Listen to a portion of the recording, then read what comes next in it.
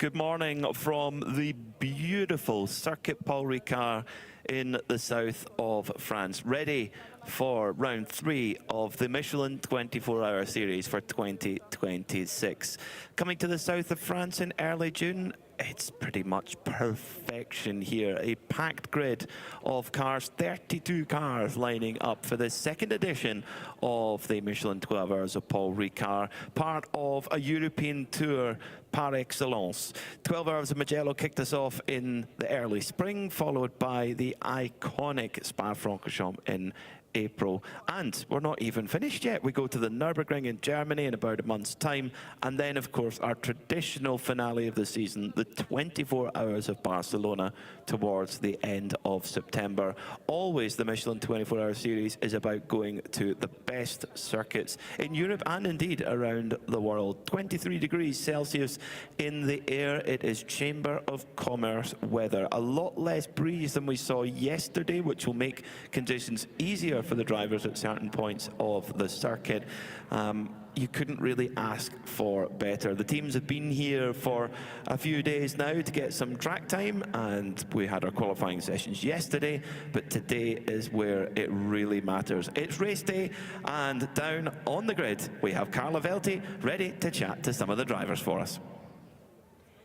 I am ready to chat with some of the drivers, but first I need to be as close as possible to this trophy that everyone is driving for this weekend. This is the trophy that everyone wants to hold up high at the end of the race, which is not today. Remember, it's 2 parts of 6 hours, so that will be tomorrow. Next to me, we also have the Bamberg watches, the partner of this championship, and these watches will be handed out at the end of the season, meaning every single point counts. The championship is as tight as ever. Team championship and driver championship are so close together. They all need to be very careful, because if you make mistakes now, you will fall behind. Speaking about mistakes, there were no mistakes well, my goodness gracious, I'm already losing my voice here. There were no mistakes done here at this team. Car number 28, a nice little Mercedes, put on pole, and Maro Engel, you're back. I mean, people tell me that I'm busy, but then I look at what you do and I think, oh well, you just drove to Monaco and came back. How was your night? It was very good. Sleeping in my own bed was very nice, seeing the family as well. But no, happy to be here. Great weather, great grid, and hopefully a great race. So the concept of this qualifying is that you have to put the average together. How much is the pressure on a single one, and how much do you guys support each other in order to put the car exactly where you are right now on P1? I think endurance racing is a team sport, so it's a great format and reflects that. You know, every driver needs to do his part, just as every team member needs to do their part to give us a great car like we had yesterday. And if everyone does their part really well, then the end result is like it was yesterday. So, you know, big credit to my teammates, to the team, and obviously the best place to start for us. Absolutely. We do know the Circuit Paul Ricard is very particular, right? There's a certain love and hate relationship going on within the GT3 drivers. Turn 1 is very particular, or let's say the first chicane. What is your focus? Of course, you want to be the first one to get there, but it's a tricky one. What are you going to focus on? Try and focus on what I can control, so try and have the best possible start and defend P1 into turn 1, and then hopefully get into a good race. Fantastic. Good luck with that. I'll continue on the grid. Thank you. Cheers. Let me take you all to the car that is on P2. Let's see. Agit Redand Racing Team. Where do we have the man that is starting on pole, which is Kobe? Kobe. Where is Kobe? Oh, there. Oh my goodness, he was right next to me. Fantastic. Hi, Kobe. How are you doing ahead of this race? Very good. I'm happy to be here, and I'm happy to start the race. So we'll see what it gives in the first corners, and we'll see from there on. How confident are you on this racetrack? It's a very particular one, and not everyone loves it. What is your relationship to this track? Yeah, I'm feeling confident. I like the track. It's a very fun track. It's a really aero track, so it suits the Mercedes as well. So so far so good. We're happy with how the car is handling and how we are doing. So no comments, no remarks. Well, that's as easy as that, isn't it? You will be driving the start. I did get that right, correct? Yes, I will do the start. Fantastic. Well, I will let you get ready. Good luck for later on. Thank you. Now, Proton Huber is the car that is standing behind said Agit racing car. And I was speaking to Manuel Lauck early on. There he is. No, you can sit. You can sit. Take it easy. Let's stay relaxed. It's very important to be relaxed ahead of a race. So I had a conversation with you earlier on, and I finally found one of the people that says, oh, Circuit Paul Ricard. Tell me a little bit, why is it such a difficult one? Yeah, I mean, now actually here is everybody quite fast because it is not like Spa or Mugello where we drove before. These both are the old school tracks like asphalt, green and gravel. Yeah, if you do a mistake, you are immediately in the gravel, you're stuck there, and let's say the race is nearly over. Here it's quite easy, you do a mistake, even if you spin, you are on the asphalt and you can continue driving, so the risk what everybody can do is much higher without a big impact. I mean, for sure, we have also some corners where it could end up in the wall, but let's say it is easier to go a higher risk than on the old ones. So I prefer really the first two tracks. This one, yeah, it's okay, but it's not my favorite. But I think you did have successful stories here as well before, didn't you? You and I, we have spent some time here on this track in other championships already. So that must be, is it just your skill and your routine that comes to your advantage here? Yeah, you're right. I mean, we won the last 12 hours here. Last year it was a bit different. It was 12 hours in a row. This time we have splitted it. But I think, yeah, for sure, here it's not only about the pure speed, it's also about the traffic, how you handle that, the strategy, and in the end, all that puts together. If you drive 2/10 faster or slower, I think that is not the big advantage what you can have here. Yeah, very true. So as you can tell, or as you guys can tell, the man is in jean shorts and T-shirts, so you will not be racing the very first stint. When will we see you in the car? For the moment, I'm planned as the third driver, which means approximately after 4 hours of racing, I will jump in. Fantastic. I will make sure to catch up with you later. Thank you very much. And I'll take you guys in the live stream. And if anyone is only listening, I will take you along and try to describe as many things as possible that are going on here. So we have the GT-AM pole sitter. Hello, sir. Hi, Torsten. Hi, how are you doing? You look very relaxed. Yeah, I am. I will not do the start, so first Max needs to be a bit more nervous. And then we will see. I mean, the starting position is good. With pole in the GT3 AM, P6 overall.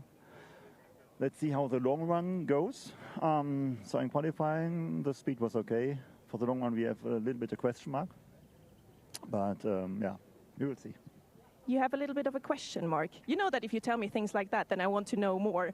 And probably you cannot tell me everything, but tell me a little bit more. Come on. Now we are not so sure how the balance will change of the car. So we tested it, but now we have higher temperatures, and this is always a bit uncertainty, you know. So it could be that the balance just changed in an oversteering car, for example, what we have had in the past. I mean, we have some controls we can use to manage it. We will find a way to keep the average speed high. Oh, I'm sure that you will find a way to keep the average speed high. Tell me, we have a big topic here, which is the wind, the Mistral. It's just literally, as I'm saying it, it's hitting us a little bit. But it's quite less than it was yesterday. What's the difference for you in driving when it comes to this wind here?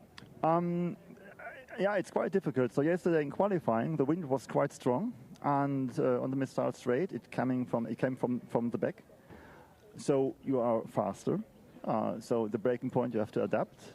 And then, for example, in Signy, in this fast right-hander corner where the wind is coming from behind, then you have less downforce. So you have to somehow estimate how it goes. And this is quite difficult. Today, this is not so critical. Fantastic. I will continue my trip here on the grid. I wish you good luck, and I'll see you later. So, I want to speak to one man who has already told us about his favorite things about this track on social media. Make sure that you follow the 24-hour series account on Instagram as well, because we do take you along behind the scenes as well. So, Jake. Hello, Mr. Hill. How are you doing today? I'm good. How are you, Carla? Fantastic. I just explained. You already told us about your favorite part on Instagram. For anyone who is not following the Instagram account yet, first of all, they need to. Second of all, what's your favorite thing about this track here? Maybe your favorite corner? Yeah, for me, the turn 1, turn 2 is my favorite. You know, it's I just like the undulation you get there, a little bit of a rise over the curb, and obviously start of the race is going to provide some entertainment, I'm sure. So yeah, just got to focus on getting a good start and get a good run through the first lap and just try and get the thing to the front then.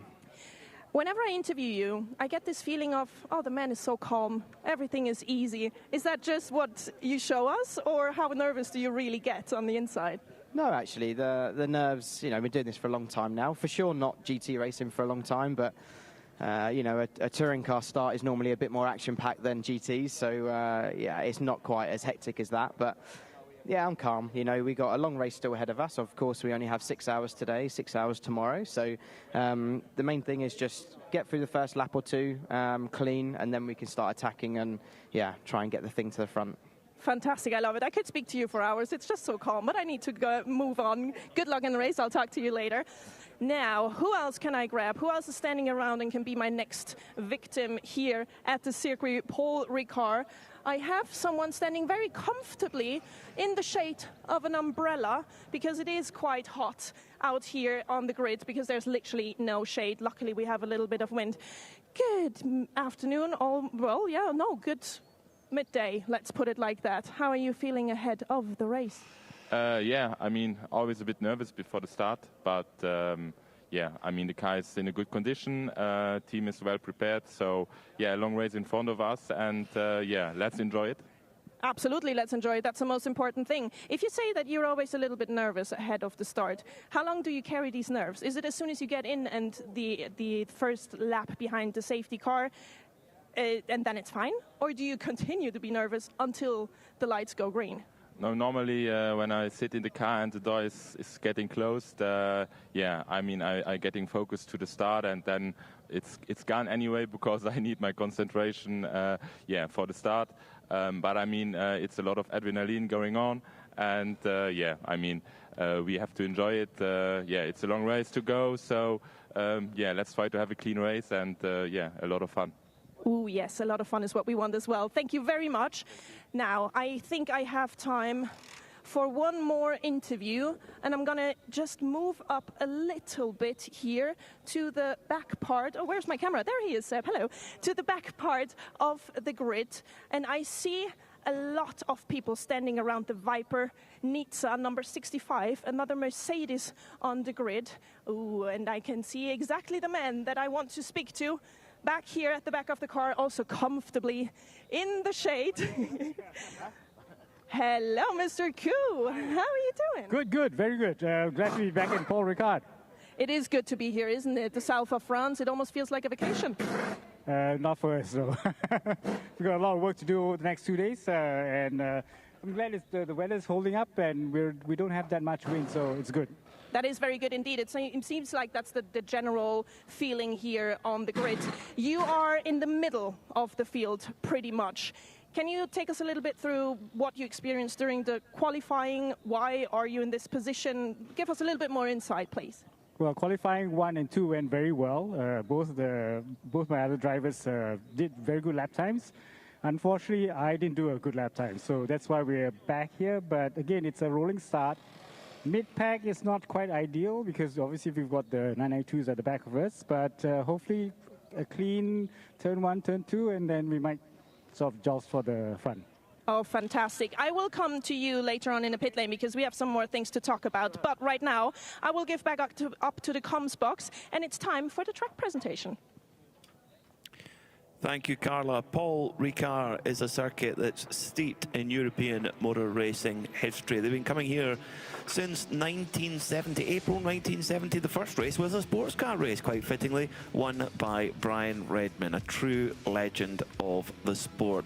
Paul Ricard himself was a pastis manufacturer, and the story goes that he named the circuit to get around advertising laws at the time. But that aside, it is a wonderful facility here with some really, really quick corners, particularly down into turn 1. Over 240 kilometers an hour for the GT3 cars through the quick turn 1 and 2. Jake Hill mentioned how much he enjoys that part. Then it kind of changes rhythm a little bit through Virage des Hôtels, Virage du Camp, and then prepare for the run down the Mistral straight out of Virage des Saint-Baume and into the North Chicane. We're using the North Chicane this weekend through there, and then then you've got to get yourself prepared for the Signé curve, a very fast right-hander through towards the back part of the circuit. And again, you're putting the tyre, particularly on the left-hand side, through a real punishment, through the double droite de Beausset, and then before you know it, you're back and forth and round to complete the lap. A wonderful venue and a true jewel in the crown of the Michelin 24-hour series. It's quick around here, high average speeds, big braking zones in places as well. It's going to put the drivers to the test. Mercedes AMG looking very, very strong in qualifying, but qualifying and races are two very different things. Can I get you for a second? Let's catch up then with Carla, who's made her way through most of the grid, but we're only even halfway through this 32-car grid. Carla, back to you.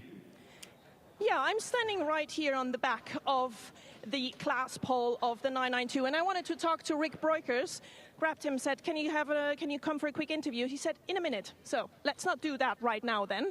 I'm going to go back to the 992 car, and I see people are already being strapped in. Who is it in the car here in the 992? I'm not quite sure. I don't see a name on the helmet, and I must admit that I don't know the helmets by heart. But what I will do then, I will move a little bit more to the back, because there's one particular topic that I would like to catch. As you know, anything else than GT3 are categories like GT4, TCE, or the 992 cars. And I don't want to miss the chance to speak to someone. Be careful, step behind you, don't run into the tires. Thank you very much.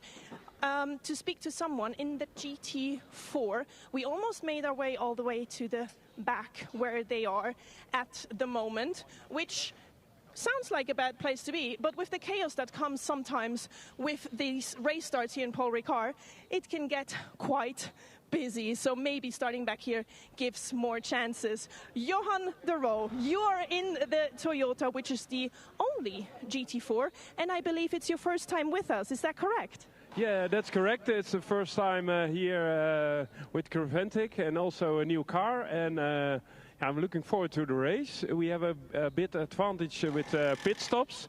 We have no registration for fueling, so hopefully we can take the battle with the GT3 Cup cars. And I'm looking forward. That would be very cool, wouldn't it? The one thing that I feel like is it's such a shame that there is not more GT4 cars. So let's turn this into a promotion. Why should people race GT4 in the 24-hour series? Okay, yeah, it's great to be part of here, to standing on the grid here. And our goal is to do the 24 hours of Barcelona. There's all the drivers and teams who have a GT4 car come to Barcelona. Exactly, I really like that one. I'm going to let you guys prepare the last things that you need to do. I believe it's not you in the car for the start, correct? No, my teammate Hugo will start the race.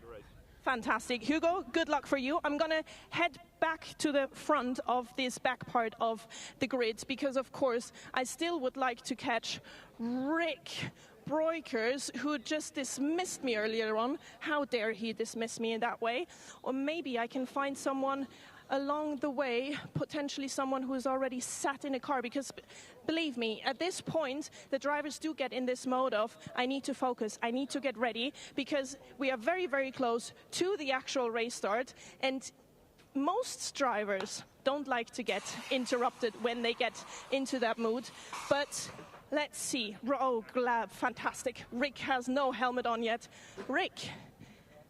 There we go. Finally, I need to run after you the whole time. You're not only fast in the car, but also fast on foot. How are you feeling ahead of this race? Good. Like I said yesterday, happy to be starting on P1, but it's a long race, so let's see where we end up.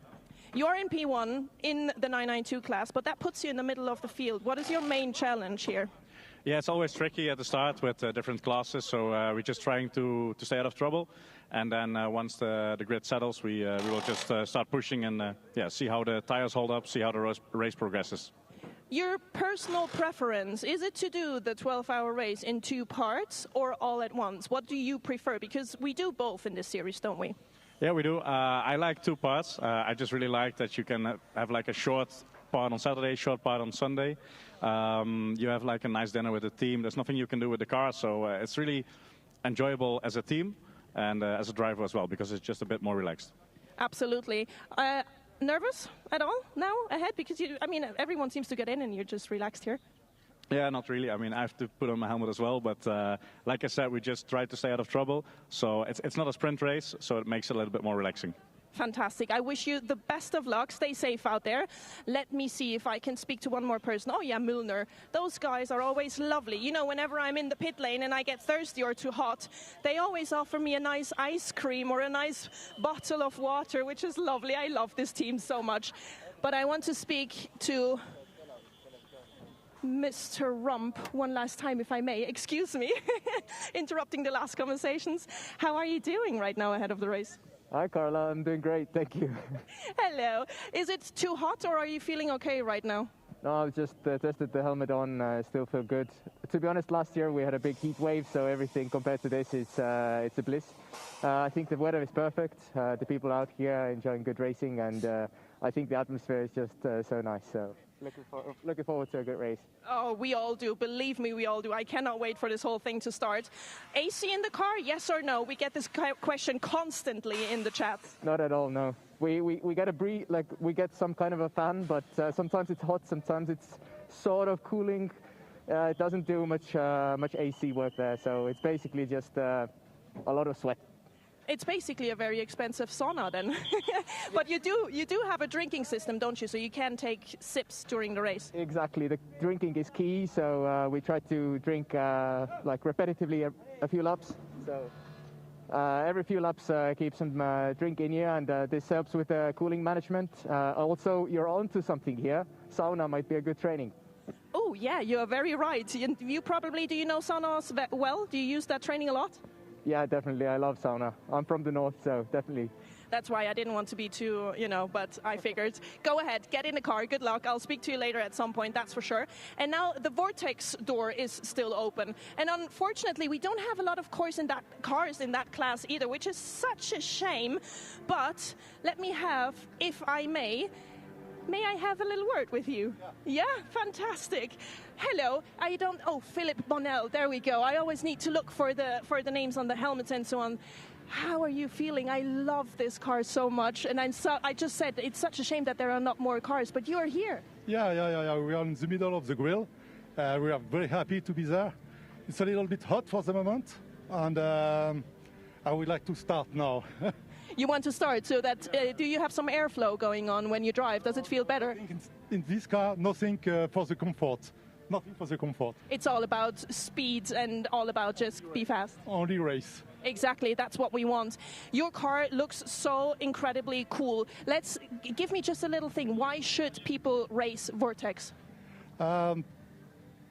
Because we build our car. We are complete racer-minded. We build our car. We build our engine, half of our engine, so it's completely different than all the other people on the grill. Fantastic, I love that. Enjoy your race, stay safe. I'm looking forward to seeing what you are going to do during this race.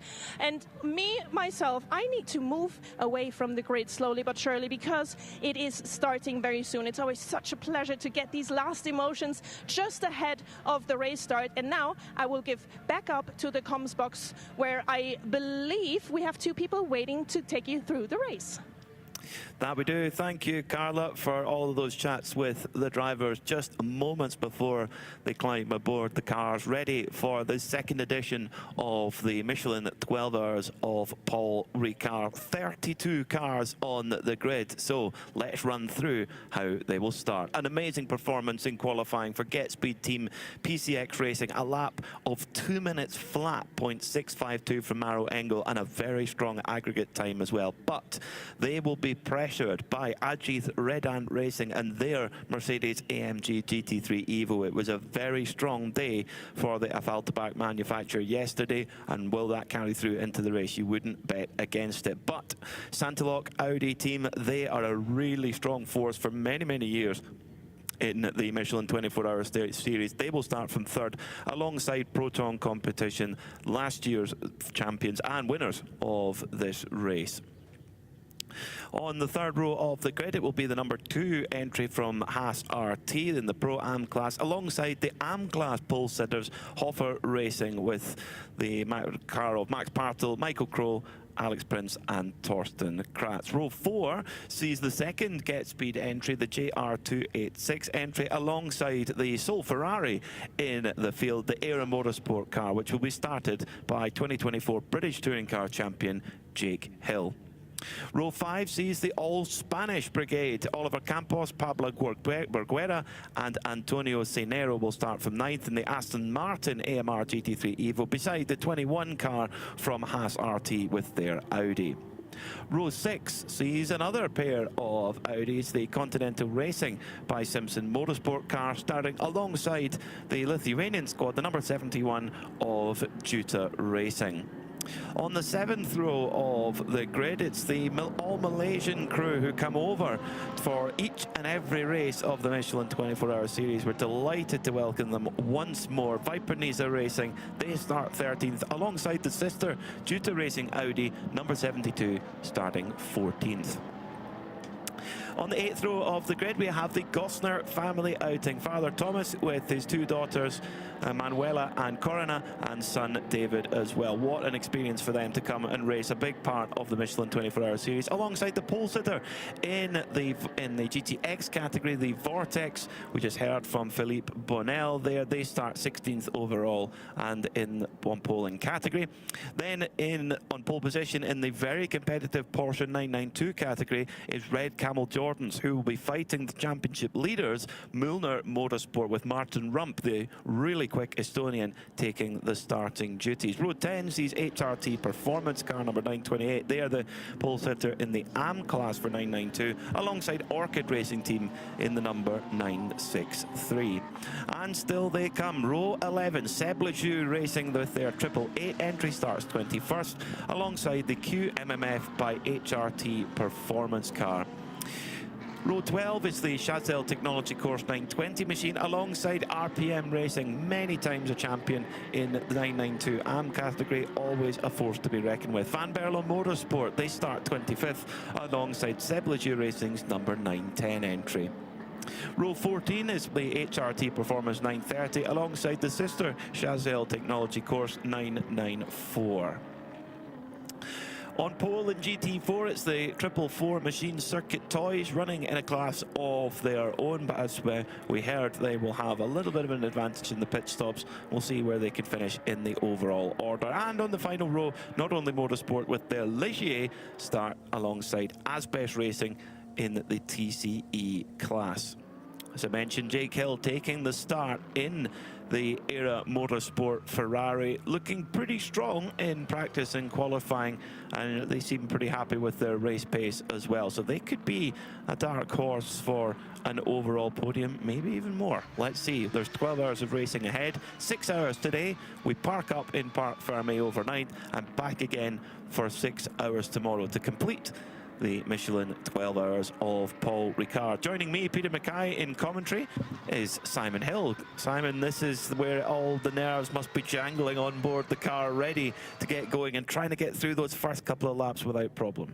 Yeah, there's going to be a lot of people that just want to maintain position, stay out of trouble, as you quite rightly said. There's certainly the last thing you want on the opening lap of a 12-hour race is any kind of damage or any kind of incidents. We've seen it before with people just bumping into each other, probably just because of the concertina effect. Here, obviously, we've got quite a tight left-right, but the advantage, of course, of Paul Ricard is the amount of runoff area that you have. So hopefully, should anybody get in each other's way, they'll be able to find some space. But on board with arguably the best Mercedes driver in the world in GT racing, Maro Engel. What will he do at the start?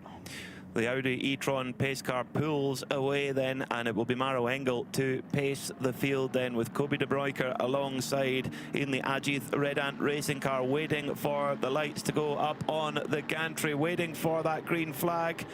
It's a long hold.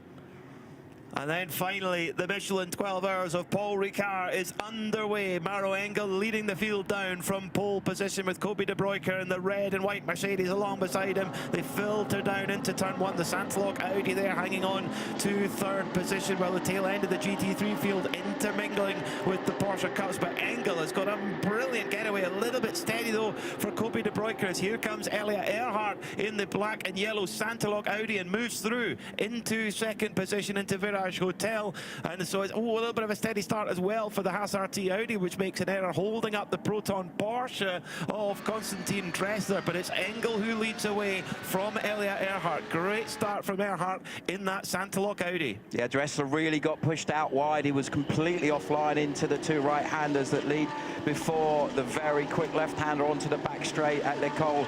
Already we can see one of the Audis warming its tyres up still. Didn't think you'd need to do that. Down the inside comes the Ferrari of Jake Hill. He's got down the inside of Dressler. So that's another position gained by the Era Motorsport car early on in the race. Yeah, great qualifying performance from Jake Hill yesterday. Matched the time of his teammate Ryan Dalziel. Super experienced driver, and they should have a strong race pace as well with Ollie Bryant in there in the team as well. Good driver lineup in that Era Motorsport team alongside Dwight Merriman as well. But it's Engel who leads then out of Signe on lap 1 with Elliot Earhart giving chase in that Santalock Audi. Meanwhile, battle for position in the 992 category. It's the Orchid Racing Team battling away with the Müllner car of Martin Rump. So Loic Villager in the Orchid car really moving forward. The Rick Broiker's driven car should be just ahead, but we'll confirm that when they come over the timing line. 6 hours on the clock today, as Rick Broikers mentioned, 2 sprints with a nice relaxed break in the middle. I personally agree with him. It's a great way to go racing. In fact, no, Broikers has dropped back to 3rd in the Red Camel Jordan's car, so it's Müllner and Orchid racing over the lead in 992 early on, but it's Engel who leads there by 1.3 seconds from Elliot Earhart in the Santalock Audi. Then it's Kobe de Broiker in the Adjith Red Ant Racing Mercedes. The second of the Audi, Stephen Pallette for Haas RT, and then Jake Hill up to 5th position in the Era Motorsport Ferrari from 8th on the grid. Fantastic start. Yeah, good first lap for Jake in the Ferrari. Now putting pressure on Stephen Pallette. We know just how quick and how experienced Pallette is. He was one of the really quick drivers at Spa recently when we were there, so it's going to be a challenge for him, and we know how good the Audi is around here as well. Both that car, the one that's run by Haas RT, and also of course the Santalock car, which is a little bit further ahead, that Earhart is on board with at the moment. But Engel last 2:00.029. That is an incredibly fast opening lap. What a remarkable start by Engel. Yeah, from a fairly steady rolling start as well. That's yeah, very impressive indeed. I agree with you there, Simon.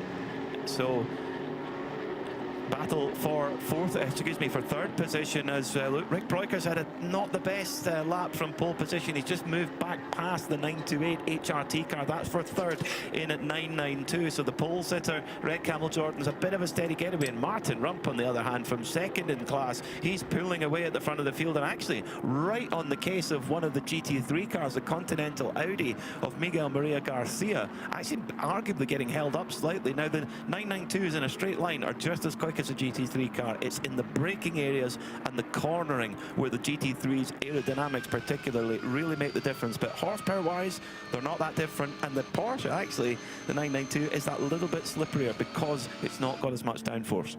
Yeah, there's often the way, as you've just highlighted, where probably the AM drivers, if you like, and that's a problem for the not only Motorsport Ligier early on in the race. So that's our pole sitter from the TCX class, get the words out, and a real problem for that car early on in the race. That's Filippo Tornaghi on board that car. Yeah, it's a head-to-head battle in the TCE category. Yesterday, the not only Motorsport Ligier was dominant in pace over the Asbest Seat Cupra, but it's endurance racing. Pace is one element, but also the reliability is another equally important element. So if Asbest can run clean, yes, they don't have the 1-lap pace, but if they stay out the pits, they could still win their category. Konstantin Dressler, 6th place, holding off the number 286 Mercedes AMG of Steve Jans. And we know how quick those get-speed Mercedes AMGs are. All week long, looking at the sector times, they have been the car to beat. And Engel proving that at the front of the field at the moment. 2 seconds to the good. But Jake Hill in the Era Motorsport Ferrari right on the case now of the Haas RT Audi of Stephen Paulette. This is the battle for 4th position. They're coming through the North Chicane in the middle of the Mistral Straight now. And Jake Hill looking very racy indeed. Underneath the rear wing of the Haas RT Audi. Pops to the inside now as they approach Signé. They're side by side through Signé. Who's going to blink first? Oh, Paulette blinks first as Jake Hill nips through then. So Hill up to 4th position then in the Era Ferrari. Yeah, the previous lap, Jake was quickest through that sector, so obviously the car working really, really well in that very challenging part of the lap, and be interesting to see if he can close down on the De Bruycker-Earhart battle.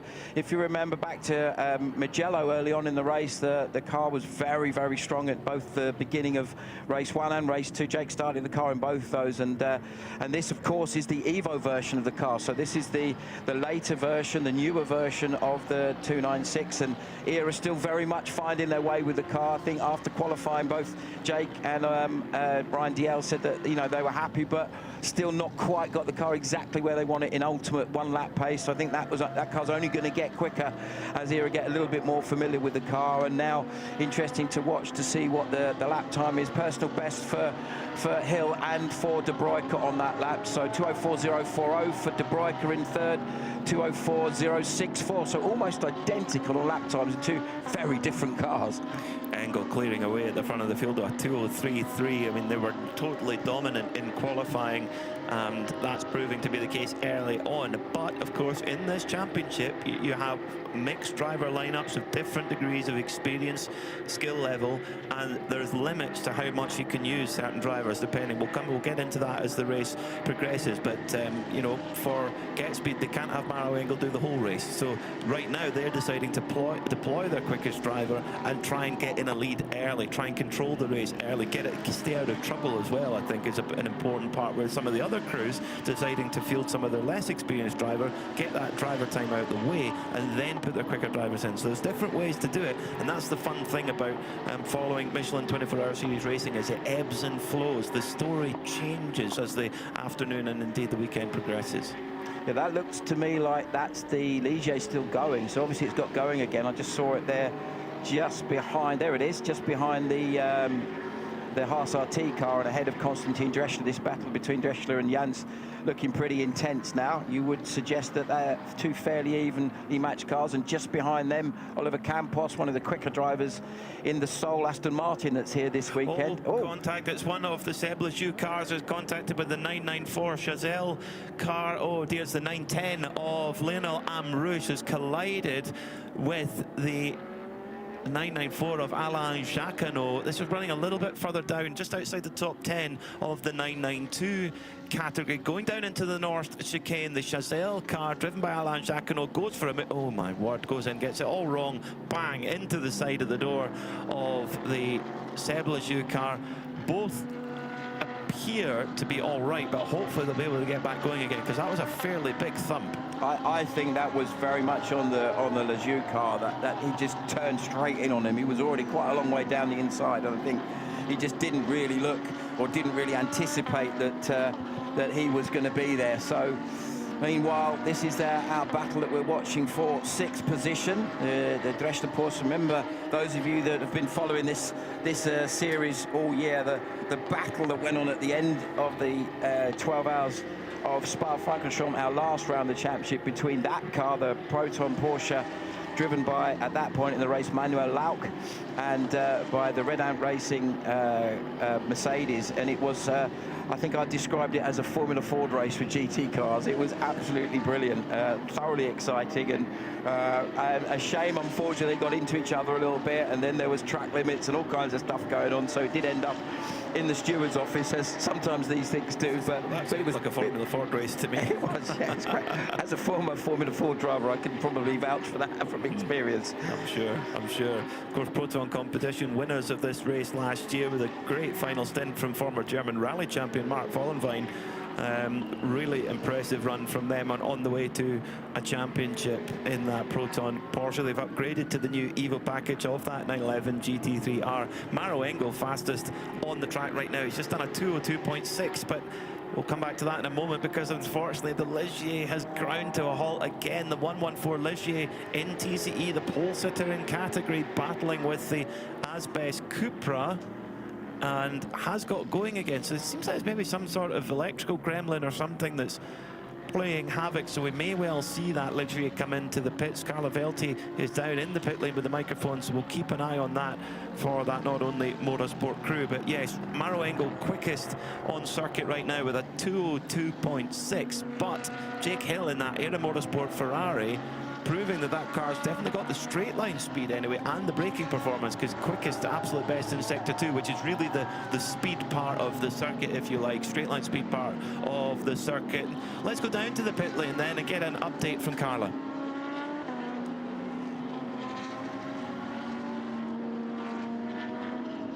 Driver of the 114 Not Only Motorsport, what happened to your car?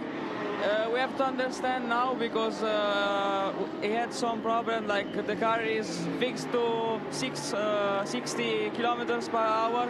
I think it goes to protection mode, so we have to try to fix them now and come back for sure for the first place. Is he coming back into the pits now, do you think? Yeah. He's coming now, he's passing there. There it is, it's perfect TV, you know, I interview you and the car is coming in, it's wonderful. While your team is figuring out what's going on, we had one question, us in the commentary box as well. Not Only Motorsport, why does this team have this name, do you know? Because they have also an academy, so they like do a program for the mechanic, all the mechanic do that academy, and it's really good. Like there is a lot of passion in it, so it's really good. I like it, and they work really good. So now they are trying to fix the problem, and we will see. We will see. I will stay close to you guys. Maybe later on you can explain to me what exactly was the problem, why your car is only going 60. I'll speak to you later. Thank you. Okay. Thank you. Thank you, Carla. There we go. So it sounds like, yeah, some sort of limp home mode. The front and rear covers are off on that Ligier JS2. If they can get the problem sorted, they have the one-lap pace to still win their class, but the more they are in the pits, the harder that is going to be. 13 minutes down, and we've had a bit of action already, haven't we? Maro Engel leads the race for Get Speed PCX by 5 seconds from Elia Earhart, who actually set a really strong lap time last time by, nearly as quick as Engel in that Santaloc Audi. Kobe de Broeker is third in the Ajith Redan Racing Machine. Jake Hill for the Era Motorsport Ferrari up from 8th to 4th, and rounding out the top 5, it's Stephen Paulette for Haas RT. In 992, great start from Martin Rump, but Rick Broekers is now getting settled in to a rhythm. He's just set his personal best lap of the race, 0.7 of a second quicker than Rump, and he's closed the gap down to around a second. So Rick Broekers, the pole sitter in that red Camel Jordan's car, trying to recover quickly and doing so. In 992, it's Stephen Gambrell for HRT Performance 928, who leads the way in that category. And TCE, as we mentioned, Asbest Racing's Cupra, they don't have the one-lap pace, but they are out there lapping while their rivals are in the pit lane. But still, Simon, the battle for 6th position rages on here, as up the inside then comes Jones in the Get Speed Mercedes, but can't quite get it done, and Dressler snips the nose off and holds on to position. I always wince when I see situations like that. Obviously, we saw the contact earlier between the two 992s, and that could have so easily been the same situation there. It did look like Steve Jans had got far enough down the inside, but you almost feel like the driver's metaphorically picking the front of the car up, you know, like almost like lifting up your coat or something like that to get it out of the way. But interesting different lines and techniques that these two cars have, two completely different configurations of car. You've got the huge Mercedes engine hanging out the front of the car, and obviously the Porsche engine hanging out the rear, so two completely different types of car in that respect. Just ahead of this, the battle between de Broeker, Hill and Paulette is closing up a little bit. Paulette's now going very quickly and starting to close down on the Ferrari a little bit. So there is our TCX leader, the Asbest Motorsport Seat Leon. So, as you quite rightly said, Pete, just lapping away nice and sensibly as Jans gets a good run round the outside. Is he going to get enough momentum to get it done before they get into turn 1? Expect Dressler to be very late on the brakes. The Porsche is really good on the brakes, as you can see there, and Jans' discretion, the better part of valor in that situation, and just edging out of that. This is what I love about GT3 racing, is that each car has its kind of characteristic. The Porsche is your spot-on, isn't really known for its braking performance, whereas the Mercedes got such drivability in the powertrain, loads of torque, 6.2 litre V8, which gives a real advantage in some ways, but not in a lot of weight forward in the car gives other disadvantages, but usually balances out to be really, really tight racing, and that's what's playing out now for 6th position. Konstantin Dressler ahead of the Get Speed Team JR286, but of course the Get Speed JR286 machine is an AM class car, is leading the category, so has moved up the order, whereas the Hoffer Racing machine of Max Partel down into 4th in the AM category, so a little bit steady away for Hoffer Racing, but we know how important, how consistent they can be. But a good run from Jans in the Get Speed Mercedes as Dressler just didn't quite get a good run out of the North Chicane as they head down towards Signy now, and finally Steve Jans breaks the stronghold up into 6th position. He goes in that Get Speed JR286 machine, and right behind them, sneaking up behind them, is Oliver Campos in the Aston Martin, which has been very, very good in the straight line speed in practice and qualifying. And Oliver, as you mentioned, Simon, a very good driver indeed. And E2B Racing, they've been running that Aston Martin for about just over a season now, and finally getting on top of that package. Yeah, now you can see that we were talking earlier about the difference between the 992s and the GT3 cars. You got this great battle going on between Martin Rump and Rick Breukers for the 992 category, but just ahead of them we've got Miguel Garcia in the Audi, who doesn't seem to be edging away as much as you perhaps would have expected for a GT3 car, which kind of beautifully demonstrates the point that we make, that very fast drivers in the 992 against the AM drivers in the GT3s. There's actually not a lot of difference in lap times, so I'm going to have a quick look now just to see. So last time round, 2:07.137 for Miguel Maria Garcia and 2:07.3 for Martin Rump, so only a couple of tenths quicker than the 992 car. It sort of bears in the point, whereas the quickest of the GT3 cars, Engel, is in a 2:02. So it's about 5 seconds difference. Engel's in his own Premier League at the moment at the front of the field, leading by 7 seconds. But Martin Rump in the Milner car versus Rick Breukers in the Red Camel car. We have seen this movie before in the Michelin 24-hour series, but it's like one of those DVDs that you just keep pulling off the shelf and go, I know I've seen it 100 times, but I want to watch it again because I love that movie. This is a great movie. These two teams, two very different teams. You know, they're from a very similar part of the world, from Belgium and from Holland, but they, you know, the Milner team is super professional team, lots of cars out there, whereas the Red Camel team, a lot of volunteer guys that work in the garage there, all the whole Breukers family together, and they've won so many races, so many championships in this series, and I love the battle between these two teams.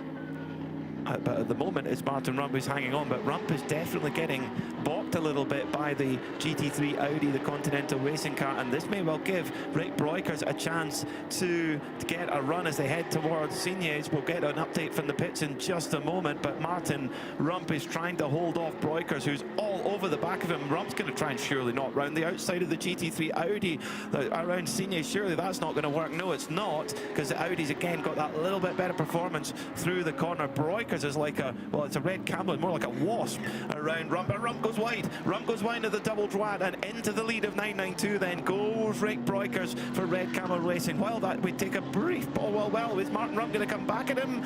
No, not quite. Rick Breukers just able to park the Red Camel's car in the right position and holds on to the lead for now. Meanwhile, we've got a spinner at the final corner. It's the MP Motorsport number 58 Mercedes, Manuela Gosner. She's got back going again though. Before anything more happens, Carla, what have you got for us in the pits? Goodness, you guys can barely catch your breath with everything that's going on.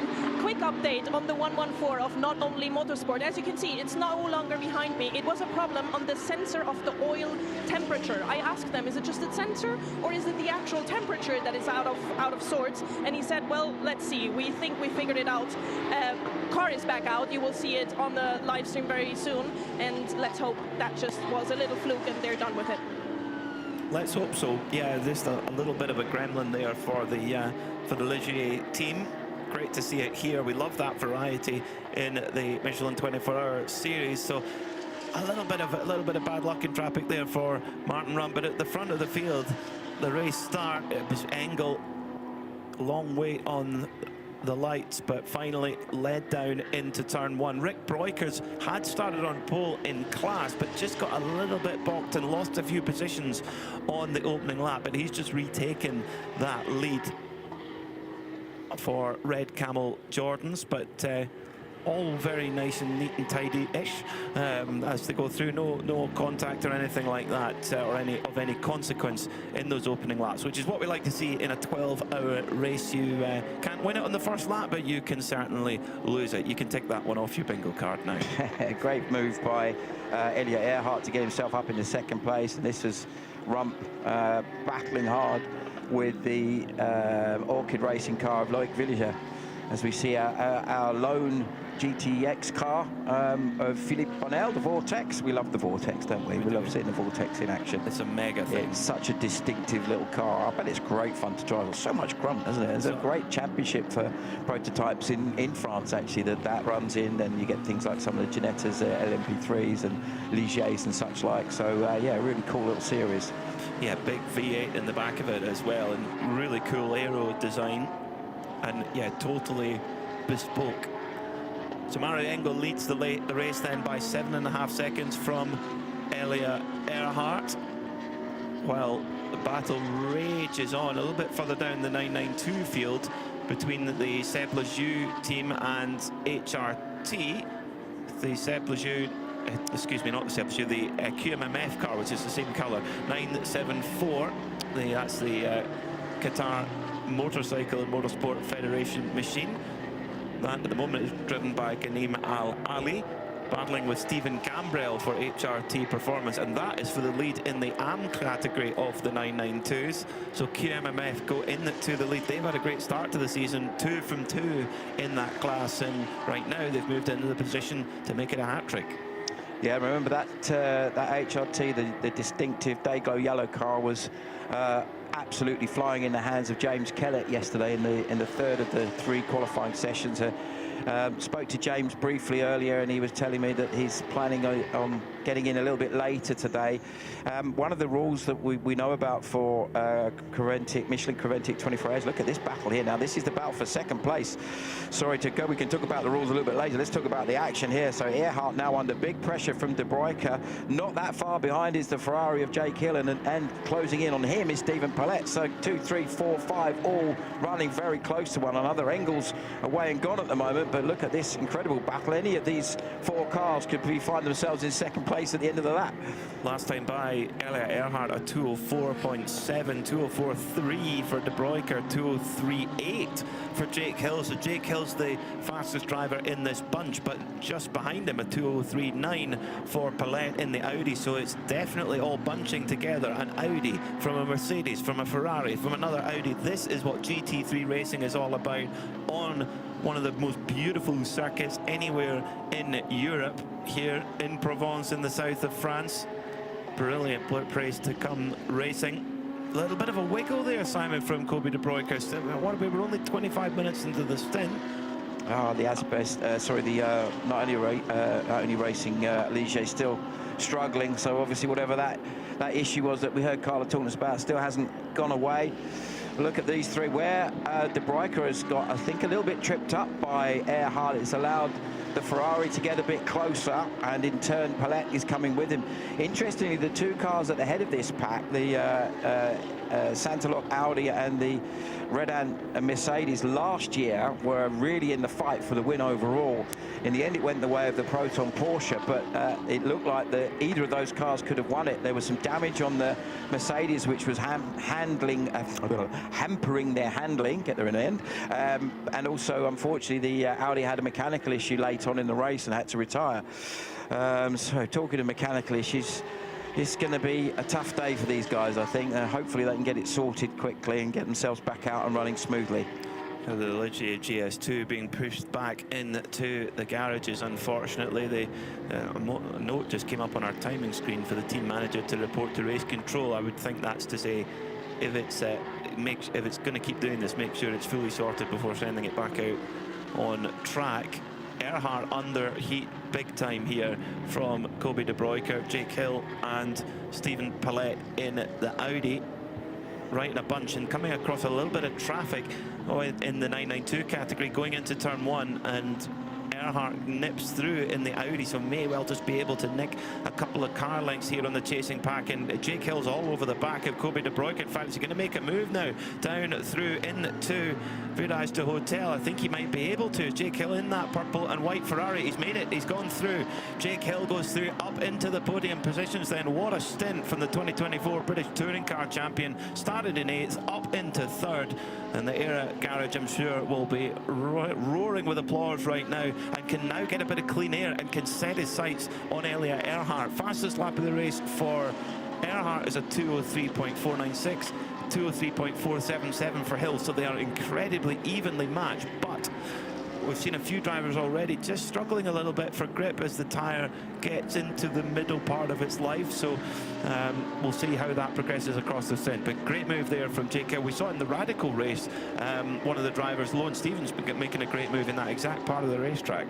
Yeah, so this is going to be interesting now, as you quite rightly said. It did look like Earhart was struggling a little bit for pace and De Bruyker was all over him. It's only really that traffic that allowed Earhart to get the break, and obviously it looks like it tripped up De Bruyker and allowed Jake to get a run down the inside of him. So he just read that very well, whereas unfortunately De Bruyker got completely sort of wrong-footed by the back marker, unfortunately, which is just the nature of it. As I thought that was another overtake for position there. That was lapping another of the I think that's the Lejeune car that got involved in that contact earlier that was spun around. And luckily it's keeping going, which is nice, even with that big contact. It was good to see.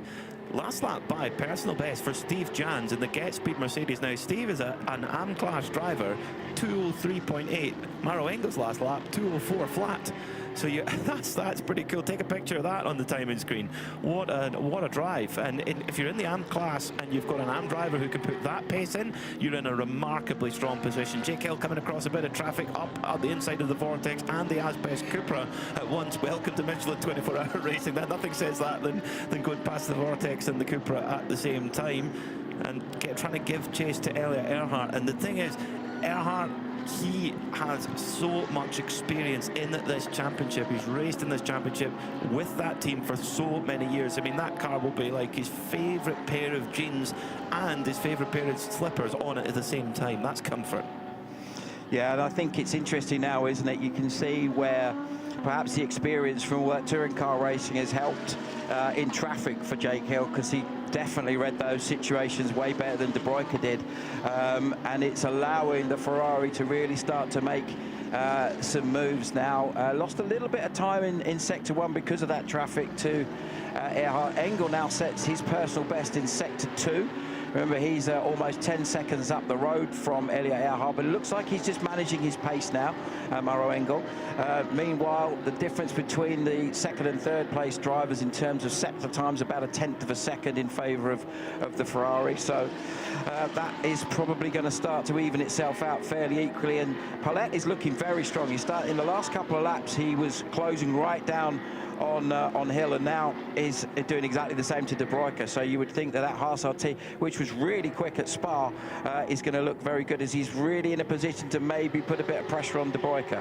And in the really slow technical parts of the circuit, that Audi with that mid-engine layout, it's going to be really manoeuvrable through there and agile. The Mercedes, it's more a Camorra point and squirt car, very fast. It's proven to be the fastest car this week, but it's an intriguing battle here with De Bruyker still holding on, though, holding on to that position for 4th place ahead of Stephen Palette. But they've lost a couple of seconds to Jake Hill, who's scampering up the road and has got his sight set on Elliot Earhart. Last time by a 2:03.9 for Earhart, 2:04 flat for Hill. So they're really close, but Earhart actually slightly quicker on that previous lap. But you compare it to Maro Engel, 2:03 flat. Engel just in his own Premier League right now. It was that same way yesterday in qualifying and managing this opening stint beautifully. But as we mentioned, he can only be in the car for 2.5 hours at a time, and there is a maximum amount of stint time of driving time that he can do throughout the whole race. What's interesting is if you look at that top 5 drivers at the moment, Engel, Earhart, Hill, De Bruycker and Paulette, other than Earhart, they all have their fastest driver in the car at the moment, the guy that was quickest in qualifying. So it was only Pierre Caffer that was in the Santalok Audi that was quicker than Earhart. So that's really interesting, and Earhart's not far off of Caffer. I think they're very, very equally matched. So a bit like, for example, Engel and Pack in their car, they're two very equally matched drivers. Engel obviously is the absolute superstar he is, so he is quicker, but not by a huge amount. And then as they come through Sector 2, just looking at the sector times, quickest through Sector 2 was the Ferrari on that lap, so starting to make a little bit of inroad. That's a sector that was a purple sector for the Ferrari a little bit earlier on, so that's clearly is where the car's working at its absolute best as this battle between Paulette and De Bruycker rages on. And it looks like just De Bruycker's just got a little bit of breathing space on this lap, was very slightly slower than Paulette through that middle sector on that lap, but we're now looking at who's obviously going to be able to continue running at that pace without hurting the tyres too much. Super hot out there as well. I was out on the grid earlier and it is really hot. Yeah, 24 degrees. Yeah, it felt hotter. It felt much more like high 20s. Breeze, though. That's the yeah, thing. True. The breeze that we had yesterday, and it's only going to get hotter. I mean, we're only 12:15 local time here at Circuit Paul Ricard in the south of France. Hello to you wherever you're tuning in from around the world, whether live on Creventic Motorsports TV or live on RS1, part of the Radio Show Limited network of channels, and for a special treat today on 91.2 FM around Le Circuit de la Sarthe, Radio Le Mans. Of course, it's Le Mans test weekend and race week next week, and already the Radio Le Mans team that down there and broadcasting live around the circuit. A little bit of bonus coverage before Le Mans test day tomorrow. Yeah, so we have the beauty of one of the greatest circuits in the world next week, and another of the greatest circuits in the world this week, with superb sports car action all the way. We saw the second and third place cars go through our shot now. This is our fourth and fifth place car. De Bruycker looking like he's under a little bit of pressure, but interestingly, both of these cars, the Mercedes and the Audi, have seemed to be the strongest cars in a straight line here at Paul Ricard this weekend, with the balance of performance that they have, and there's very, very little in it now. You can see that that second and third place battle is getting closer, as is the fourth and fifth place battle, so we don't know where to watch. One thing we are certain of is Maro Engel is over 10 seconds up the road, so we don't need to worry about what he's up to too much. He's just doing his job and focusing on getting the maximum out of the car. But interesting, it's not that big a gap. 10 seconds in endurance racing at this stage in the race is not. It's not like he's up the road and gone by a minute or something like that. It's a good gap, but it's not massive. Well, and the thing is, that is his role in the team. When he's in the car has to move forward a lot, because he can only do 1/3 of the race. So he's got 4 hours of driving time. So they've got to be very. They have to get the absolute best out of that driving time, depending on the driver grading. So, for example, Jake Hill in the Aero Motorsport Ferrari, they have a Pro-Am entry with this car. He is a semi-pro driver, and he actually has no driver minimum or maximum. He cannot do more than 4 hours in any 6, and cannot do more than 2.5 at a time. But he does not have a minimum or maximum to worry about, so they can use him in the car as much as they want. Likewise, Ollie Bryan as well, whereas Ryan Dalziel, their pro driver, much like Engel, he can only do 4 hours of the 12. Yeah, the gap between second and third came down a couple of tenths that lap. The Ferrari was just over 2 tenths quicker than the Audi, so they're closing up a little bit more and a little bit more. It'll be interesting to see if the traffic ahead affects things. We saw it really help the Ferrari on a few laps before, when he got himself up into third place, and now looking like he's going to try and close down. The difference in sector 1 was about 1/10 in favour of the Ferrari that lap. Now the Porsche, is he going to give him room? No, he's not. That's worked very much in the favour of the Ferrari on the way in. He's now trying to go the long way round. Just hope he doesn't get run off the road. But it's meant that the gap that was 7/10 of a second is gone completely. through the North Chicane and then down towards Signy. Now Jake Hill trying everything he can to make his way through traffic on the 888 machine, the Seb Lejeune racing cars, running in 24th at the moment. So coming out of the fast Virage de la Saint-Bon, totally flat in a GT3 car and running down towards the Mistral, down the Mistral Straight into the North Chicane. So Earhart immediately goes for it up the inside, but then kind of gets snipped off a little bit, decides to go around the outside, whereas Jake Hill thinks, I might be able to just peek up the inside, and then just gets blocked a little bit on the exit. Earhart survives for now, but as you mentioned, Simon Hill, Jake is right underneath the rear wing now of Elliot Earhart. Superb battling early on here in this Michelin 12 Hours of Paul Ricard. It is 12 hours, not 12 minutes, isn't it, this race? It feels like it's a sprint race.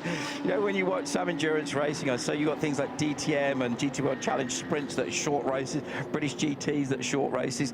This kind of feels like that, even though we know that we're only a very, very early way into this race. But the battle between those two drivers is going to be a really fascinating one. They had a bit of a battle at Mugello in the early part of the second half of the race when Hill started fourth and got himself into the lead and was pulling away quite nicely. That's an interesting line for the Audi. They went in very, very early. It looked like it almost was going defensive with no real need to. There's certainly the Ferrari wasn't close enough to be able to charge down the inside without the Audi making a mistake, but it doesn't seem to have cost him too much time on the exit. Through sector one, they were almost identical on sector times, 33.895 for the Audi and 33.802 for the Ferrari. They're coming up into sector 2, which is where the Ferrari has set the purple sector earlier on in the race. So you would expect that they're going to be, that's perhaps where it's going to work in the Era Motorsport car's favour. Because it's two things. It's the straight line speed, but it's also the braking performance. Cut through the chicane, into the chicane. There's quite a decent braking zone there. Through Signy, Jake Hill all over the back of Earhart, but Earhart leaning on every piece of experience he's got, and he knows this package, this R8, so well. They've been a really strong force in Michelin 24-hour racing for several seasons, whereas Era Motorsport, a huge pedigree in IMSA, multiple winners of the Rolex 24 in the LMP2 category, but switching to GT3 racing here in the Michelin 24-hour series last year with the Ferrari, and then upgrading the package for this year. Highly professional team. You go into the garage and it's a wall of screens and telemetry and engineers and all sorts. They are an incredibly serious operation, but as are Santaloc, their credentials are well known. That lap by a 2:03.8 for Jake Hill, a 2:04.1 for Earhart. So Hill getting closer now as they come into turn one. Right underneath the rear wing now is Hill battling away for third position. A little bit further down is Oliver Campos and Tomas Rodinis in the Duta Racing car. Impressive lap by Rodinis in qualifying yesterday, really showing that he's on top of that car. Campos, we know him and Bagueno in that car have both been very, very strong. The E2P car working very, very well. Many of the races that we've seen, particularly last time out, the Aston Martin seemed really strong at Spa. ComTU Racing, obviously, we're running a couple of cars there with Tom Coronel in one of them, and unfortunately both of them having problems. The Coronel car having a mechanical issue with his co-driver on board, and then a mechanical issue before the start of the second race. There's a change for second place. Up to second then goes Jake Hill in the North Chicane, as we've been getting closer and closer all the way through that. So Era Ferrari go up into second place then, ahead of Santaloc Audi, Elliot Earhart. A good opening stint from him, but from 8th on the grid, don't forget, Jake Hill has dragged that Ferrari up into second position. Fantastic stuff from that man there. And it's been coming for a few laps, coming out of the Virage de Saint-Bon, sets it up there, a little bit of traffic, but I don't think it made too much of a difference. Earhart did look to be defending the inside, then actually opened the door, and Jake Hill said, I'm having it. Up the inside, late on the brakes, probably too deep on the brakes, but was able to switch it back in time and move into second position there. Great stuff there from Jake Hill. Yeah, now we've got to see whether the Ferrari can edge away from the Audi. Certainly based on the pace in the previous few laps, you would expect to. The gap at the front, though, was over 10 seconds between Engel and what was Earhart. We're just watching them as they cross the line now. 13.15 seconds is the gap between Maro Engel and Jake Hill. As Hill goes past, both of them go past the Asbest Seat Cooper that's currently leading the TCE TCX class. We've seen obviously some dramas for the not only motorsport car, so let's watch with interest to see what the respective lap times between these two cars are now as they get through the traffic. And this is promising for Era Ferrari, because when you look at the balance of drivers, you know, for Jake Hill, semi-pro graded driver, and you know, if you can imagine if you finish the stint, say 15 seconds behind Engel, having started much further down on the grid, don't forget, the car that Maro Engel is driving, the Get Speed Team PCX car, that has 2 AM-graded drivers in it, whereas the Era car only has 1. So over the course of the 12 hours, I think right now Era Ferrari are in a really, really strong place. So they've just got to manage go through their drivers one by one, keep the car clean. But I think they've actually we said they might be a dark horse for a podium, maybe even more. I think it's maybe they're looking at something even more than that. But to beat the Mercedes today is going to be tough. They're going to have to be perfect, no mistakes. Well, as we know, it's going to really come down to a combination of factors, and that strategy is going to be super important. The drivers, the quicker drivers, when they're in the car, have to maximize their opportunity. That's exactly what Era are doing here.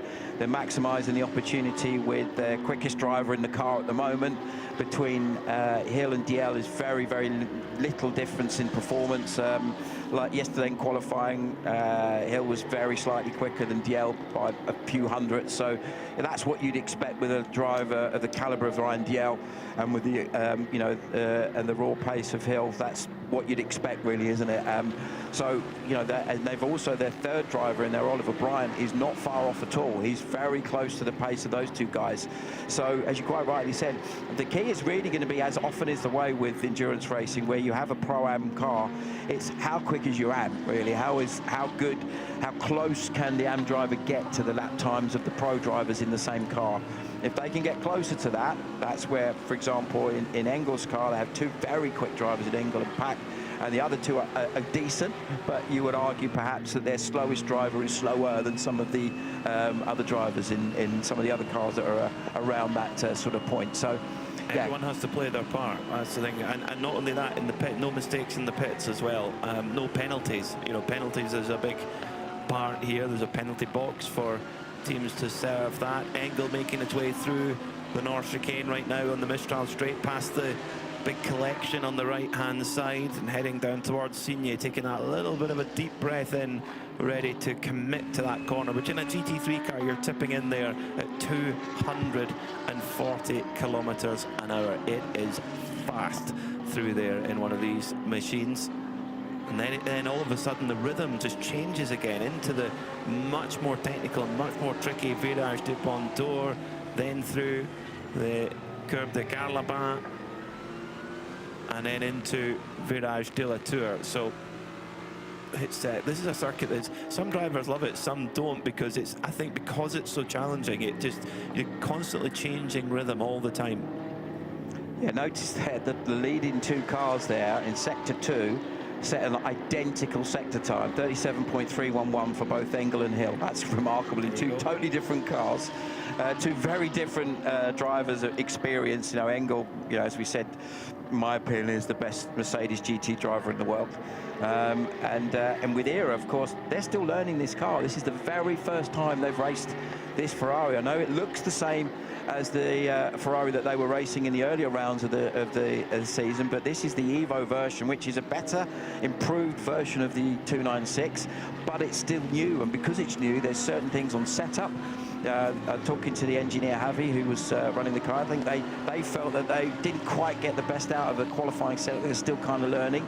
So interestingly, even though both Jake and Ryan were very quick, Jake was second quickest in his session, and Ryan, I think, was 4th or 5th. They were a bit like, we could have got a bit more out of it. But let's be honest, in qualifying mode, it's not essential. One of the things that we were both massively impressed with was the laps that Ryan Diel did. He did 3 laps that were almost identical. He did 2:01.5, 2:01.5, 2:01.5, with a few hundredths of difference. So that was quite impressive stuff. So, yeah, so interestingly there that we mentioned that the top 2 cars were lapped identical middle sector. But Engel's final sector was massively quicker, and he found almost 0.6 of a second over the Ferrari just in that last sector, which is quite impressive.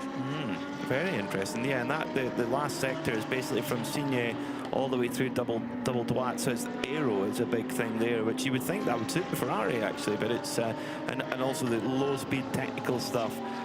It's a very strong package, that Mercedes AMG. Superb battling going on now between Oliver Campos in the number 90 E2P Aston Martin, holding on to 7th right now, but in 8th place just behind is Tomas Radonis, the Lithuanian driver in the Jutta Audi.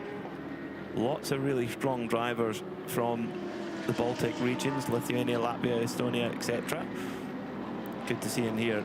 And you'll always be pretty good when the grip goes down, because a lot of the roads in the Baltics, you're off the main roads, you're onto gravel roads, and I tell you what, it's great fun to drive to drive on them with the time I've spent there. But here goes Radonis right up the inside. Campos left the door open towards the latter part of the lap and went through. That was just before Galaban to Tavares Pontor, and Campos is going to try and go for it again. He's going to go all the way around the outside at Galaban and said, I'm having it back, but then goes too deep again, and then Radonis tries to nip back again in the black Audi. But no, Campos just about steadies the ship. Coming out of the final corner, Virage Dupont and E2P, the Spanish team, holds off the Lithuanian squad, Jutta for now. Yeah, that's 5 minutes down already. Lovely little battle, that, isn't it? We like these sort of scraps that go on. Like we said earlier when we were watching the battles a little bit further at the front, it isn't. You can't believe this is a 12-hour race on such a blisteringly hot day that the drivers are pushing this incredibly hard. This is how hard you have to push. It is a sprint race, even though it's a long race. You have to drive it like a sprint race. That's exactly what's happening. I mean, Campos just left the door open, and straight through came Radonis, but then maybe ran a little bit deep, which allowed Campos to go around the outside at Garlapa, which immediately sets you up for the left-hander Virage de la Tour, but then missed his braking point. Radonis tries to come back again, and then Campos just about holds the inside line for Virage Dupont and maintains the position. But brilliant switching back and forward between the Aston Martin and the Audi there. Two very different machines. The Aston Martin twin-turbo V8 in the front of the car, and the Audi naturally aspirated 5.2 litre V10 in the middle of the car. A car that really defined GT3 racing throughout the 2010s, and still a very, very strong package indeed for that one. Just behind them is the yellow Supra, the only car in the GT4 class. Hugo Pop for Circuit Toys, keeping that car lapping around consistently. Now on the not only motorsport car is the Ligier is back out and running again. It's running 9 laps behind the Seat in class, but lapping 9 seconds a lap quicker. So if the Asbest team can keep running cleanly, they've got a chance to win the class, whereas the Ligier team, they'll be hoping that they've got that issue sorted, because they've clearly got a really, really fast race car. But a fast race car is no use if it's in the garage getting repaired. Yeah, it's a terribly such early stage of the race as well. I mean, I don't know. I would argue it's probably better to have the problem early, because you've got a chance to make it up. You know, where it's really frustrating is when it happens so late in the race that you've got no opportunity. So, although it is tough on them, if they get it all sorted and it runs smoothly, it is significantly faster than the Seat in terms of lap times. So you would expect that it will be able to claw back some time. At the moment, it's obviously showing as only having completed 10 laps, so it's 9 laps down on the Seat. So that's going to require a Herculean effort. Remember, it's just 2 drivers in that car as well. So nearly all of the teams have got 3 or even 4 in most cases, certainly in the GT3 cars. So yeah, going to be very interesting to see if they can claw back some of that time. The two leaders, interestingly, second place Ferrari is lapping a little bit quicker, has taken almost a second out of the Mercedes in the last couple of laps. So whether that's Engel just perhaps nursing the car a little bit, maybe looking after tyres, he may have had traffic, or whether it's just that the Ferrari is perhaps a little bit stronger at this stage in the race. Well, that's the thing, is we knew how fast the Mercedes AMG was on one lap pace. That's been very, very clear to see in practice and particularly in qualifying. But what we didn't really know was the long run pace. And remember, Max Bartel, who's in a Mercedes AMG, he said to Carlo Velti on the grid, he said, we know we're quick on one lap, but long run pace, there's still question marks. So is Engel having to manage? Meanwhile, at 7th position, Radonis is going to go through, and the due to Audi he has, so Campos left the door wide open there, and Radonis said, thank you very much indeed, I will move through, and this time is able to make the move stick. It was through Signe. Campos got, I know Campos pretty good through Signe, and then it was into the double twat where the Aston Martin just pushed on, got it on almost onto the dirtier line, and Radonis just turned the Audi like, oh, the agility of the Audi there. Radonis just tucks it up the inside, and through he goes, through double twat, and into 7th position for the Juta squad. But it's a good point. Long run pace is really, really important. We're now up to 25 degrees Celsius, a little bit warmer than what we saw yesterday. That's certainly what has been forecast. So that temperature is going to climb, the temperature in the circuit's going to climb, and therefore tyre life is important. You know, the Mercedes AMG cars, sometimes in the past in Michelin 24-hour series, we've seen them really work the front tyre with that big heavy engine at the front. So it's, you know, each package has its advantages and its compromises. So let's keep a follow on that while we get an update from Carlo Velti down in the pits. Well, an update, more of an explanation actually, because I just walked past this ERA Motorsport box, which is the box of Jake Hill, who is driving currently really, really rapidly, which is really cool. And I saw that this is how they are warming the tires. There is a system that is kind of like a tire tower where you can push the tires in, and it's kind of like an oven. But ERA, they decided that they want to use tire blankets. The thing with tire blankets is you can keep the blankets on until the very moment, just before you put the tires on the car.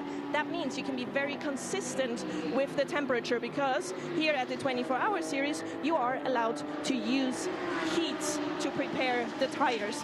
Then you also have this little neat machine, which is like a little, you know, temperature gun. With this one, they do check the temperature of the tires constantly to make sure that once the car comes in and is ready for a pit stop, the tires are in absolute perfect condition. The way that these tires are being heated is with electrical heating, so it goes all around the tire, and even when I touch it from the outside, it's nice and warm, which here in these temperatures, I don't want to stay too close to it, but sometimes I really actually do look for the heat when the track is a little bit colder. But this is the explanation of how ERA is doing it. They say it's a very consistent thing. They know exactly how to treat it with the temperature and make sure that the temperature is right in the very moment of mounting the tires. There you go. There are very different ways of handling the tires. Thank you, Carlos. You've got a little temperature gun there on the hand as well. So getting right involved with the ERA Motorsport crew. Probably a real sign of just how serious ERA Motorsport are taking this. Yeah, I mean, their tyre man Jason comes over from the States. They have a couple of they've got a really international crew. Javi, their engineer, is Spanish. A couple of other engineers are one's British, one's American.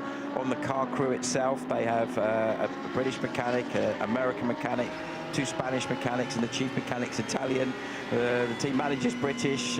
It's, super international team, and at the end of the day, they're doing it that way because they're one of the best possible people available on the team. And as you quite rightly said, they know how to go about winning sports car races. They've done it with great success in the States. They continue to be very competitive over there, and not just in the GT3 world, but also in things like historic racing. They're out doing some racing and just up the road, but in Dijon this weekend.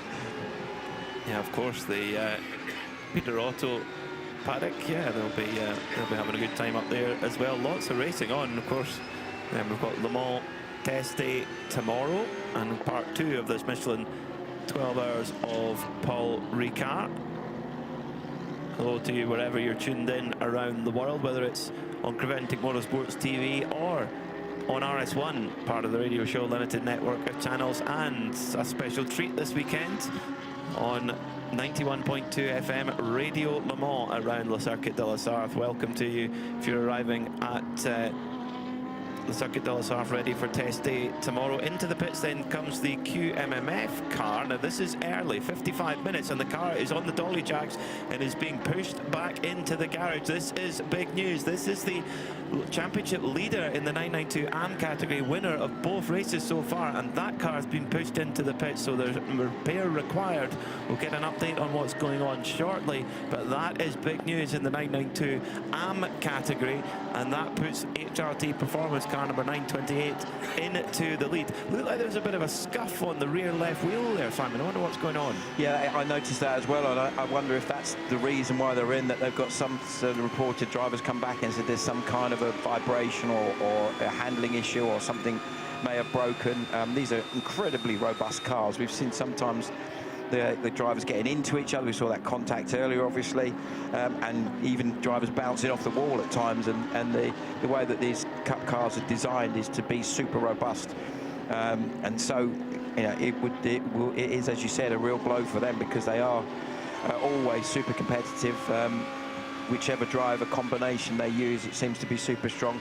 But Gambrell, that's on board that bright yellow HRT car, he's going to be handing over a little bit later on to James Kellett, who was the quickest driver in qualifying. So you would expect Kellett. And interesting, when I did speak to James, one thing he did say to me is that obviously one of the rules that we have with the championship is that you have to run a new set of tyres in each of the qualifying sections. So section 1, section 2, section 3. And what he was explaining is that they're going to have used those tyres for the other drivers in the car, and then when James gets in, he's going to have a brand new set. So he's going to maximise his performance with not only his own driving, of course, but also by having the best tools available, specifically a brand new set of tyres. So expect fireworks. And you can see, yeah, getting in amongst the hub of the car, that looks like that was where we thought perhaps had been some sort of damage, that scuff that was on the rim. Well, there's a note coming up on our timing screen that there's an incident under investigation between the 974 QMMF car and the number 911, the driving experience car driven by Valerio Processi. But let's try and get some more info on what's going on with Carlo Velti in the pits. It's not much, but it's a little bit. As you mentioned earlier on, the 974 did have contact on the track. And Ghanem Al Ali, I believe, was in the car during that contact, and he came back with a steering that was twisted to the right. Not very good. Looks like something is bent. I hope not broken. So you can see the mechanics are all inside the car trying to fix whatever it is. I don't have the detail on how extensive this damage really is, but they do need a little bit of time, which is a shame. They were doing really, really well. That they were, yeah, leading their class, unfortunately. But back on the circuit, the number 928 is of Stephen Gambriel is under a lot of pressure for the lead in that class from Jean-Mathieu Leandri in the Chazelle Technology course machine. But of course, although they're completely different liveries, it's HRT Performance that are running both those two top cars, the cars that were first and second. This one that's leading, the bright yellow car, and the QMMF car that we were just seeing in the pit lane. So, whereas the white car that we see there, that's the Chazelle Technology course car. Jean-Mathieu Leandri on board that car, lapping very, very quickly. Gambrell going in, looked like he just went a little bit deep there. Just a bit of a wobble as the car turned in. It won't be that long until the first GT3 pit stops are beginning. At the moment, the gap at the front of the field overall, Maro Engel has just turned the wick up a little bit in the latter part of this stint. I mean, he's into the mid-203s the last few laps. Jake Hill in the mid-204s, who's in turn 7 seconds up the road from Elliot Earhart in the Sanford Junior Audi team. but Engel just turning the wick up a little bit. The gap is now 16 seconds. Shouldn't be too long before those cars come in for their first pit stops of the day. But you could also argue as well that Jake Hill, having started in 8th, he's had to work really hard to get the car up to 2nd, and that's bound to take a little bit of tyre life out throughout that. Whereas Engel, he's been able to manage the pace exactly how he wants. If he needs to push, he can, but he's kind of been out on his own, which no doubt will help on tyre life, and I guess on fuel mileage as well. We'll see when they will come into the pits and how that one works out. Yeah, I think, you know, with both those cars, one of the things with the balance of performance, we talk about that being things like, for example, the amount of power the car has, the weight the car has. But what gets missed sometimes is that one of the other areas that they help to improve or reduce performance is during the fuel stops. So you either have a slightly faster flow rate, or you're able to take on a little bit more fuel. None of that. Oh, changed. The Chazelle car down the inside of Gambrell, and then they're coming back at each other. This is going to go side by side, I think, as they get down to Senior. Gambrell cuts back, gets himself back onto the inside, which is obviously the best place to be as you turn into Senior. It's going to be who's the bravest, and I think Leandri was just sensible enough to go, you know, we're only an hour into this, let's chill. Yeah, very wise, very, very wise. You kind of have to give up the battle to win the war sometimes. And Gambrell just coming down into the North Chicane on the Mistral straight. It was a good late break there from Gambrell, and just got himself a little bit mixed up and opened the door slightly through the North Chicane, but then got the power down that little bit early, almost as if he sensed the fact that Jean-Mathieu Leandri was going to go for it, thinking, right, I'm going to let him go by, and I'm going to get on the power way earlier and set up the move into Senior. That was clever racecraft there from the number 928 of Stephen Gambrell. Very impressive indeed. So Maro Engel leads the race by 16.7 seconds from the Aero Motorsport Ferrari of Jake Hill. 992 led by Rick Breukers, who's 7 seconds up the road from Martin Rump. Having had a difficult opening lap, Breukers has had a mega stint there in the Red Camel Jordan's car, ahead of the Milner machine of Martin Rump. In the AM classes, well, we're following the action right now. Gambrell has lost the lead momentarily before snatching it straight back again, but he is under pressure big time from Jean-Mathieu Leandri. GTX led by the Vortex, number 701, GT4, Circuit Toys Toyota, and TCE Asbest Racing lead from the Ligier, but the Ligier delayed by nearly 20 minutes early on with some technical issues, but is running significantly faster than the Asbest car. So are we going to see a tortoise in here is not the right way to describe it, but it is going to be a little bit like that. Who has got the performance across the 12 hours to do that? Is the 992 AM class gets a little bit separated for a second by the E2P Aston, which is getting there in the mix. And Oliver Campos has got back into 7th position in that E2P Aston, ahead of the Jutta Audi, the number 72 of Domas Rodonis. As they come through Senior at the moment, we're already into the second hour of the second edition of the Michelin 12 Hours of Paul Ricard. Welcome to you wherever you're joining us from, whether it be on Creventic Motorsports TV, on RS1, part of the Radio Show Limited network of channels, and today on 91.2 FM, 91.2 FM around Le Circuit de la Sarthe. It's Le Mans test weekend, and the Radio Le Mans team already on site, ready for a full week of coverage. And Gambrell back under pressure now in this 992 AM category. Out of Virage Dupont, they come monstering over the curves. We know that Porsche Cup cars, they can handle a curb strike better than most. And Jean-Mathieu Leandri trying his best to try and move through. Obviously feels like he has more pace and feels like he could pull away if he could get the move done through the next couple, through turn 2, 3, and up towards the back part of the circuit they go. We're going to make our own little driver change here in the Global Broadcast Centre, based just across from the start-finish line here at Circuit Paul Ricard. Simon Hill taking a well-earned break to go and enjoy some of the lovely catering we have here in the Creventic paddock. And we'll be joined by GT1 legend Peter Snowden, star of the Lister Storm, of the Spice C2s, Spa 24-hour, Nürburgring 24-hour. He's forgotten more about racing than most know. As he gets his headset on. Snowy, good afternoon, sir.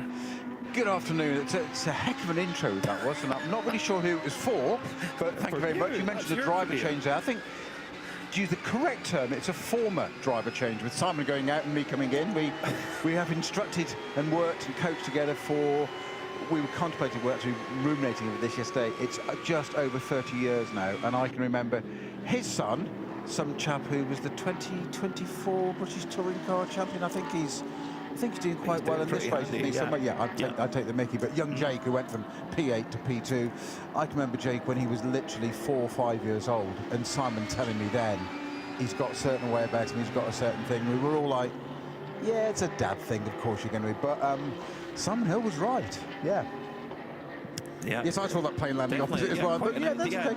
It was close to the ground, but that's how they land. Spin for the Chazelle Technology Course car. Jean-Mathieu Leandri, he was putting Stephen Gambrell under a lot of pressure, and he has spun, coming through a strange place, coming out of Virage du Pont d'Or, through towards Courbe de Gare-Labat. And I hope that everything's all okay aboard that car, because that was a kind of strange place to have a spin. He doesn't look like he's going to come back into the pits. No, comes through Virage du Pont, then comes past our commentary position at the start, finish straight. Yeah, back to pace again. But that's a frustrating one there for Jean-Mathieu Leandri. He was pushing hard and sometimes just steps a little bit over the mark. We'll try and digest what happened. So yeah, coming down in a little bit of GT3 traffic, yeah, coming through the left-hander at Virage du Pont d'Or, and yeah, just as he'd asked for the power, the car says, no, not at that steering angle, sorry.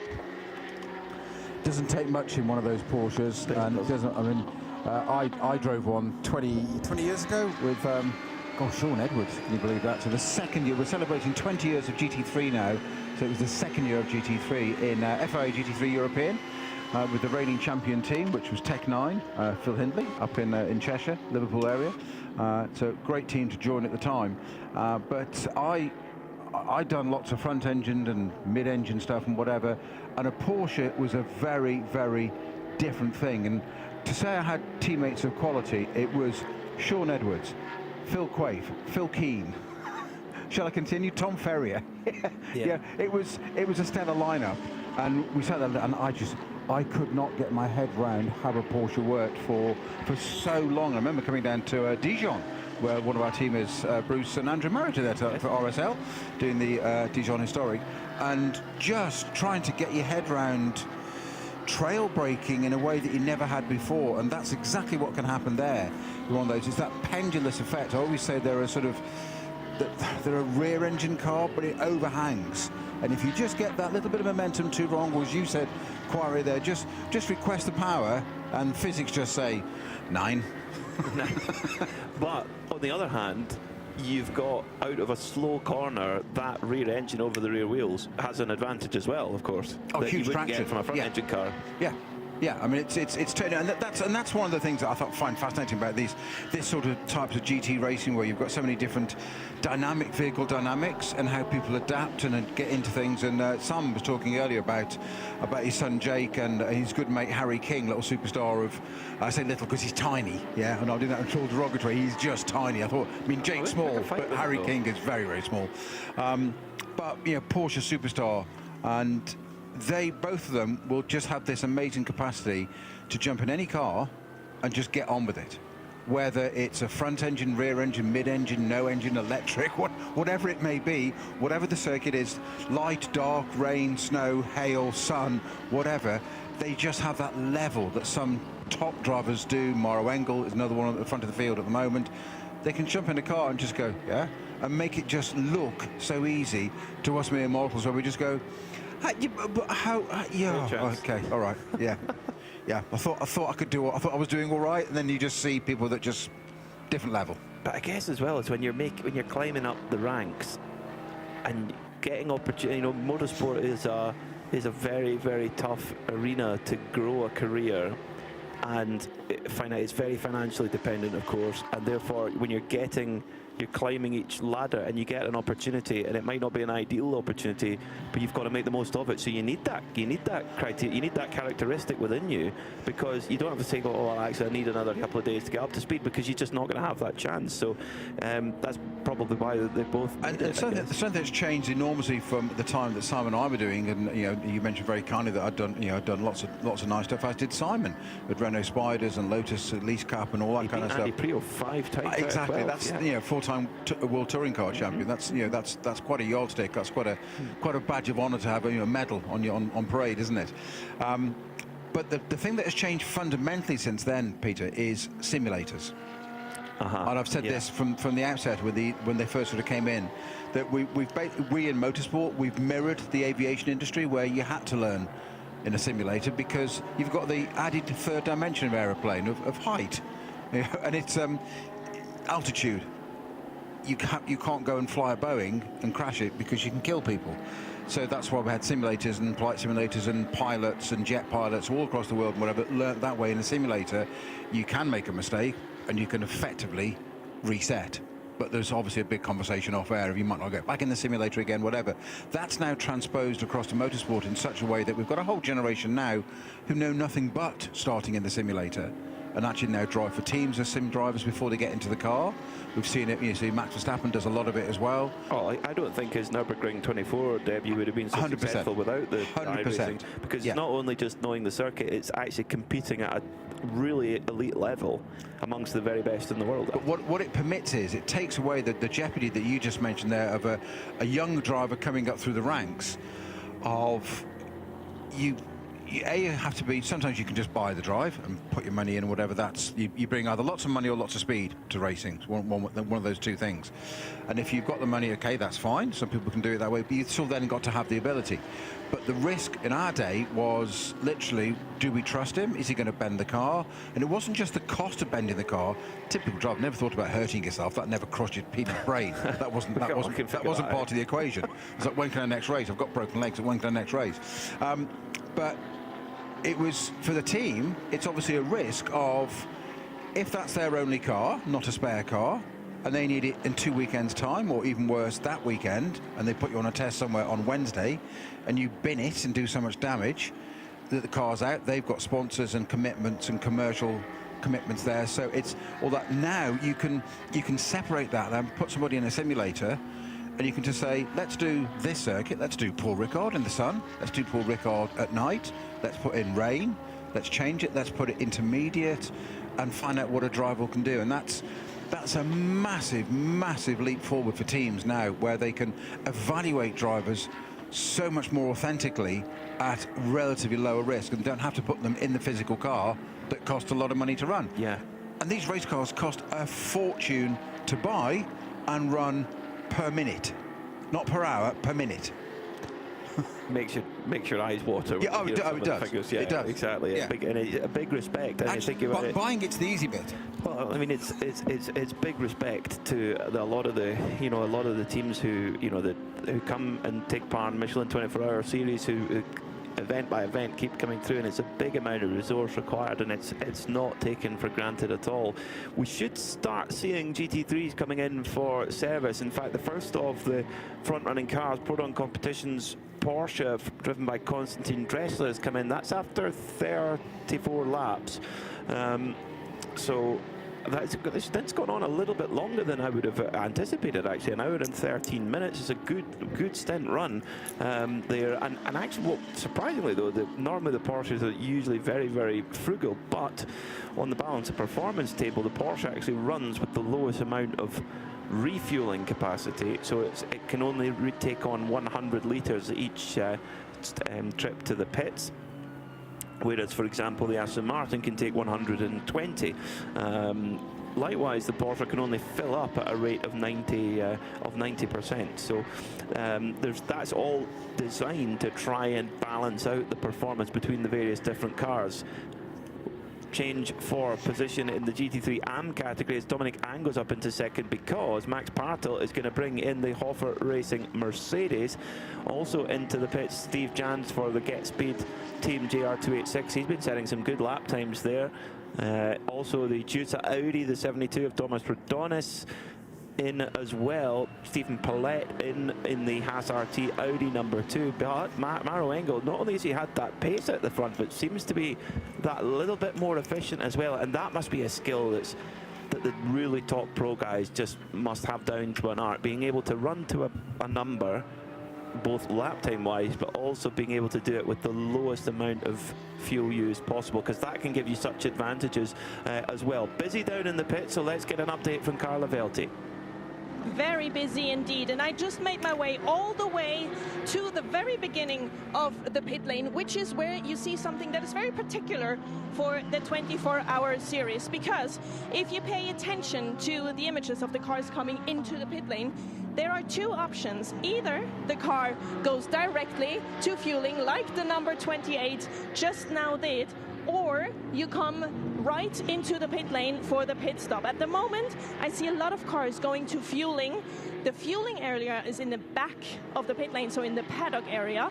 They get their fuel and they come back around into the pit lane, either do a pit stop, or if they did just a simple fuel stop, they go back out to the track. This is very particular for the 24-hour series, that they don't fuel in the pit lane. The reason? It's a very strategic thing. You have to be very smart on strategy. Fueling does take a while, but you have a safety thing as well, because you have no safety issues in the pit lane with fuel, but it's all constrained to the back. So pit lane action, very particular. And if Sepp shows into the pit lane, I'm going to explain it for the ones who are on radio mainly, and I'm going to go a little bit further down to get my signal back so that you can all hear me.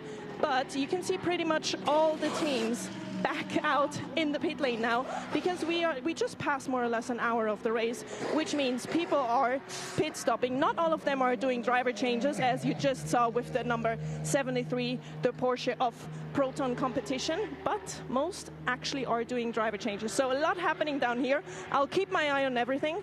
Back to you guys in the comms box. Absolutely rapid stop from Proton competition. So yeah, into as Carlos just explained there, into fuel and then on to do tire change and driver change if you want to. And yeah, Proton absolutely rapid tire change and driver change. That was Konstantin Dressler who brought the car in. We'll confirm the changed in driver in just a moment.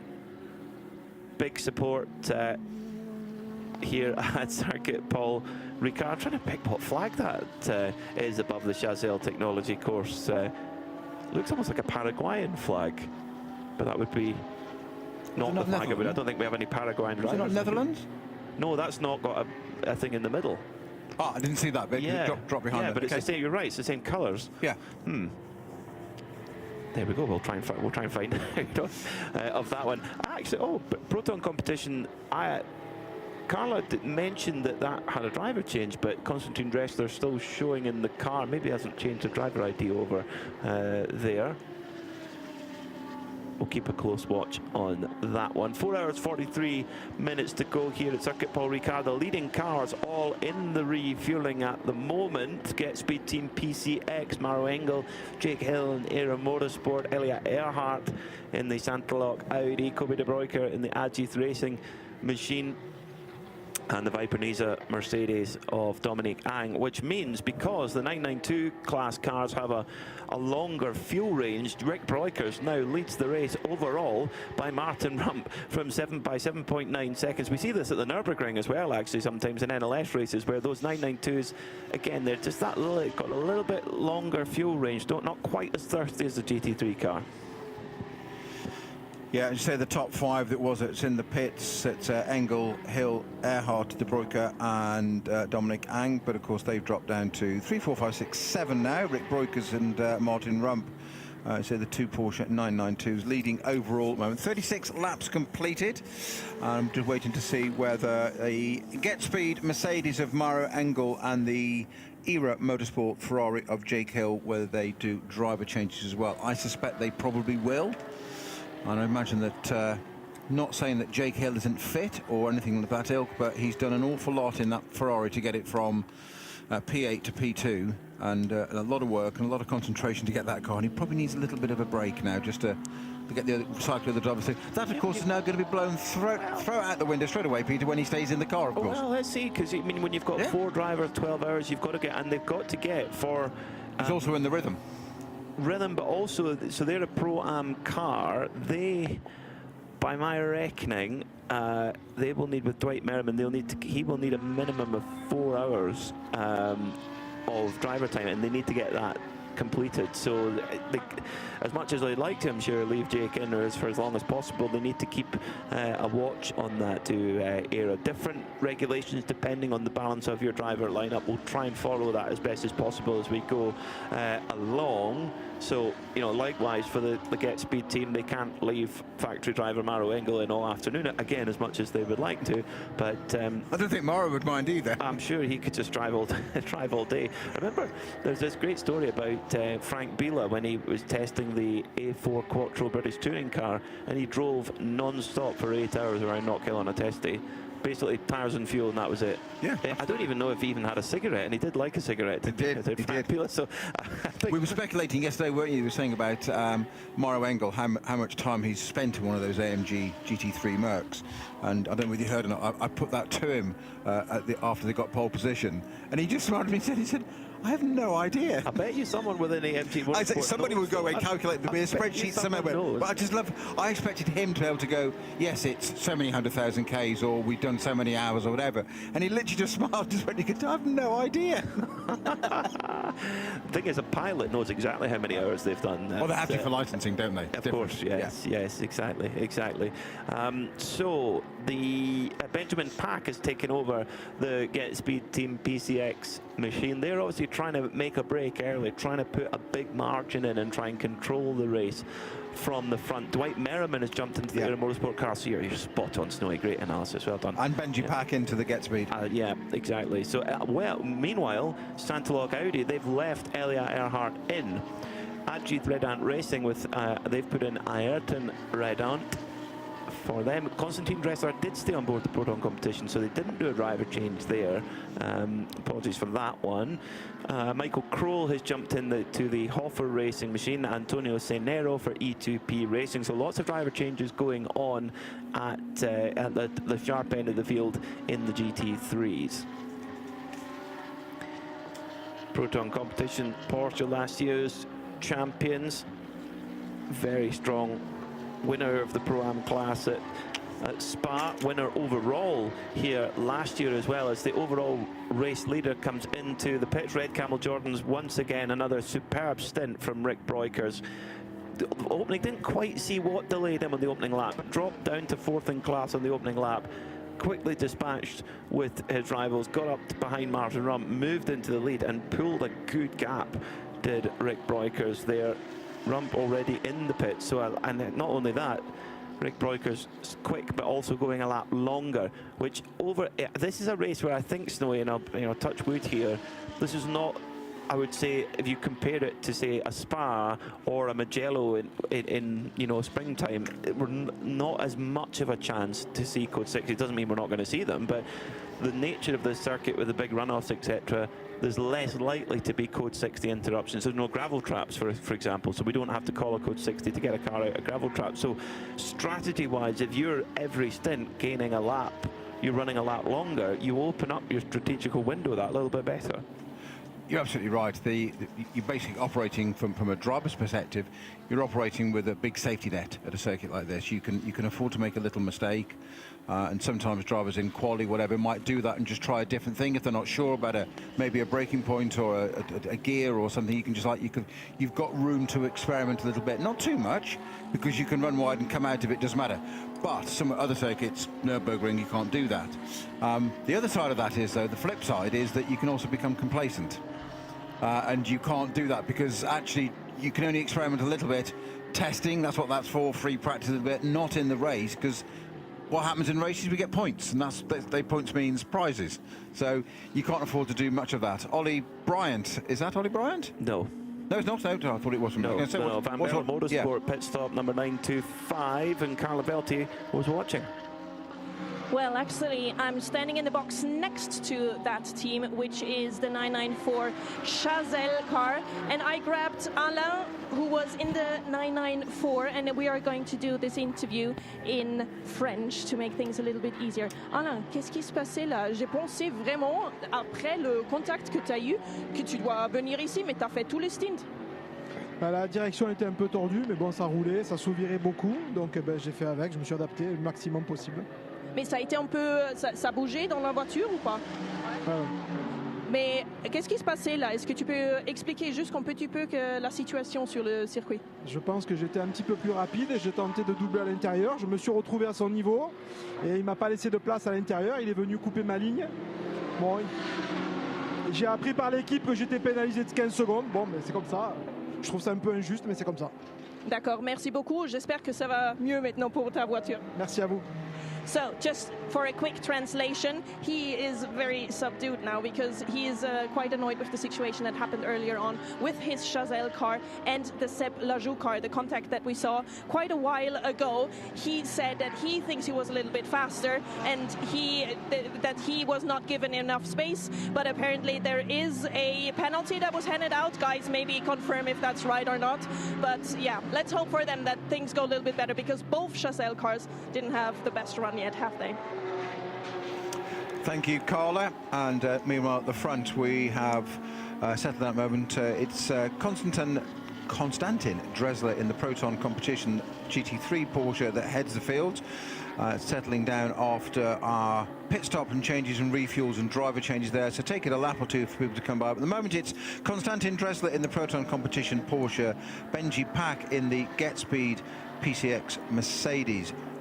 Third place moment is the other Get Speed Mercedes, Steve Jans at the wheel of that. Stefan Trebodini and the Santalot Junior Team Audi, and Ayrton Redant in the Mercedes in fifth place. Dwight Merriman it is, by the way, that's taken over the ERA Motorsport Ferrari to get up to sixth place. This will just settle down a bit more because we've got to our first round of pit stops. So refueling, tyre changes, driver changes, etc. So just give it a couple of laps to settle ourselves down. There's quite a few cars in the pit still. We've got Rick Broikers from the Red Camel Jordan from P13 in the 909 numbered Porsche. That's in the pits at the moment. And we've still got Manuel Gosner, MP Racing Mercedes, and Hugo Popper in the Circuit Toys Toyota. Those are the three in the pits at the moment. But quite a few more, 4 or 5 in the refueling area. So this will all, say, just settle down, Peter. It does. It sort of extrapolates over the course of the day. Now, we've got 2 parts to this race. The 12 hours of Paul Ricard split into 2 parts of 6 hours each. Now, how does that work? At the end of today's action, the cars are all rolled into Parc Fermé. But you're thinking, wait a minute, you've got one car that's 15 seconds ahead of the other and 3 seconds ahead of that one, etc. How does that work? Well, basically, it's basically whatever lap you're on, it's all comes together. So I wonder if maybe there's a strategy for particularly the Get Speed team, PCX, to actually try and put everyone a lap down and front load their quick drivers to get that advantage going in, because, and I think that is probably a strategy where you need to be a little bit flexible with, because if you then realize, we're not going to be able to put people a lap down, then maybe you think, you put your less experienced driver in and get their driver time out of the way and then come back and fight it tomorrow. So I think you've got to almost follow that strategy very dynamically to see, can we actually get an advantage, and if not, then we try and do some of our work now and get the advantage tomorrow. Well, what we need is to go and chat to somebody like Paul Truswell, Trussers, who's down at Red Camel. I don't know if he's here this weekend. I think he was watching from home. I thought he was. Okay. I haven't seen him yet. Ordinarily, what we would do, you need somebody like Trussers, who is a art strategist, will be with us at Le Mans next weekend.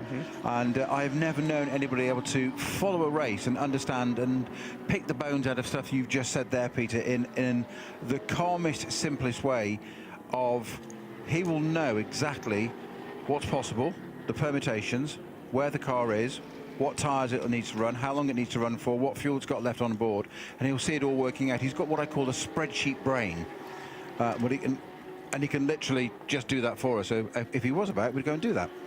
A bit of contact between the 72 due to Audi. The door was left wide open by Michael Kroll and the Hoffer Racing Mercedes, and the 72 of Tyler Sharon said, I'm coming through, and then sort of comes through a little bit too aggressively and gets a bit of contact. Hopefully both cars continue without too much problem. Because that looked a bit odd from the angle that I can just see on there. So perhaps that's from the inside to the car, the inner car touching the outer car there, as it were. That's saying, I think we really need to see that from the other angle as well, more head-on, because it doesn't quite make sense how the two have just touched there. And I think it's one possibly not seeing or quite understanding what the other's doing. But you've got to remember, in these cars, you're wearing a full-face helmet, you've got a hands device on, and you've got a hand seat as well now, where it wraps around. So you've got a very small, no pun intended, very small window of vision.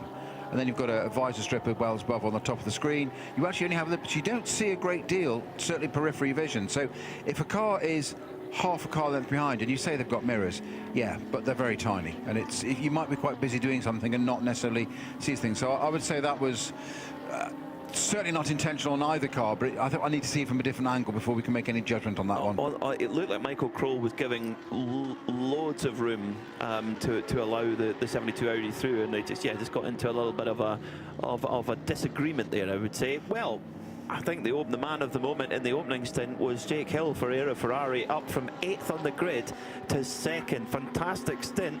Let's get his thoughts with Carlo Velti.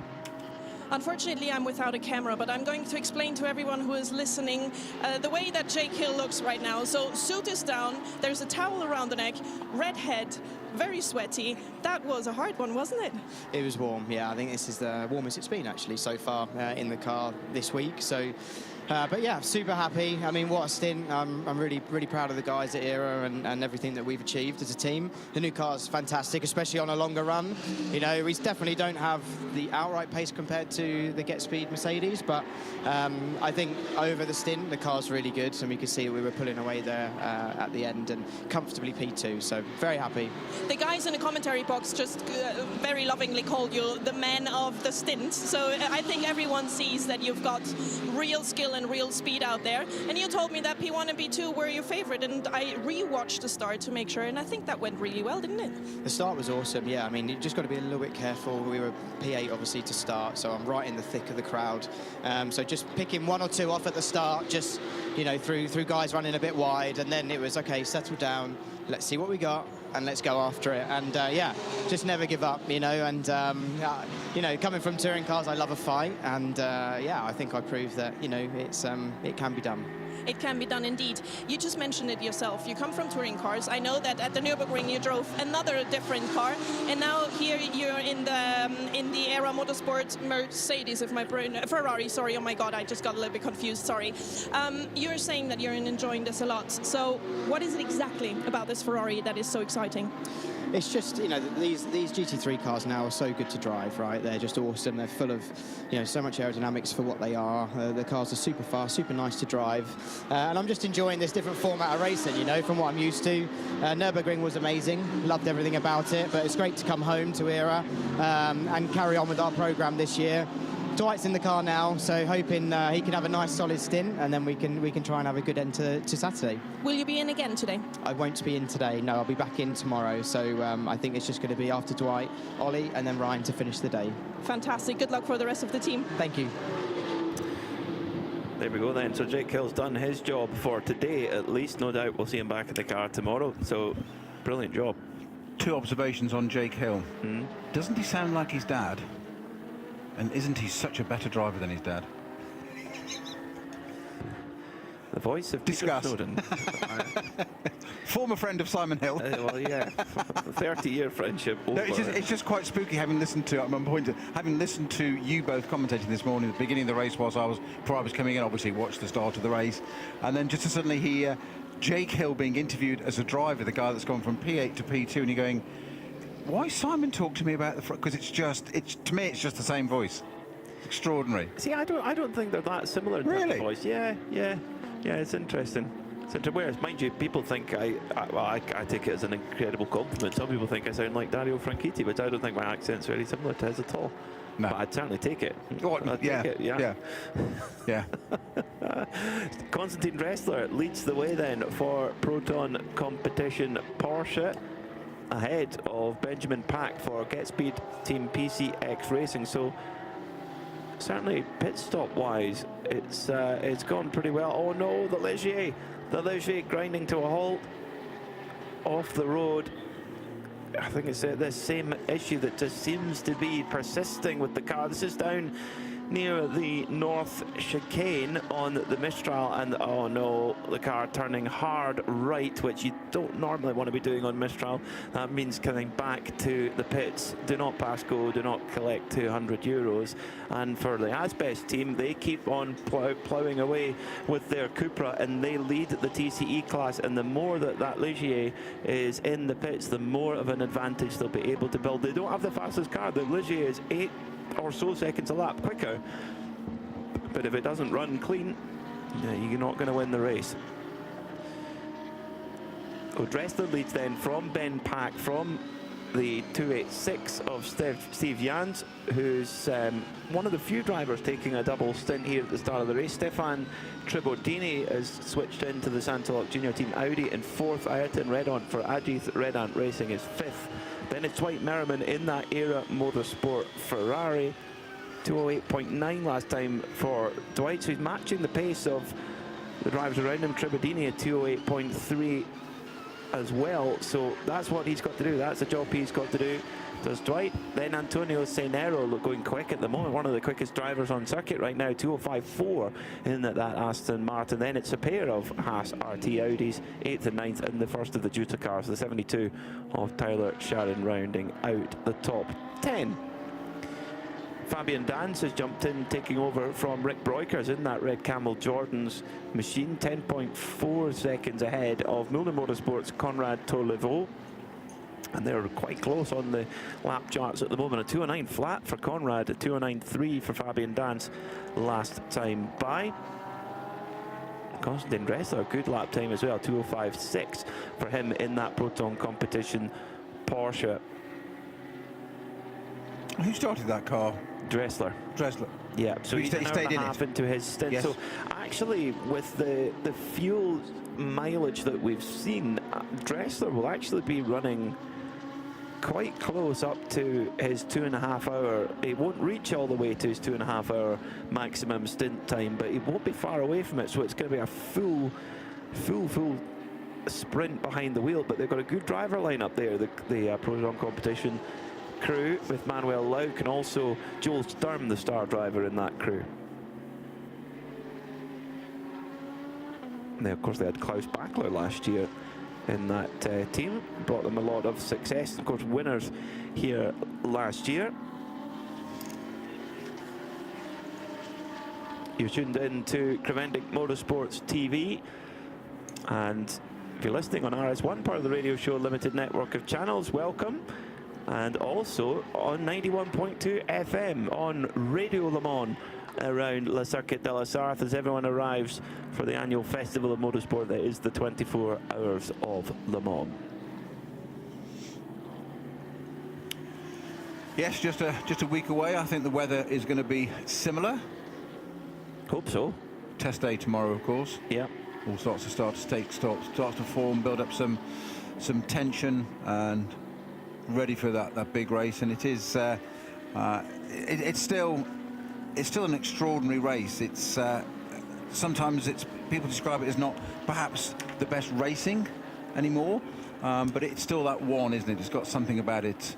And there's, you and I are big fans of endurance racing, hence we're sitting here now basically doing our job, which is lovely, talking about endurance racing in the south of France in the sun. Come on, what's not to like? No. But 6-hour races, 3-hour races, whatever. Now, quite often, I've said this before with John behind you on air, of trying to explain to the layman, so friends I've got that, so their sport might be cricket or football or rugby or something different, and they don't really know about endurance race. They know about, motorsport to them is Formula One. They read the headlines like we all do.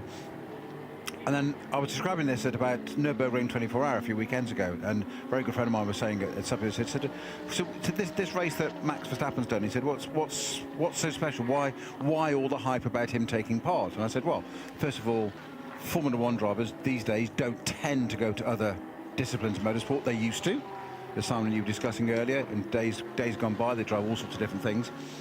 I said, but in F1 you have 20 cars, one class, and about an hour and a half long race on a circuit that's about 2.5, 3 miles long, let's say, roughly. And he's like, yeah. And I said, so the Nürburgring, I said, A, it's 24 hours long. And he went, yeah, but it doesn't go for a day. And I went, it's a 24-hour race. And he went, what? And I said, yeah, through the night. What if it rains? They carry on. Oh, okay. How many cars take part? 161. Pardon? 161. 500 drivers, 23 classes, on a circuit that is 25 kilometres. 8-minute laps. He said, no wonder we're busy. Yeah. Exactly. And this is what I love about endurance racing. It's that strategy, that jeopardy, what you've just said about this actual race of, right, what can we do? You know, it's a 12-hour race split into 2 6-hour races. So what can we do? And the strategists are now thinking, when we put the cars in parc fermé overnight, and parc fermé means, if you're new to this, they are not touched. You can't change anything. You start the second part of this 12-hour race, my apologies, tomorrow, in the same condition the car finishes the first part tonight. That's it, parc fermé. Fixed rules, can't touch it. But what can you do strategy? And that's one of the things I love about it. Our colleague Joe Bradley often says, endurance racing is a high-speed game of chess.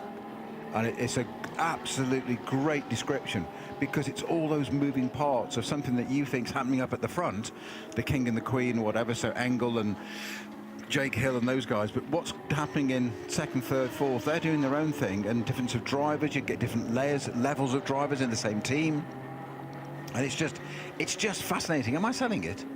This is endurance. This is endurance. It's brilliant. Yes, it is. And the really cool thing about it as well, again, strategy with that overnight halt, is of course the fuel load. We'll come back to that in a moment. Dwight Merriman going around Garlaban under pressure for Antonio Cenero, leaves the door open ever so slightly. Cenero goes through, but Cenero the quickest driver in that E2P car, so you would expect him to be moving forward at this point of the stint. But Dwight Merriman doing his job, and I think Era Ferrari are in with a look here. I really do. After that stint from Jake Hill, but they're going to have to be perfect to beat the Mercedes AMGs, I think, and indeed the Proton Porsche. Where do they fit in the mix? Yes, they've got a good gap at the moment, but that might come back on strategy. But coming back to the overnight halt, because it's really important tonight. Of course, you can take two views at it. You can not come into the pits at the end and fill up, and then finish the first part further up and have a better grid position, or maybe even a further lap up the road. But then, of course, when you come back tomorrow, the car's empty of fuel and you're going to have to come in, and then that comes back again. Or you take the pain now, put the new fuel, new tyres on the car, and then you're ready to go tomorrow. Now, Herberth, who are many times a winner and a champion in this class, and often regarded as the masters of strategy, they always used to do make sure it's filled up before. They always used to do that. I was just waiting for you to say what would you. My thought is, what would Herberth do? Exactly that. Herberth, wasn't it? It's like, no, fill it up, new tyres. Yeah, you've got what you've got, and I thought there was a perfect comment when Carla interviewed Mauro Engel, the pole sitter, on the grid, and he said, start of the race, what are your thoughts? And he said, control what I can, try and stay in P1. And I thought, yeah, now there's a thinking driver for you. Control that which I can. I said, I put it on P1. Let's stay in P1. I'm going to control that with air. That's what they aim to do. If not, acquiesce and come out of it. It's not a problem. Back to your overnight bit there, same theory. Control that which you can. You've done the work. The weather's not going to change tomorrow. If anything, it's going to be slightly warmer. Yeah, I think so. So track conditions is my point. They're not going to change massively. So control that which you can. You've got it in a position. Send it out on full fuel tyres, because somebody else may have a problem. Because if you don't go out on new tyres and full fuel, as you said, you've got to come in soon at some point, and you're always then thinking, when do I do it? When's the right time? And you're watching everybody else. Do your own race. Always drive your own race. And this is one of the beauties of endurance racing is you might see somebody at the front there, and you've got Benji Pack in the Get Speed car, right up there, top driver. That's great. but don't get worried about it. Jake's come out of his car, his bit. He's not in it again until tomorrow. So let it all settle down now. It doesn't matter. It doesn't matter where you are on the screen. And this is the difference of endurance racing compared to sprint format racing, whether it be Formula One or any of the other type of shorter races of you've got to get on with it and get it done. Here, you can afford to sit back and take it. And don't forget, all these drivers are in comms with their team all the time. And the strategists will be saying, this is going to happen. They will play the people like Trussers. They will be doing, and every team's got one obviously, they will be working out the long game of how their car's performing, and a car will have strengths or weaknesses, whether it's better in the hot, does it overheat, does it not, how much does it use its tyres, tyre degradation, all that kind of stuff. They'll have all that data, which is why we often see cars, as we say, don't we, Peter, why a car has an issue and they rejoin the race 45 minutes later in a 6-hour race, and you think, well, what's the point? You've dropped 20 places. It's data collection. You may not have driven at 22, 23 degrees. You want to know what the car does. Does the gearbox overheat? How does it use its tyres?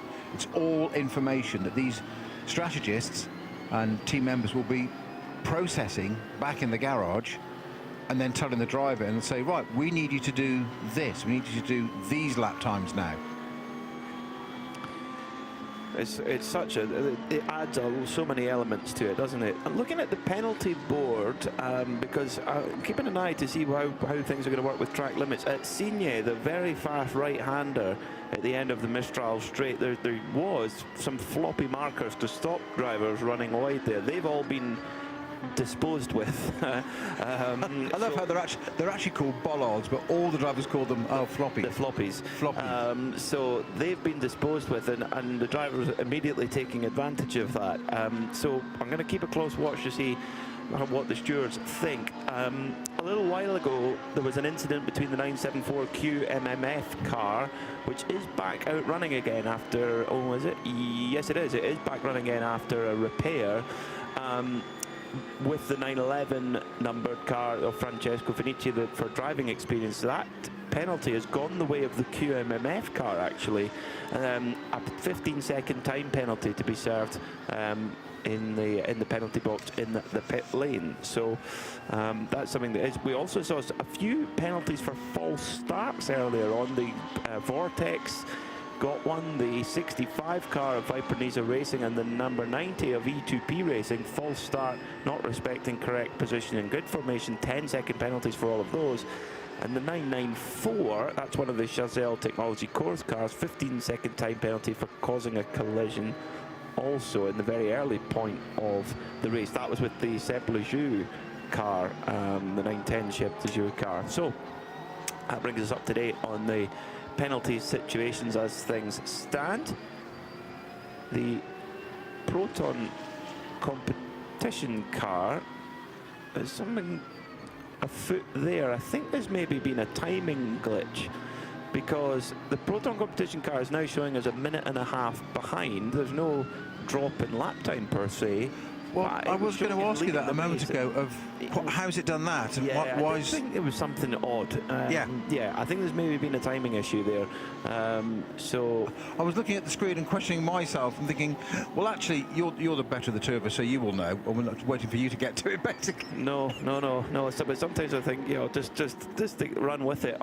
Problems for the Vortex. The Vortex running a little bit steady. I wonder if there may be some sort of technical issue there for the Vortex. Yeah, it pulls over to the side there. Vortex 701 not running as quick as we would normally see it. And the good news is the Ligier is back running again, albeit 9 laps behind the Seat of Asbeth Racing. So that then puts Benjamin Pack into the lead of the race for GetSpeed Team PCX by 40.5 seconds ahead of Steve Jans, who is leading the AM category for GetSpeed Team JR286. Then it's Stefan Tribordini for Santaloc Audi. Ajith Redan Racing are in 4th, and Proton Competition into 5th. So yeah, a little bit of a timing glitch there. It was showing that on our graphics and the timing screen, which normally I'm thinking that's good enough for me, but it's corrected itself now.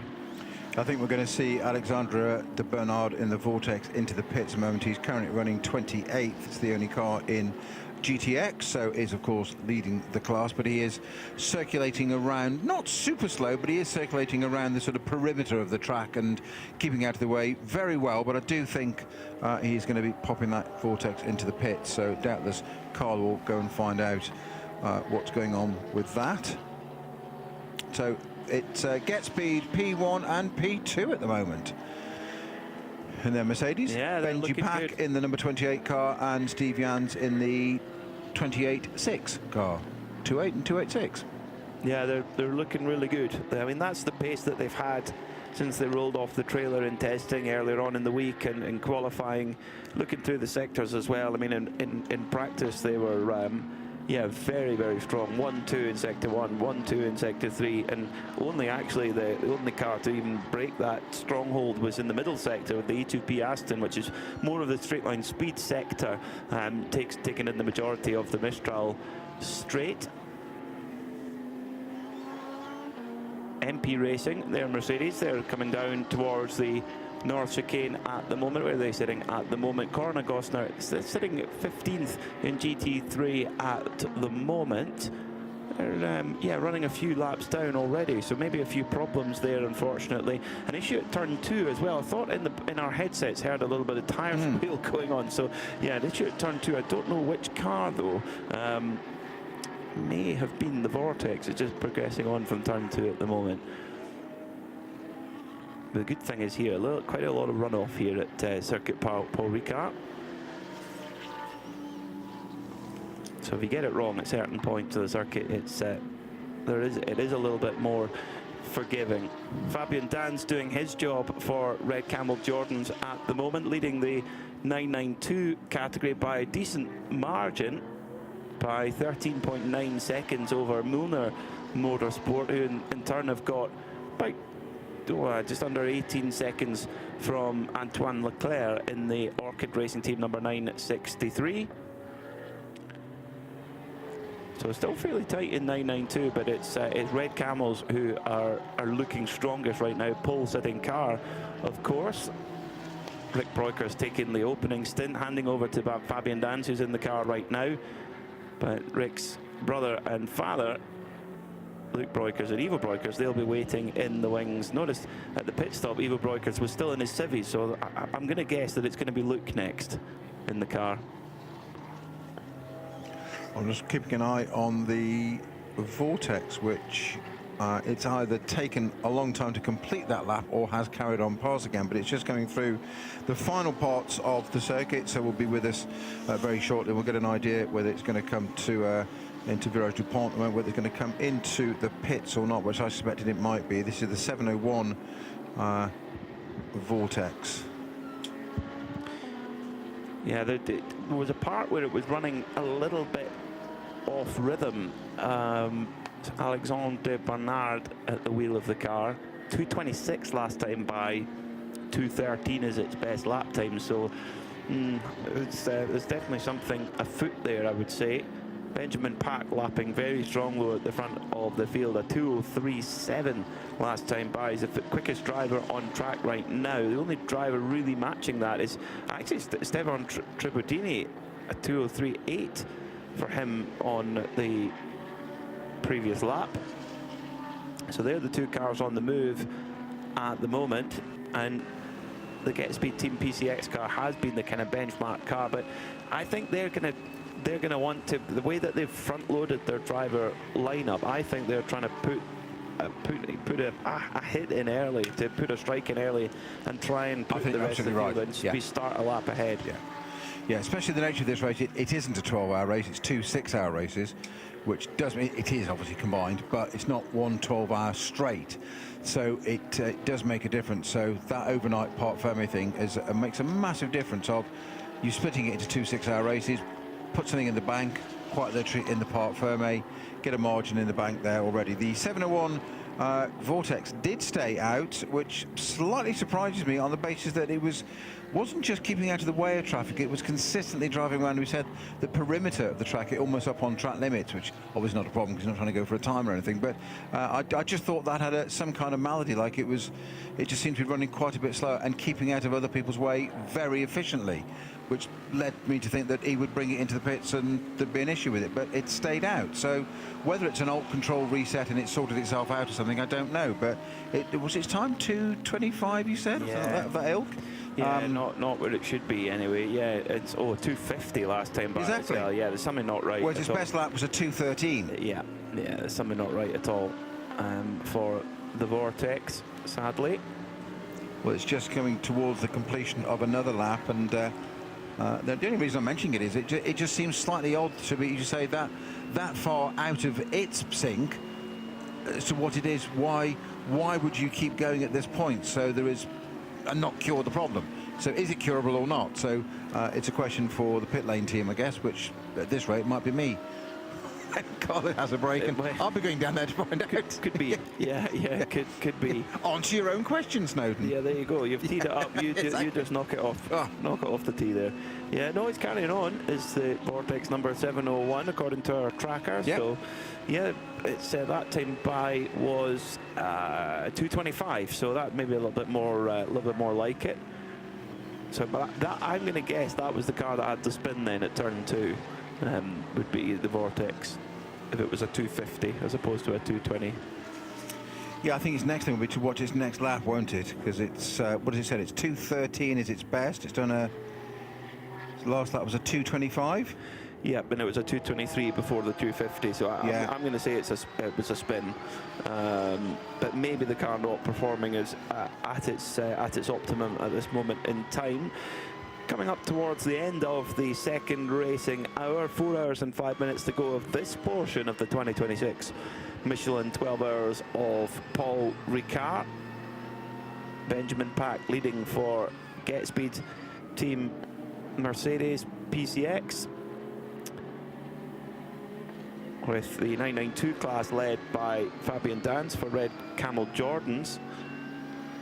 RPM Racing at the moment, they are sitting 5th in 992, and Tracy Crone aboard the bright green machine, the Crone green with blue stripes up the front flanks of that machine. An ever-present force in Michelin 24-hour racing, alongside Nick Jonsson and Philip Hamprecht.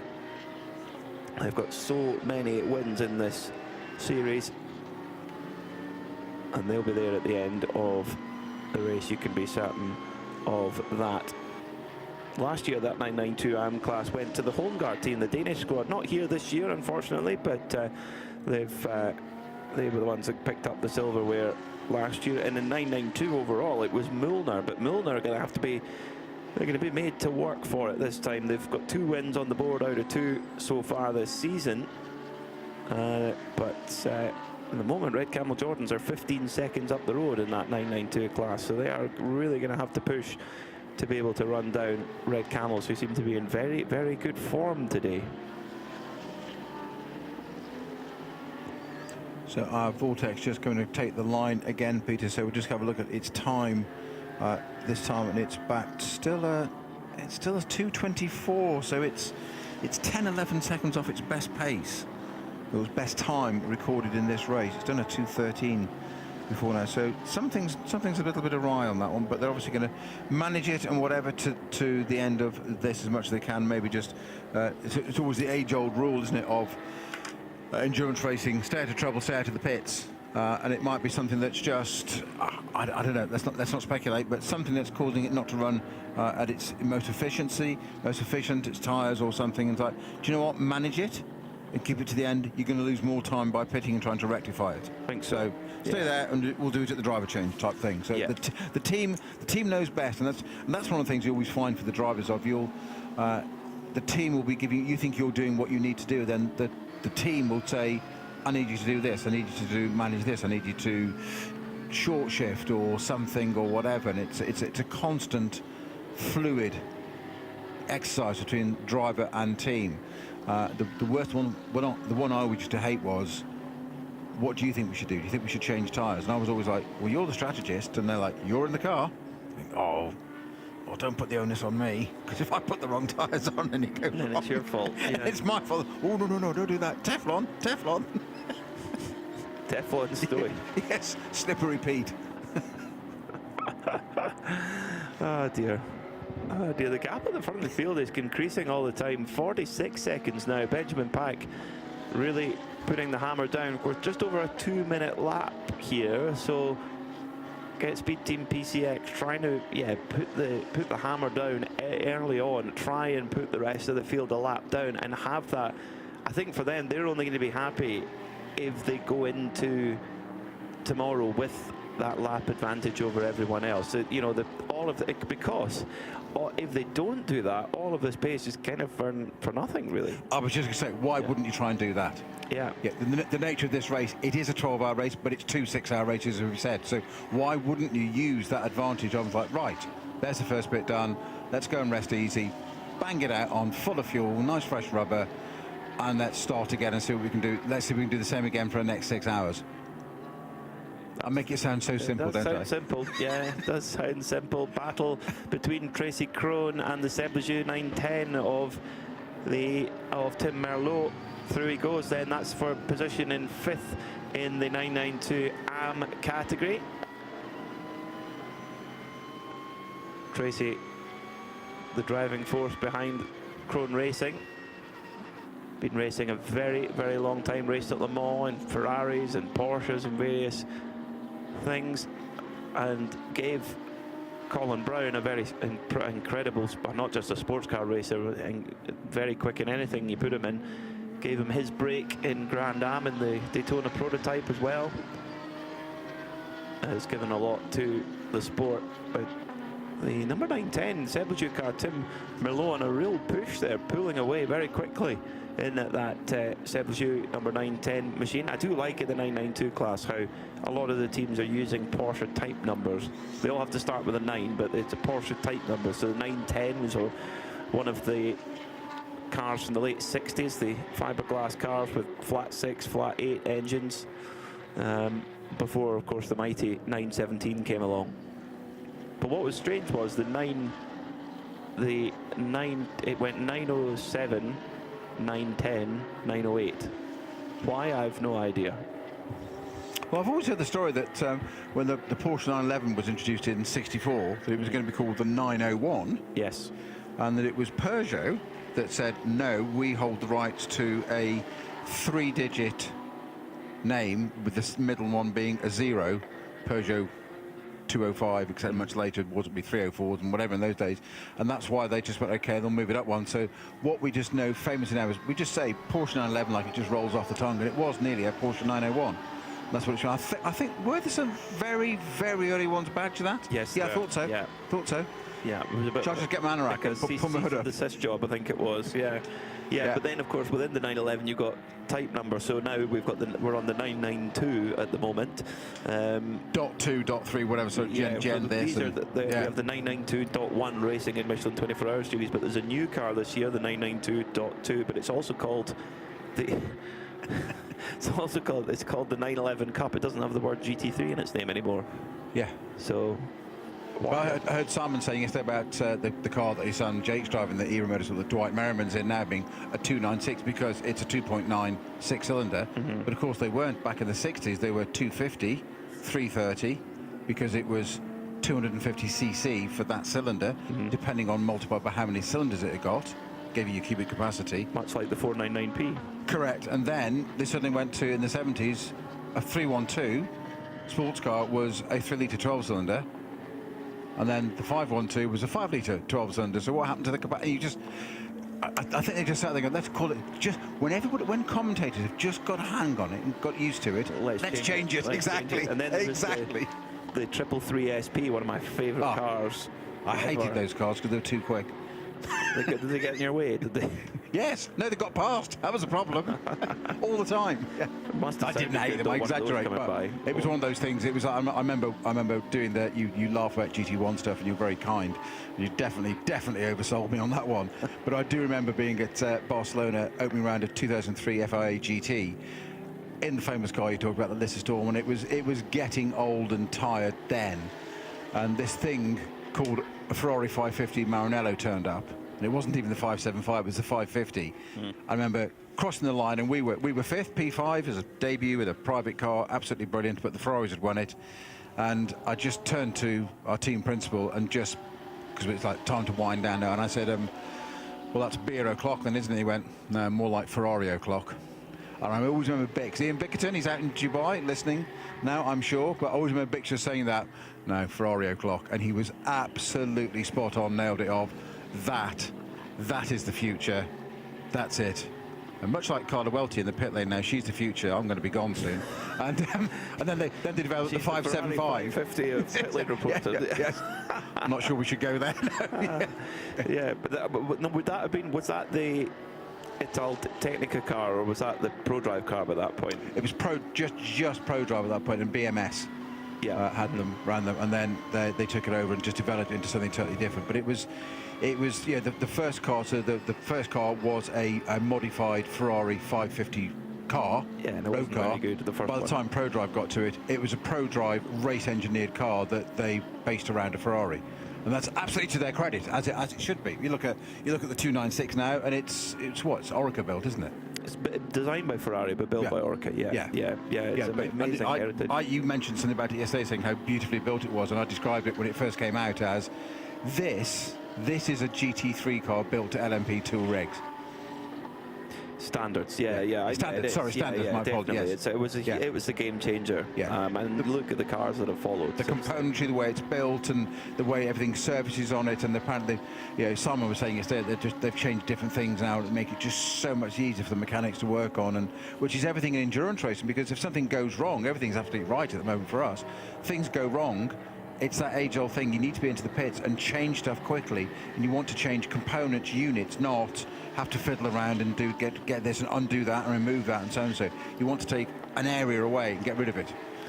Well, that's what won them the Nürburgring 24 when they had the puncture, and they were able to change the whole rear section of the car and keeping the fight for the win. Yellow flag being shown at turn 8. That is down at the North Chicane. So I don't know what's going on there at the moment. You can run all the way through and not use the North Chicane, but it makes Signé at the end of the straight very, very scary. Indeed, it's pretty fast as it is already. Coming into the North Chicane at the moment, yellow flag still being shown there. Not quite exactly sure why. It appears that you haven't lived until you've done that corner in a Group C car. It's the Cupra. Yeah, it's the Seat Cupra of Asbeth Racing. What's going on there? So this is the TCE leader.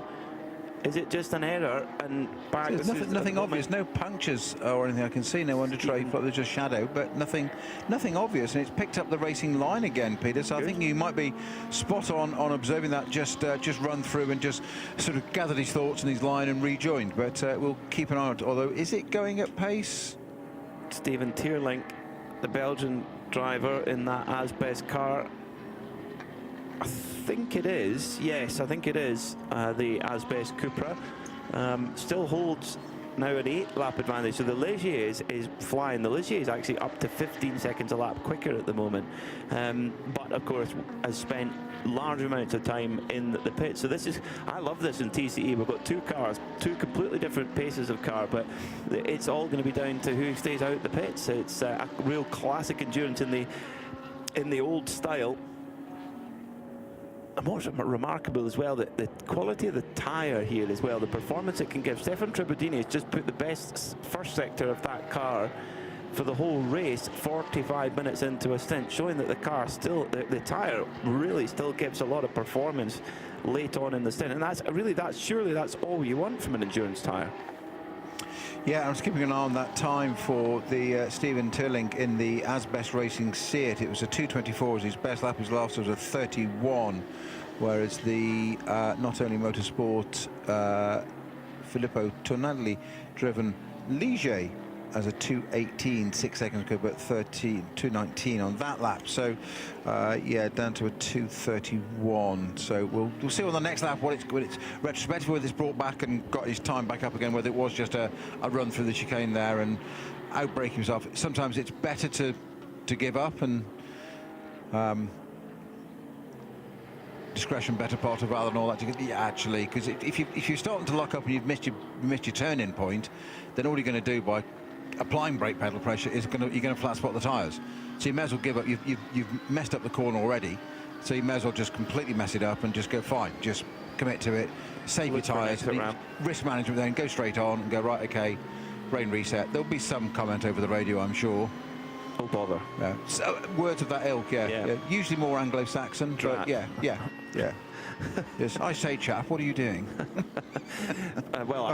Is that you're making up your own circuit, using your own line? What Benjamin Pack is doing at the front of the field is really keeping that pressure on the rest of the field. 2:03.3 last time by. The gap is now up to 55 seconds. So that now you're getting close to half a lap ahead after 2 hours and 10 minutes of running of the 6 hours today and 6 hours tomorrow. So at current burn rate, you would then say that they can just about put the rest of the field a lap down, because you need over 2 minutes of a gap to put the rest of the field a lap down.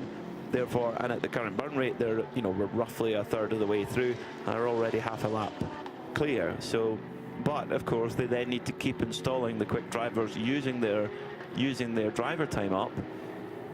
And of course then there's only a limited well, now for Benjamin Pack they have an unlimited resource of Benjamin Pack driver time. They have to worry about maximum stint times, but because he's a semi-pro graded driver, they can put him in the car as much as they can, whereas for Maro Engel he can only do a limited amount. I'm pretty sure it is 4 hours for my yes it is 1/3 of the race, so he can do 4 hours, not just today, 4 hours for today and tomorrow. So they need to be at GetSpeed need to be wary of that, and other teams are playing it a little bit differently. They're kind of backloading it and looking to put their quicker drivers in later on. Do you know when you look at a timing screen and read something that you want to read rather than read the actual information? I'm going to put my hand up to that one. Okay. The Asbest car, yeah? I said it had done a 2:24 and then did a 2:31, yes? If I actually look at it, it did a 3:31. So thank you to Kevin Poole. There's a problem coming through on that. There's a definite problem with that car. But thank you for pointing that out, one, Kevin. It's like, yes, I completely missed the 3-minute bit, not the 2-minute bit. Yeah. Never said I was any good at this. No, I say it could be a problem, because they've ground to a halt at turn 12. They have got back going again now. They're going to keep going. They're not going to go into the pits. They're going to keep going. So there was a yellow flag out at turn 12. So they so we'll see, but it is still going again. We're going to do a quick driver change of our own here in the Global Broadcast Centre. Peter Snowden's is going to stay in position, and I'm going to hand over to Simon Hill. This could be very interesting. My old mucker Simon Hill coming in. His son Jake's done an absolutely stupendous job in the ERA Motorsport Ferrari 296, starting P8 and getting all the way up to the second place. His work is done for the day, though. This is Jake's work, but superb job. Heading the field at the moment, it is Benji Pack in the GetSpeed PCX racing Mercedes, and that's the number 28 car. Steve Jans in the other car, the GetSpeed team JR286 with its number 286 is in second place. 61 and 60 laps respectively, and they are lapping at the moment of a 2:04.8 for Benji was his last lap, and a 2:04.4 for Steve Jans. So not that far off the pace. The better those two cars are on is 2:02, 2:03. So they're only just a second out. 52 seconds between them. And rounding off the podium, as it were, at the moment, or the provisional podium, as it would be at this stage, is the Stefan Tribaldini car, Santaloc Junior Team Audi. So it's two Mercedes, Audi, Mercedes, Porsche, Aston, Audi, Ferrari, ERA Motorsport, the car that just mentioned with Dwight Merriman at the wheel. That's number 81 car, is currently in 8th position. Two Utah Racing Audis in 9th and 10th. Arunas Glasauskas and Tyler Shirin are rounding out the top 10. And that happens to be the GT3 order as well. The first top 10 cars are all from GT3. Obviously, Pro-Am at the very top, because we've got our one, I think he's our only platinum rated driver, is Maro Engel this weekend. I think he's the only one that is platinum on our driver roster, as it were. So that's a Pro-Am car. The Steve Jans second place is an Am. Then we go back to Pro-Ams all the way through until Antonio Serrano in the E2P Racing Aston in 6th place at the moment is also an Am car, as is Arunas Geslauklis in the Uta Racing Audi in P9. That's an AM car ahead of its teammate Tyler Shirin in 10th place. 71 and 72 their car numbers. Simon, welcome back. Thank you. This is a first. We haven't actually worked side by side. We've been left off the lease here. We've been left alone, mate. I know. Left in charge of the commentary box. Unbelievable. Let the kids run the place. I know, that's it. Letting the kids run the place. Metaphorically speaking. Yeah, well, no, there's not metaphorically about it. I think mentally speaking as well. Perhaps, but between us, yes. age-wise, anyway. Yes. I think if we were in the, we would definitely be in the Fangio class if we were in a Radical. That's for sure. I think I'd be in the Brooklands class, me personally. Yeah, exactly. So that far back. So as we would have expected, Benjamin Pack. We were alluding to this earlier when I was on here with Pete McKay. That the strength, obviously, in that Get Speed car is those two guys, Mauro Engel and Benji Pack, are both super quick. Both of them are. If you're looking at the lap times that Benji Pack's doing now, obviously Engel's. I say obviously, you would expect Engel to be a little bit quicker, and he's clearly doing an absolutely superb job. So, speaking of which, our Carla has got the man himself, Mr. Mauro Engel. I'm still without a camera, but I'm catching up with Mauro Engel nonetheless. You just relaxed a little bit. I missed you just before you went for lunch. Listen, you told me I'll control whatever I can control when I spoke to you on the grid, and I refuse to believe that it was as easy for you as it looked to us out there. Tell us, how was it? No, it's never easy. You're always pushing, you're always fighting the car and trying to push the limit. So, yeah, good clean stint, good start to the race. Ben's doing a great job out there now, and yeah, we just need to keep ticking lap after lap. Obviously, Jordan and Patrick still to come in. Yeah, step by step. It was very interesting to see that the speeds that you were able to gain with every single lap. We could literally see you gaining a second at least by every lap. Is that completely due to tires, the way that the tires get in form, or is there anything else that helps you increase the speed that much? I mean, clearly we have a very good car here this weekend. So first of all, credit to the team, and yeah, obviously that helps. And then just trying to make those tires last over the stint, and maybe not taking the maximum at the beginning so that you have something left at the end. It worked well, and yeah, good stint. You do drive in so many different championships. Can you please tell us what it is that you like about driving in a 24-hour series? I did see you in Dubai, I believe, as well. So what is it about this championship that you like particularly? Oh, it's always great coming here. First of all, you know, Creventic run a very professional series, no question. And then just, you know, the spirit up and down the paddock here, you see people are enjoying motorsport, and that's the way it should be. And so just enjoying that for sure. Always great to drive the AMG GT3, and also especially with my three teammates and the team. It's a great atmosphere, it's always fun. So yeah, that's how racing should be. Are you done for today? Yeah. Done for today. And then do you know what the schedule will be for you tomorrow? Well, hopefully a few more stints to maximize my drive time. But yeah, the plan for today is that the other guys take the car to the finish today. Fantastic. Thank you for your time. Cheers. Thank you. What an absolute legend that man is. Super professional. We heard yesterday that I think Snowy you were talking to, and he was off to Monaco, wasn't he? To do, yes, because he's been a brand. He's been a Mercedes, as you know, very, very long time. We referred to how much he's driven that car, or that model of car, yesterday. And he's been a brand ambassador for Mercedes, I think, since 2017. And he sort of said to me off air when he finished, he said, sorry to cut a bit short. And he's always super polite, one of those drivers that's completely calm and just always got the time for you. And he said, I'm sorry to cut that a little bit short. He goes, but I need to get to Monaco. Sorry? And he was doing an IWC Watch executive event in Monaco at the Grand Prix event this weekend. And he was driving there. And it's funny enough, we said to him this morning, that we mentioned it, didn't we, on our car journey back to the hotel, the four of us last night, and Carla said, we can't possibly be driving back, can he? And he said, well, it's not that long. And I said, I referred to our conversation in the car, because Carla said, well, it's 2 hours 20 minutes because she looked it up on Google. And I said, yes, but Carla, that's 1 hour 50 for Mauro. And he said, exactly. Just lovely. It's like, yes, yeah, it's a bit less for me. Wonderful stuff. So we're riding on board with Tracy Crone just as we cut away to our race leader, Benjamin Pack. Obviously sharing the car with Mauro Engel that we heard from just a moment ago. An interesting mixture of drivers in that car. So we're going to be seeing later on in the event, and I would suggest probably later on today, based on what we've just heard from Mauro, Patrick Charlois and Jordan Boisson in the car at some point. Now, this is where it's going to get really interesting, because so far Get Speed have used their two strongest drivers. Obviously Engel we've heard from, he's not getting back in again. Benji Pack, he's going to probably do this stint and maybe do a double, who knows. And then obviously we start to see how it evens out. Compare that, for example, with Era Motorsport, where they've had Jake Hill in the car, who got the car from 8th to 2nd. Now they have Dwight Merriman in the car, who is their AM driver. So after Dwight gets out, it's going to be, I think, Ollie Bryant or Ryan Diel, I think possibly in that order. And as a result, you'll see that that car will suddenly start to find some time again.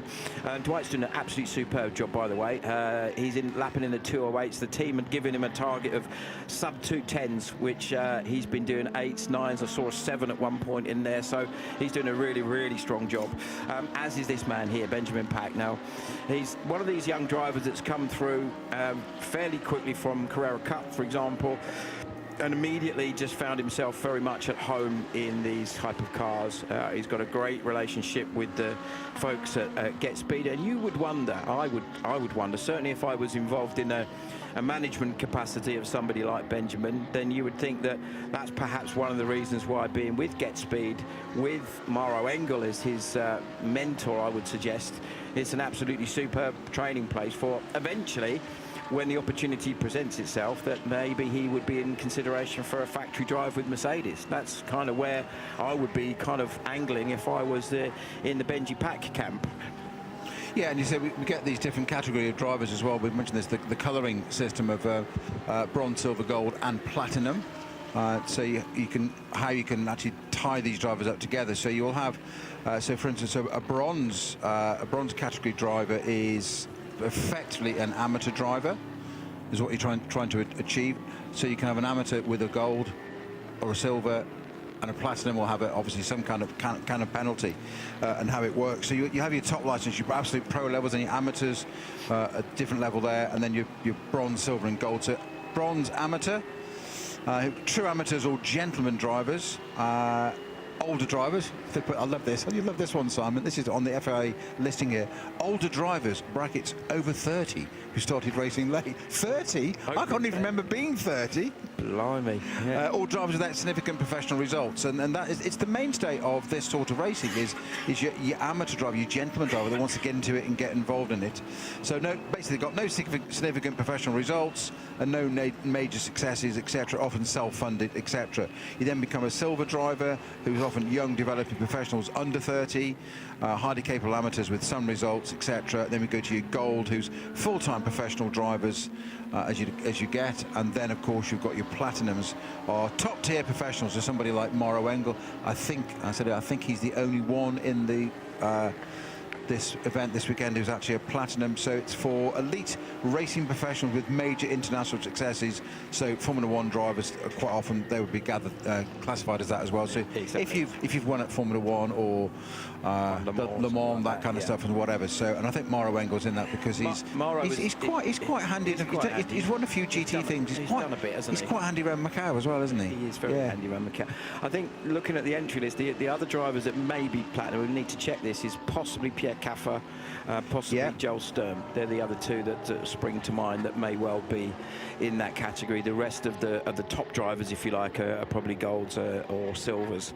And there is, I think, the one ranking of them all, which is the most, shall we say, diverse between the sort of drivers that are ranked as a silver that have just become silver drivers, have maybe come up from a bronze rating. Or possibly that were gold drivers and have been downgraded to silver because they're no longer professionals, you know, they're kind of semi-retired. And then you've also got some drivers that are clearly good enough to be gold drivers that just haven't been upgraded yet, I guess, is probably the best way of driving it. There's a few out there that are definitely, and I think Benji Pack's a good example. If he's not gold, he will be soon. I've just looked him up, and Pierre Caffert's a gold, actually. Is he? Isn't Well, a platinum, yeah. So So I'm now a bronze, by the way, because I'm so old. It actually, the other thing is it drops with age as well. Yeah. So once you turn 50, you drop a category automatically. If you turn 60, if you're lucky enough to survive all of this GT racing and turn 60, I have just 2 years ago, and you now become a bronze, which is hilarious because you're out of it and not doing as much, and you're not with modern cars, but you've got a ton of experience, so you could in theory have a very experienced bronze categorized driver that's been a silver or gold in the past, which is going to be a valuable asset to a team, but not as quick as a young hotshot, obviously, because of reactions and also success balances and other things, because you get heavier as you get older. Lack of success balances. Yeah. So we've got a problem here for one of the 992s. Can't quite see which car that is at the moment, but looked like it was running wide and had some sort of an issue there. Is that the 911 driving experiences car? I think it's the 930. It's Riccio Pacheco in the HRT car. Look, oh no, it's a spin. That's why he was off there. That's a few. Oh goodness me, that was very fortunate. He didn't end up backing that in the wall. Just before we saw that, we were focusing a little bit on the Fabian Dance-driven Red Camels Jordan.NL Porsche, the leader in the 992 category. Just a quick reminder of where we are with everything. We've obviously been seeing Benjamin Pack in the lead in the Get Speed Team PCX Racing Mercedes AMG, the number 28 car. That's also leading the PA or Pro-Am category. Leading the AM category is its sister car, the Steve Jans driven Get Speed Team JR 286 Mercedes. So that's currently a lap away, and that's the AM category leader, as I said.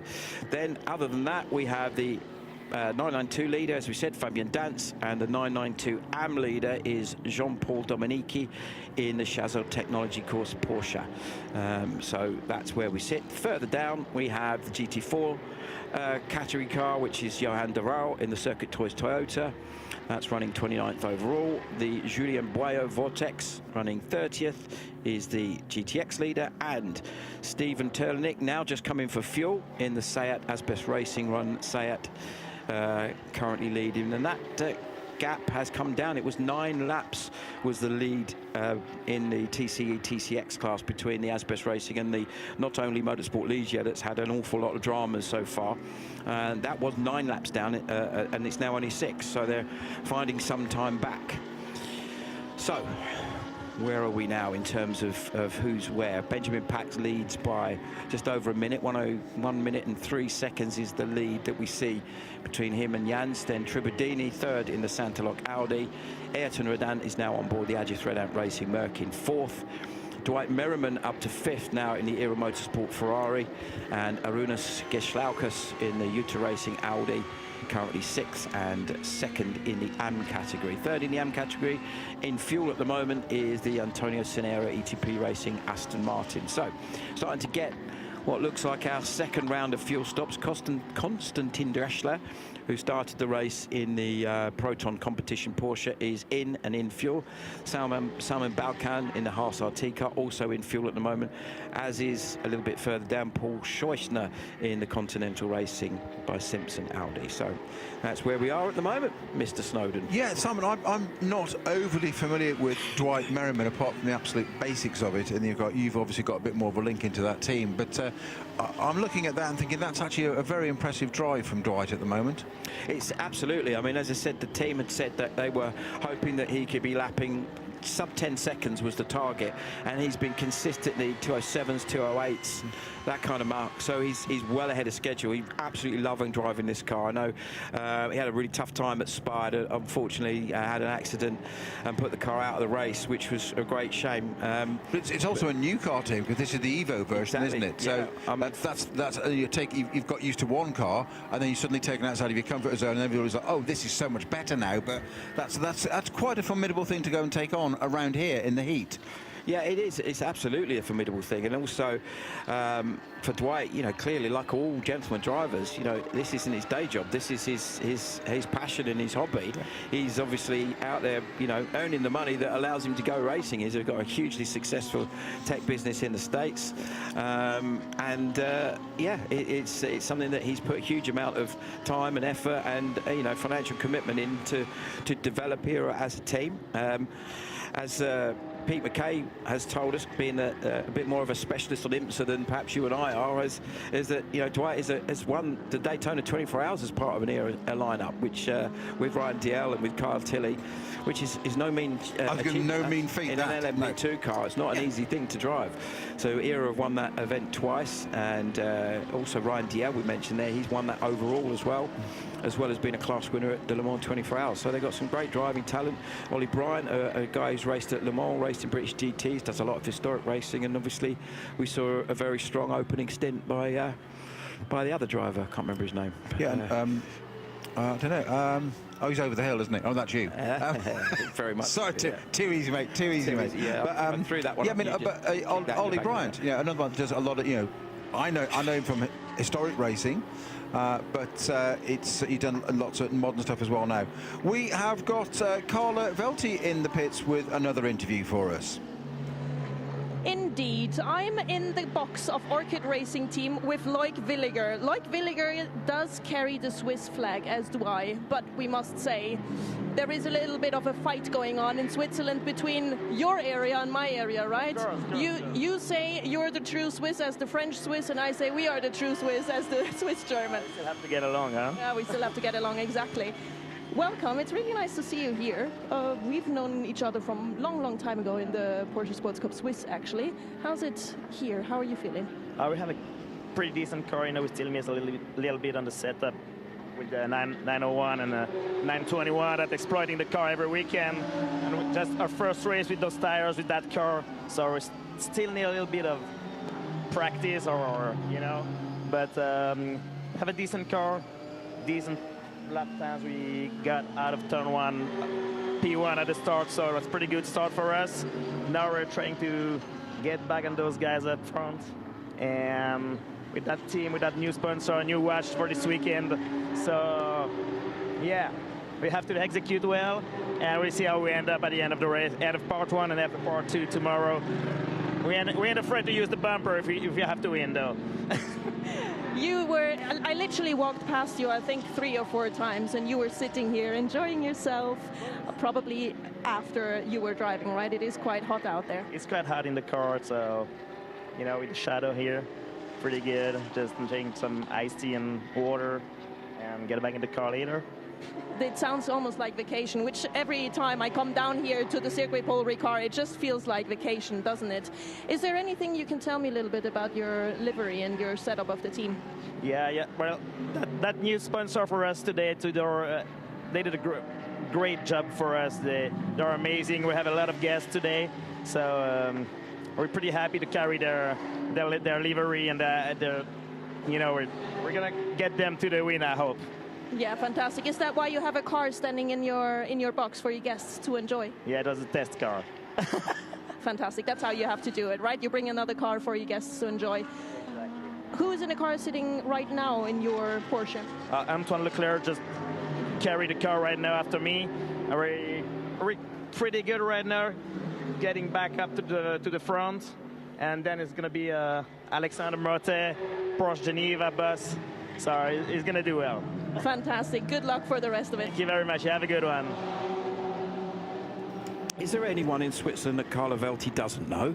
Probably not, no. She's very well connected. She's very well connected. And for those of you that don't know, Carla's father is Max Velti, who was the team principal or team manager. She's going to get cross with me if I get this wrong.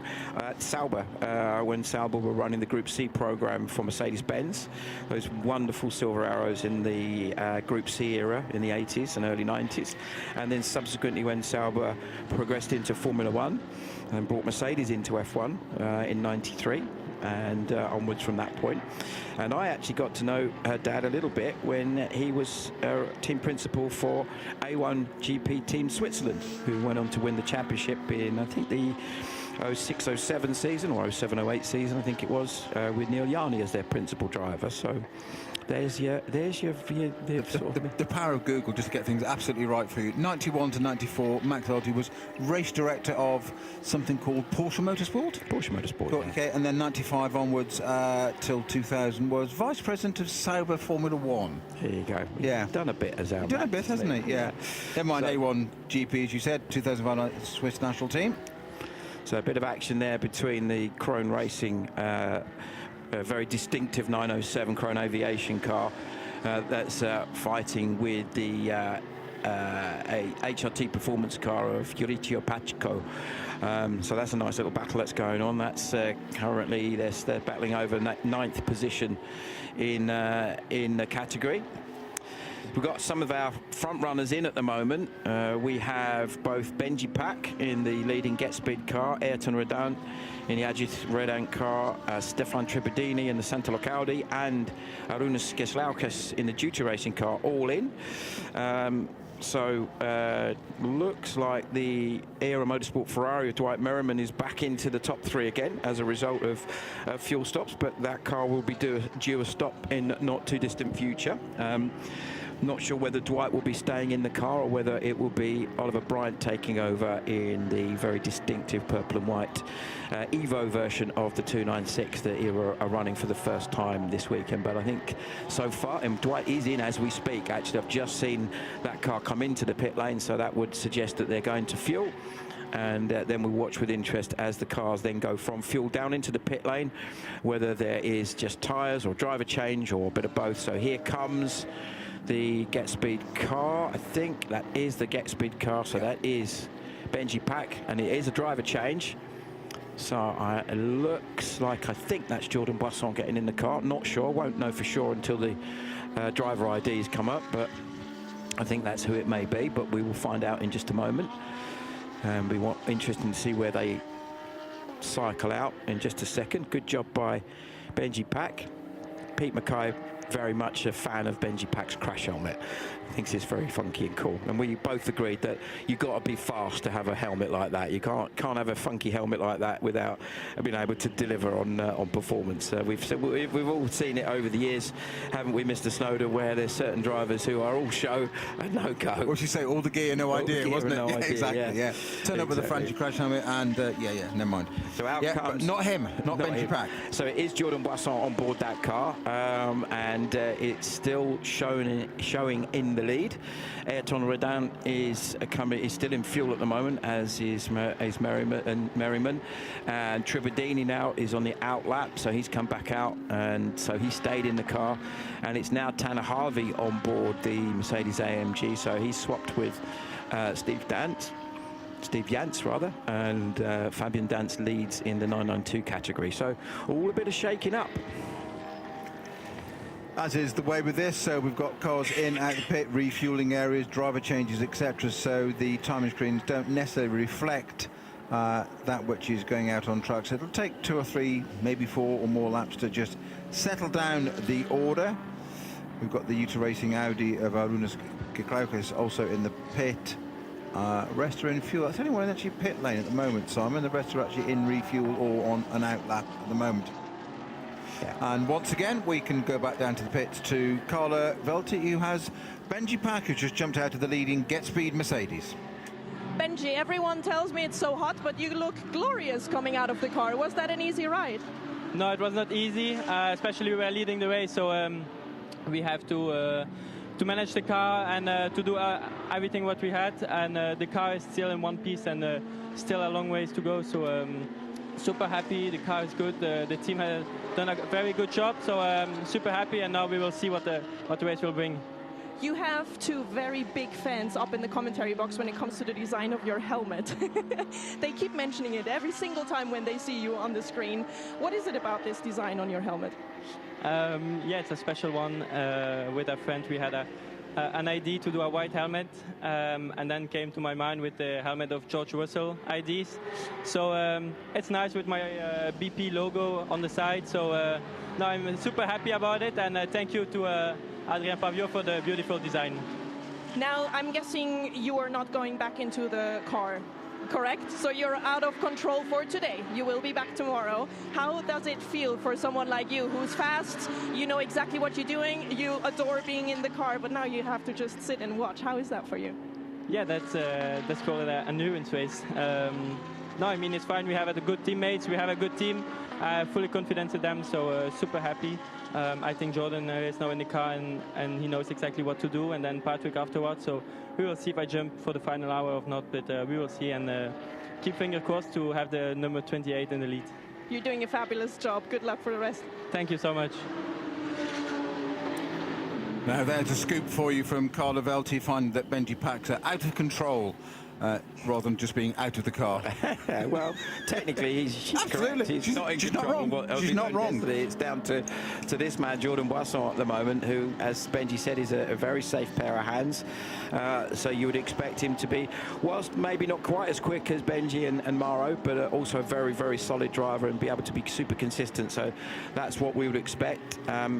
Also, talking of drivers and changes, Ajit Kumar is now on board the Ajit Red Ant Racing car, and Tanner Harvey is in the Get Speed car, the teammates rather to this car. Dwight Merriman is now out of fuel and down into the pit lane, so we'll watch to see when that comes out, whether Dwight is still on board or whether it's potentially, I think, Oliver Bryant who may take over the era Ferrari. And leading at the moment in the 992 category, and currently shown as third overall, partly due to the fuel mileage situation is really good on that car, for Fabian Dance in the Red Camels Jordan.NL Porsche. And that's third overall and leading 992. The 992 AM category still leading, still being led by Chazelle Technology Course and Jean-Paul Dominici.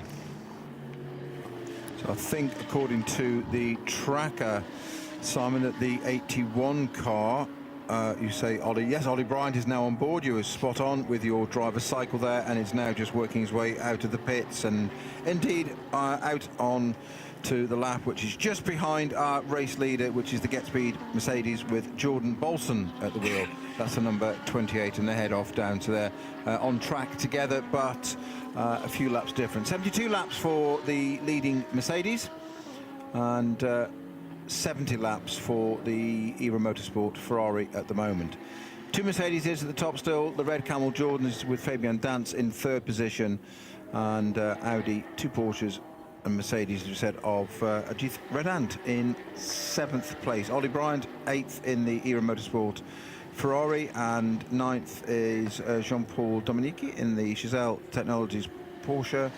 And it's just changing as I speak because it's all settling down and drivers are coming to it. So we've just had Douglas Khan come into the pit. So it's actually now, Ollie Bryant's now 11th. Yeah, and if you look at it also, there's 4 992 cars that are in the top 8 at the moment. So they will eventually, because they have to, even they have to stop at some point. Cycle through, yeah. Coming in for some fuel at some stage. But at the moment, it's kind of as you were at the front, the two Mercs leading the Audi, and then not that far behind that, 4th in the GT3 category is the Ajit Kumar driven Ajit Red Ant Racing car, with York Dreiser now on board the Proton car, Torsten Kratz on board the Hoffer Racing car, and Pablo Borguena in the Aston Martin, Zoe Skrimpas in the Juta Racing Audi, and as we've just heard, Oliver Bryant is now in the Era Motorsport car. Now I think that there's a bit of a timing glitch going on here, because there's a couple of cars that have suddenly just jumped up and jumped back down again. Yeah, so we had this last time till it settled down. We'll wait for it to settle down in a lap or so. So let's not get too hung up about where everybody is at this stage, because I'm pretty sure that they're going to sort themselves out in the next lap or so. We were talking about refueling earlier on, and it is very, very different here. I think Carla was explaining it, and unfortunately her radio mic was just breaking up a little bit on signal. So just in case we didn't get that quite clearly, that the cars refuel in an entirely different area at the moment. We've got the 65 Viper Nisa Racing Mercedes, and it's basically in a car parking lot. Quite opposite is, of course, is a fire truck in case, because it's refueling. But the point that Carla was trying to make was we don't have refueling in the pit lane, which makes it a lot safer. We don't have to wear overalls and fire suits and helmets and Lord knows what in the pit lane. But the cars go to a completely different area, quite literally a little bit of a parking lot here at Paul Ricard, and then come back around and rejoin the race once refueled. And of course, they don't do any driver change or tyre change until they're refueled. So they refuel in an entirely separate area and then rejoin the pit lane. And then it's optional what you do after that, but you obviously refuel first. Yeah. So just one observation whilst we've been looking at what the cars sort of cycling through after their stops.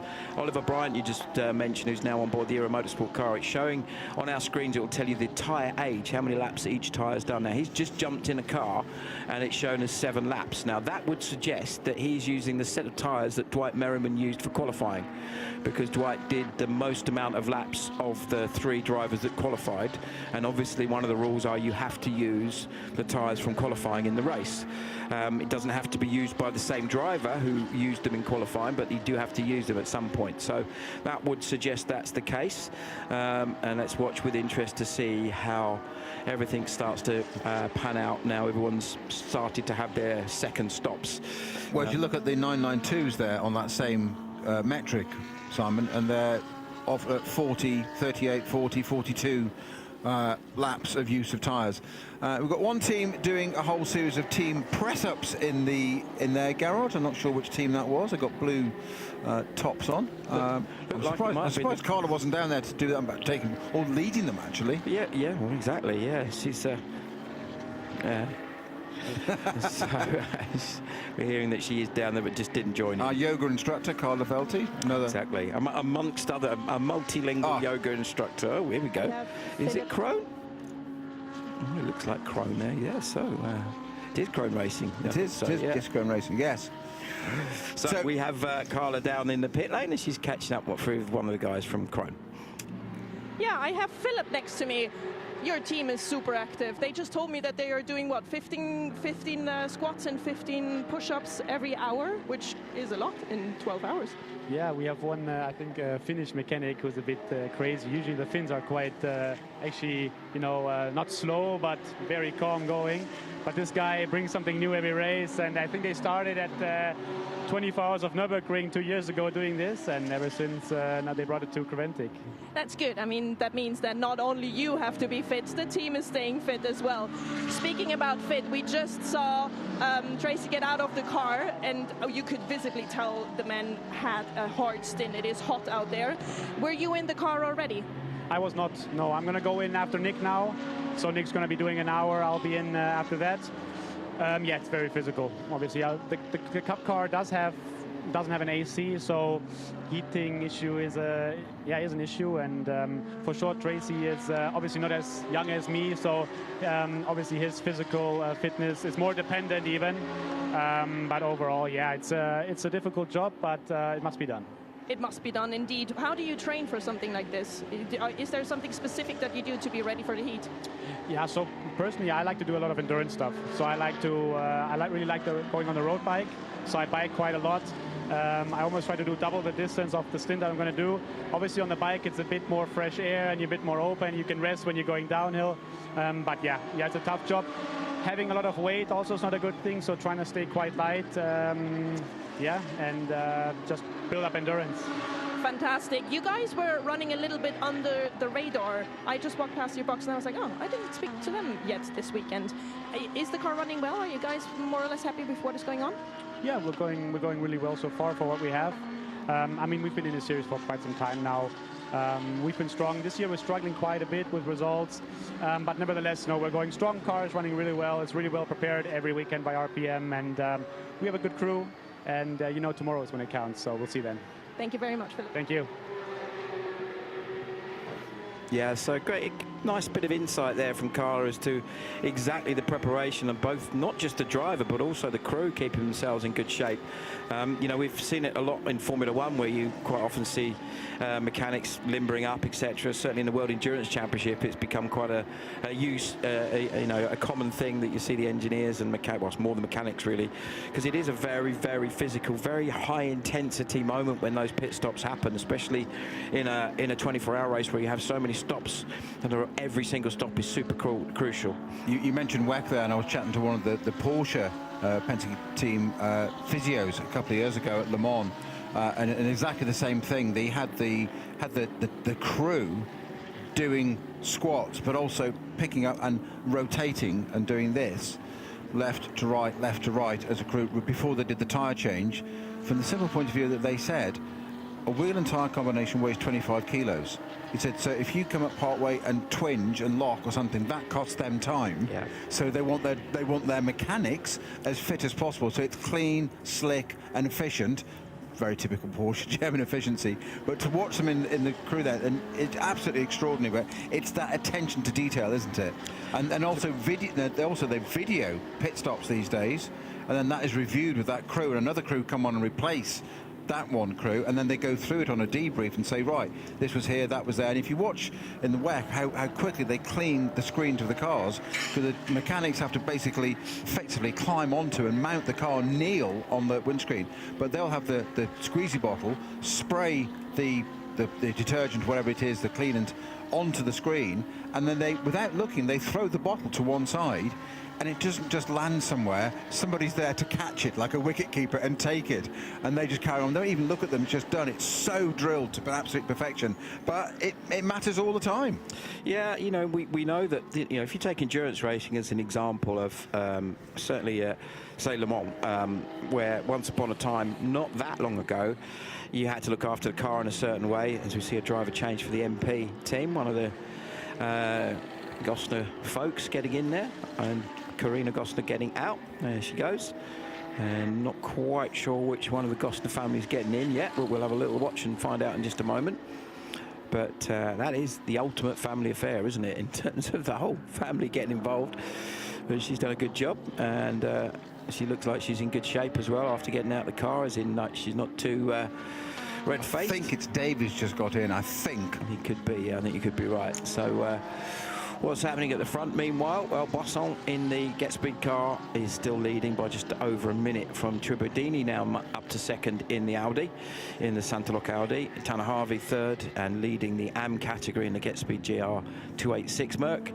Fabian Dance still leading in the 992 category. I think that is due a stop any minute now. There he is, as he goes flying into turn one. No doubt our good friend Paul Truswell is keeping an eye on things and making sure that they've got everything right strategy-wise. And a little bit further down in that class, Conrad Leveau in the Mall, the motorsport car, is in fuel at the moment. With Seb Lejeau is now in the pits in the 888 car. So the second and third place cars in the pits, which would suggest that Dance is going to be in any minute. Yeah, a lot of right-hand curve just taken there for the red Camel 909 entry. There's no floppies in the way there, but it has gone right across the curb at the bottom end of the circuit, or the first part of the circuit. My apologies. We're not sure if Paul Truzzers is actually here this weekend or not, or whether he's doing this remotely. So, have you seen him? I haven't seen him. No, I'll tell you what I'll do. In a few minutes, I believe Peter Mackay is coming back to swap over, and we're doing yet another driver change. But more importantly, I will be heading back down to the pit lane and taking over from Carlo Velti, who's done a sterling job for the first, effectively half of this race. So I will take over the second bit of it. But I'll go down to Red Camel and see if Truzzers is about. If not, I shall message him, and we'll see him at Le Mans next week when it's who I call Mr. Spreadsheet. Mr. Spreadsheet, yeah. And entirely meant as a compliment. In this industry, in this crazy industry in the media world, Paul Truswell is an absolute legend. Lovely fella, and also an incredibly knowledgeable and experienced man. Has been absolutely part of the fabric. Oh. I was fortunate enough to commentate on Le Mans a couple of times. With Eurosport when they were around. Remember Eurosport, folks? Yeah. Eurosport and Motors TV. The trick is, ladies and gentlemen, don't employ me for anything, because soon after that the TV channels will disappear. Yeah. So no Eurosport anymore. No, well, there is Eurosport. Let's be fair. I raced so long ago. It was on Motors TV. It was on Motors TV. Yes, yeah. I was on that as well. And obviously with the Brooklands Gazette as well. Yes, when Autosport was still weekly. Oh, exactly. Still weekly. Right, and available in print. So the Muller Motorsport team looking ready to go. That is Lost my place now. Where are we? Conrad Laveau came down. Let's see if there is a driver change. There is, and I think it might be Martin Rumjet getting on board that car, but we will watch with interest and find out in just a moment. And finally, that Red Camel's car is in. Fabian Dance is now in, as we thought it might be. So at the front, it's Boisson, Tribadini and Harvey, the top 3 overall in GT3s, and that exceptionally highly placed, the 992 car that was running 4th, will drop down the order now as it comes in for a fuel stop. Let's see where this smaller motorsport car cycles out. Another good job by that team. They're just such a... Between them and Red Camel Jordan, they just seem to always be there, don't they? Always be in the mix to win. And they're in the... just to clarify, there's the 992 and the 992 AM category. Strictly speaking, the 992 category isn't pro drivers, but as you probably will have seen with some of the drivers, they are certainly up there in terms of the experience and the levels of ability that they have. Always good to see when Alex Brundle comes and drives that car at various events. To get Alex on board as another commentator, but good to see him in a car. Yeah, absolutely. So we look with interest to see what's going on at the front, and as I said, it's still the same cars at the front as we've seen for a little while now, with the Get Speed Mercs 1st and 3rd. Ajit Kumar still doing a very good job in 4th position overall, and he's lapping at the moment just over the 2:10 mark. So this is where I'm going to take a little look at the lap times of what everybody's doing. And if you take the top 10 GT3 cars, Jordan Boisson 2:07.6 last time round, Tribadini 2:04.3 in 2nd place, Tanner Harvey 2:09.4 in 4th place, Ajit Kumar 2:10.7, Torsten Kratz 2:06.2, so going very quickly, 2:12.613 for Jörg Dreiso in the Porsche. Pablo Berguena 2:10.749, Zoe Skrimpas in the Utah Racing Audi 2:09.3, and Ollie Bryant in the Era Motorsport Ferrari 2:06.3. So Tribadini, Kratz and Bryant are the quickest drivers on track at the moment in their respective cars, although now, just as I've said that, just to completely ruin my theory, Jordan Boisson has a 2:06.1, which is a much quicker lap than his previous one.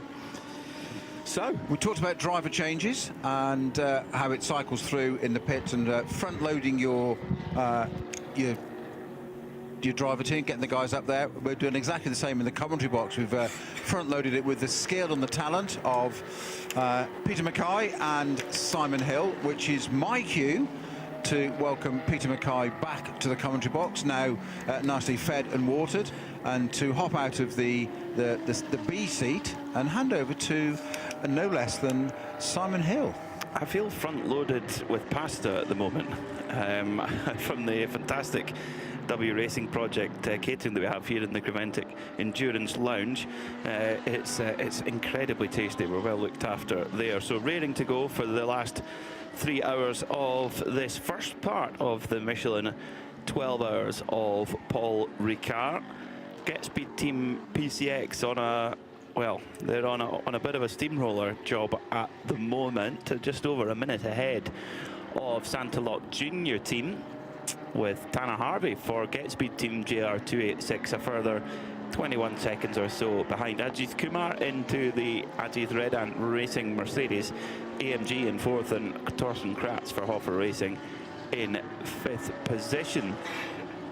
So we're into the heat of the day now, Simon. It's just about 25-26 degrees. It's pretty much perfect conditions. Perfect conditions for standing outside watching motor racing. I would suggest probably not as much fun for the drivers, in terms of having seen a few of them when they get out of the car looking a little bit pink in the face. Some more than others, obviously, as we heard from a few of the drivers as to when Carlo was talking to them about their fitness programs and what they do. So yeah, impressive stuff that everybody's dealing with the heat as well as they are. But as same as we were earlier, when you went off before your intensive pasta intake that you've just had there, Pete. Still the Mercs at the front. Also the Santalok car now up into second. Ajith doing a really good job in his Mercedes, as is Telston Kratz. So it's Mercedes 1, 3, 4, 5 at the moment. So that's clearly the car to have at this precise moment in terms of where they're all running. But, as you quite rightly said, we are only a quarter of the way through this race. We've got an awful lot of racing to go on. Who knows what the weather will do for us tomorrow? It's forecast to still be dry tomorrow, but will it be as warm? Maybe a bit blusterier. It was very blustery yesterday, wasn't it? Yeah, I think it's meant to be warmer again tomorrow. Maybe closer to 28 degrees at the peak.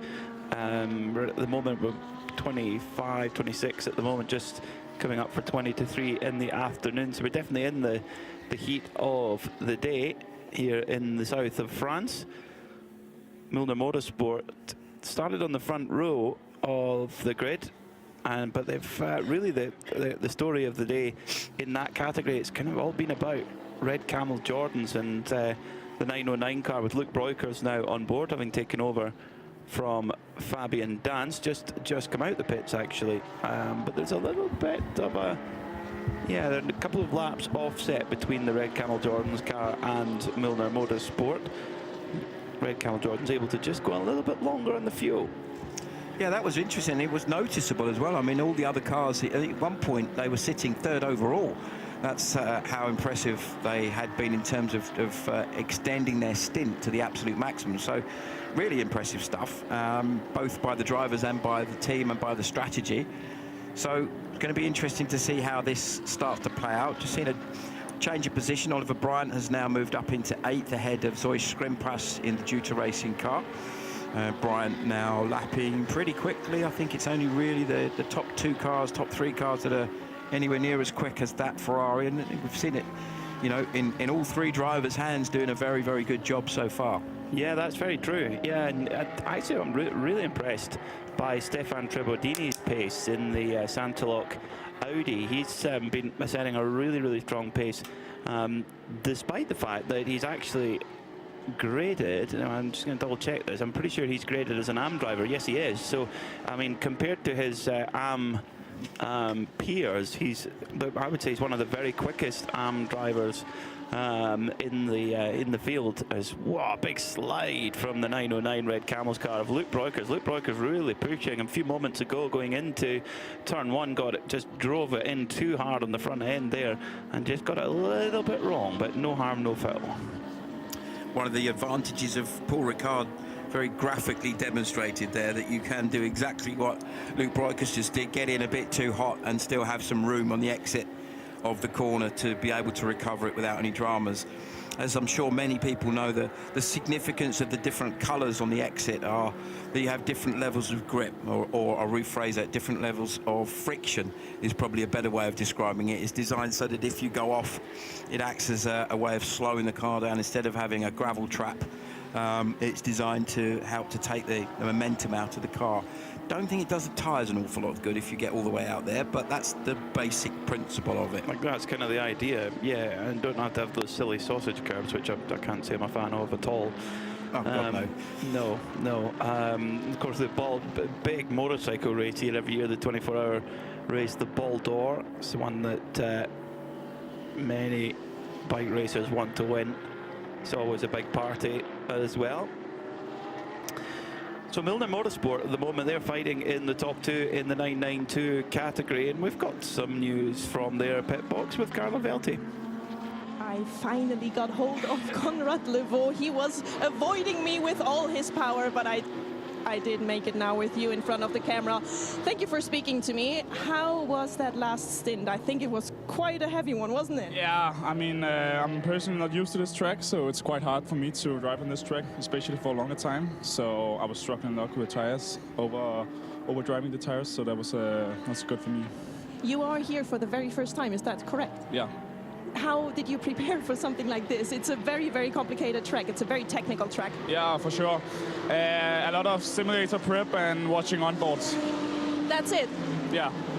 Fantastic. And I must say, I don't think I have seen anyone else in this grid or in this lineup that is so hard on himself like you. You literally did the fastest lap yesterday in qualifying 1, and you took off and you were like, that's not what I wanted to do. I wanted to be faster.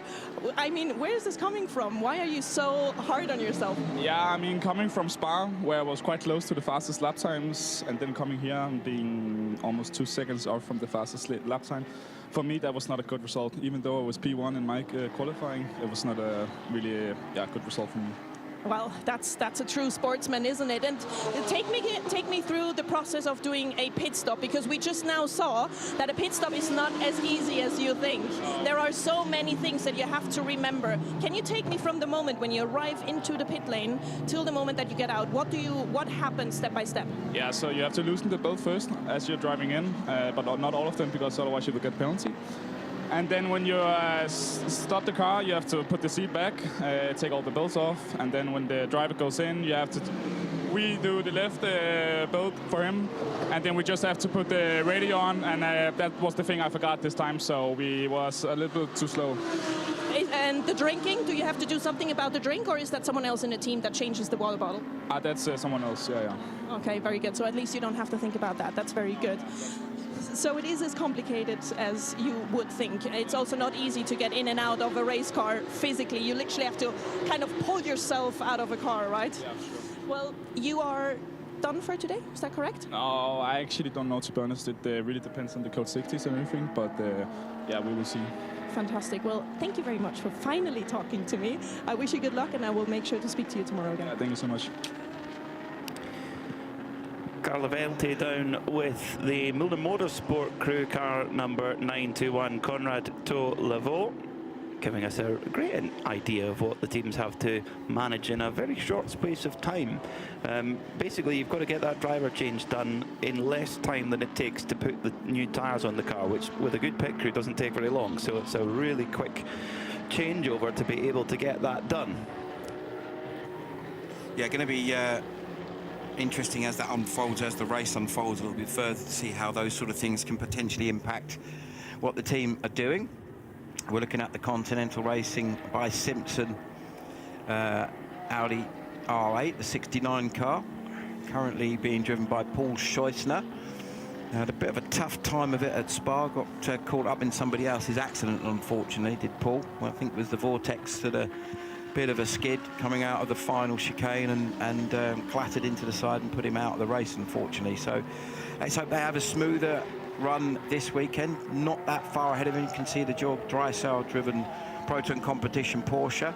A little bit earlier on, Pete, we were just having a look at the lap times that the drivers currently in the cars are doing, and interestingly, Boisson, Tribadini and Harvey all sort of the 205, 206 bracket, as is a little bit further down Ollie Bryant. Now he's just done his personal best, 205.986.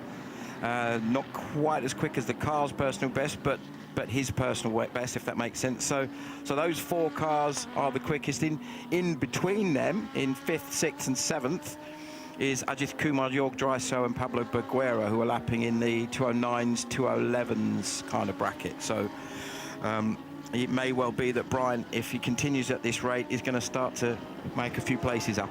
I think so. Yeah, I think so. At the pace he's going, he's lapping very consistently, just on a 205.9 as we were talking about it. So he obviously knew he's like, oh, I better put in a good one here since Simon's picking me up. So exactly, yeah, him up indeed. Yeah, quite right.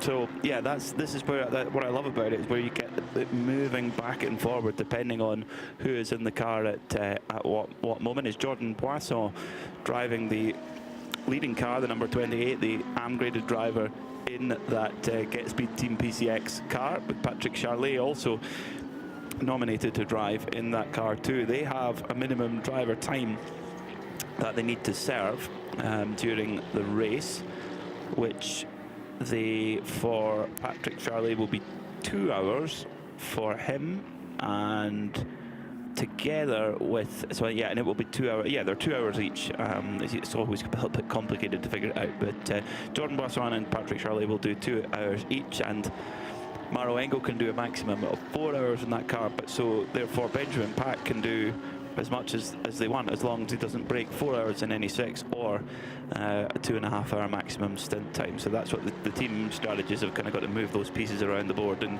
get that just right. Likewise for Ferrari, they're a little bit different. They've only got one AM graded driver in Dwight Merriman, who I believe will be 3 hours he needs to do, whereas Oliver Bryant and Jake Hill have no minimum or maximum, and like Maro Engel, Ryan Dalziel in that Ferrari he has a maximum of 4 hours that he can do as well. So it's all a little bit of shaking about to get it all. Shaking about indeed, yeah. It's going to be Ryan, and then I think Ryan Dalziel will get in the car for the last part of the day today. I think Ollie maybe is going to do a double stint here and then Ryan at the end. That's the likely strategy, I believe, for that car.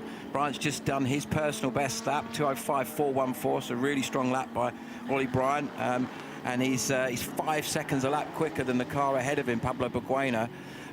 There is a bit of a gap. There is, where are we, around about a 9-10 second gap, so it shouldn't take too long before he's on the back of that car and maybe moving himself up another place. Look, it's all going pretty well at the moment. The car's really clearly got very, very strong speed. That new Evo package fitted with the Ferrari 296, which was introduced in 2023, and Evo package coming in for this year. I remember seeing them at Daytona at the Rolex 24, and it just looks that little bit angry. I mean, it's not a passive car in the first place, but the front of it just looks that little bit more aggressive, and the splitter's got that sort of rise in the middle of it, which seems to be something that's, you look at the Evo packages of some of the hypercars like the Cadillac and the BMW, they've gone for this where as the spoiler, as you go into the middle of the splitter, it just raises a little bit. So there must be a common thinking on front aerodynamics that now seems to be rolling out across the board, not just on prototypes but also on GT3 cars as well. Yeah, they certainly. I've noticed a couple of times. If we always jokingly aside say that modern Formula One cars look pretty similar when you painted them all white. You wouldn't really know which one was which. Once upon a time, we talked about the early days of Paul Ricard, in the 70s. Those cars had such unique designs. In my hotel room, which is just up the road from here, I've got a picture of the 76 French Grand Prix with the six-wheel Tyrrell, Patrick Depailler leading Jody Scheckter, not leading but ahead of Jody Scheckter, and that I mean, if as radical ideas go, that was Six about wheels, pretty much up there, wasn't it? Yeah, Now, I've got a motorcycle in mind. It's from somewhere in the mid 1980s. Probably a Ball d'Or picture. Ball d'Or, probably. Yeah. Going to be a change for position, I think, here. That I mentioned about Bryant catching Pablo Berguena very quickly. He's now on his tail. And I would suggest that the Ferrari will be passed almost immediately. In fact, probably before I finish this sentence. Well, while you finish that sentence, we're going to go code 60, 20 seconds. We're going to go code 60. So the first strategical waypoint of this Michelin 12 hours of Paul Ricard is about to hit. We're 3 hours and 10 minutes in. We've been full green flag racing all the way through, the odd yellow flag, and that's it. And we are under code 60. Not sure why yet, but we will try and report back as soon as we can. There's debris on the track at turn 15, which is right towards the last corner, actually. So that's the Virage du Pont. Well, that would suggest it should be a fairly short code 60 if it's debris, as opposed to an accident or an incident or a stopped car or something like that. Unless the debris is like an engine's come out or something like that, and then that's perhaps a little bit more significant. Obviously, flippantly saying that, but all joking aside, it wouldn't be beyond the realms of possibility that a fairly large bit of car would come off. Now, that's you mentioned about the front splitters and the design of the front. That looks like a very expensive piece of carbon fibre from one of the GT3 cars potentially. So.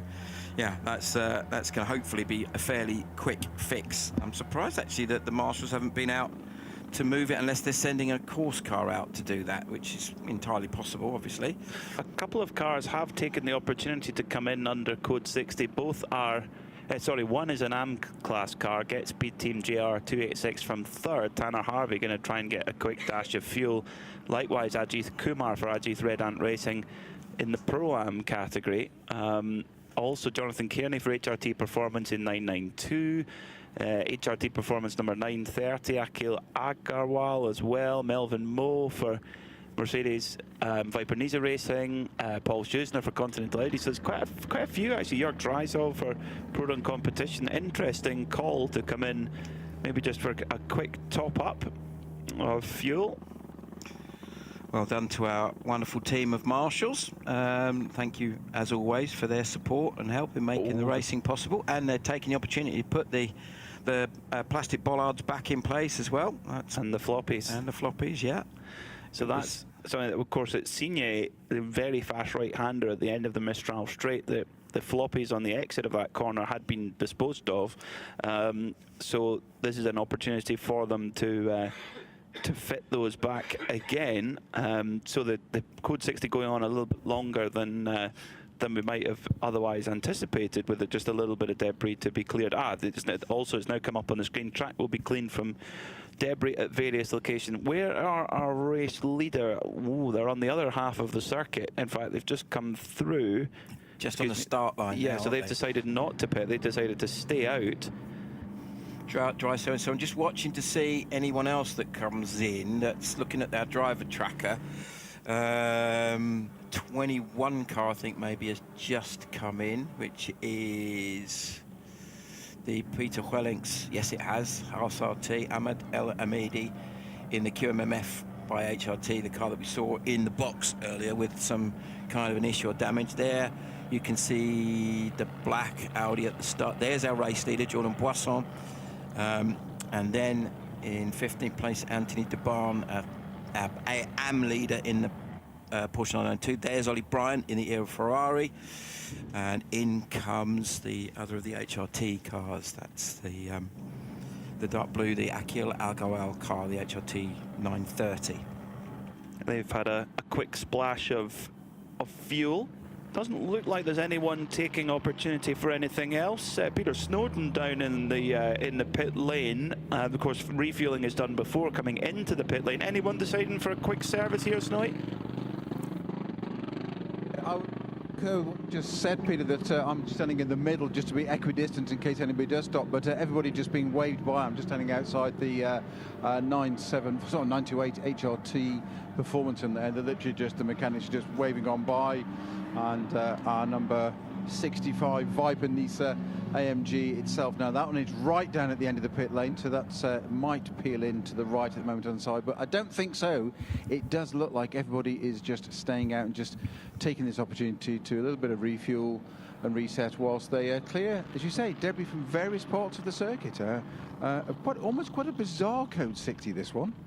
A little bit, yeah. And we're just getting word that the Code 60 will be ending in under 1 minute. We'll be back to racing in just a jiffy. The first Code 60 of the race. And again, just for a little bit of debris as well. This is probably the lowest risk Code 60 track we have on the calendar. You know, we'll see much more at Mugello in the spring, because the gravel traps there are so deep that as soon as you go in them, it requires a Code 60 to get a car out. Spa, again, if you get it wrong there, usually the wall's not far away, whereas here there's a lot more run-up, so it's the chance of you having Code 60s interrupting the race are much less, I would say.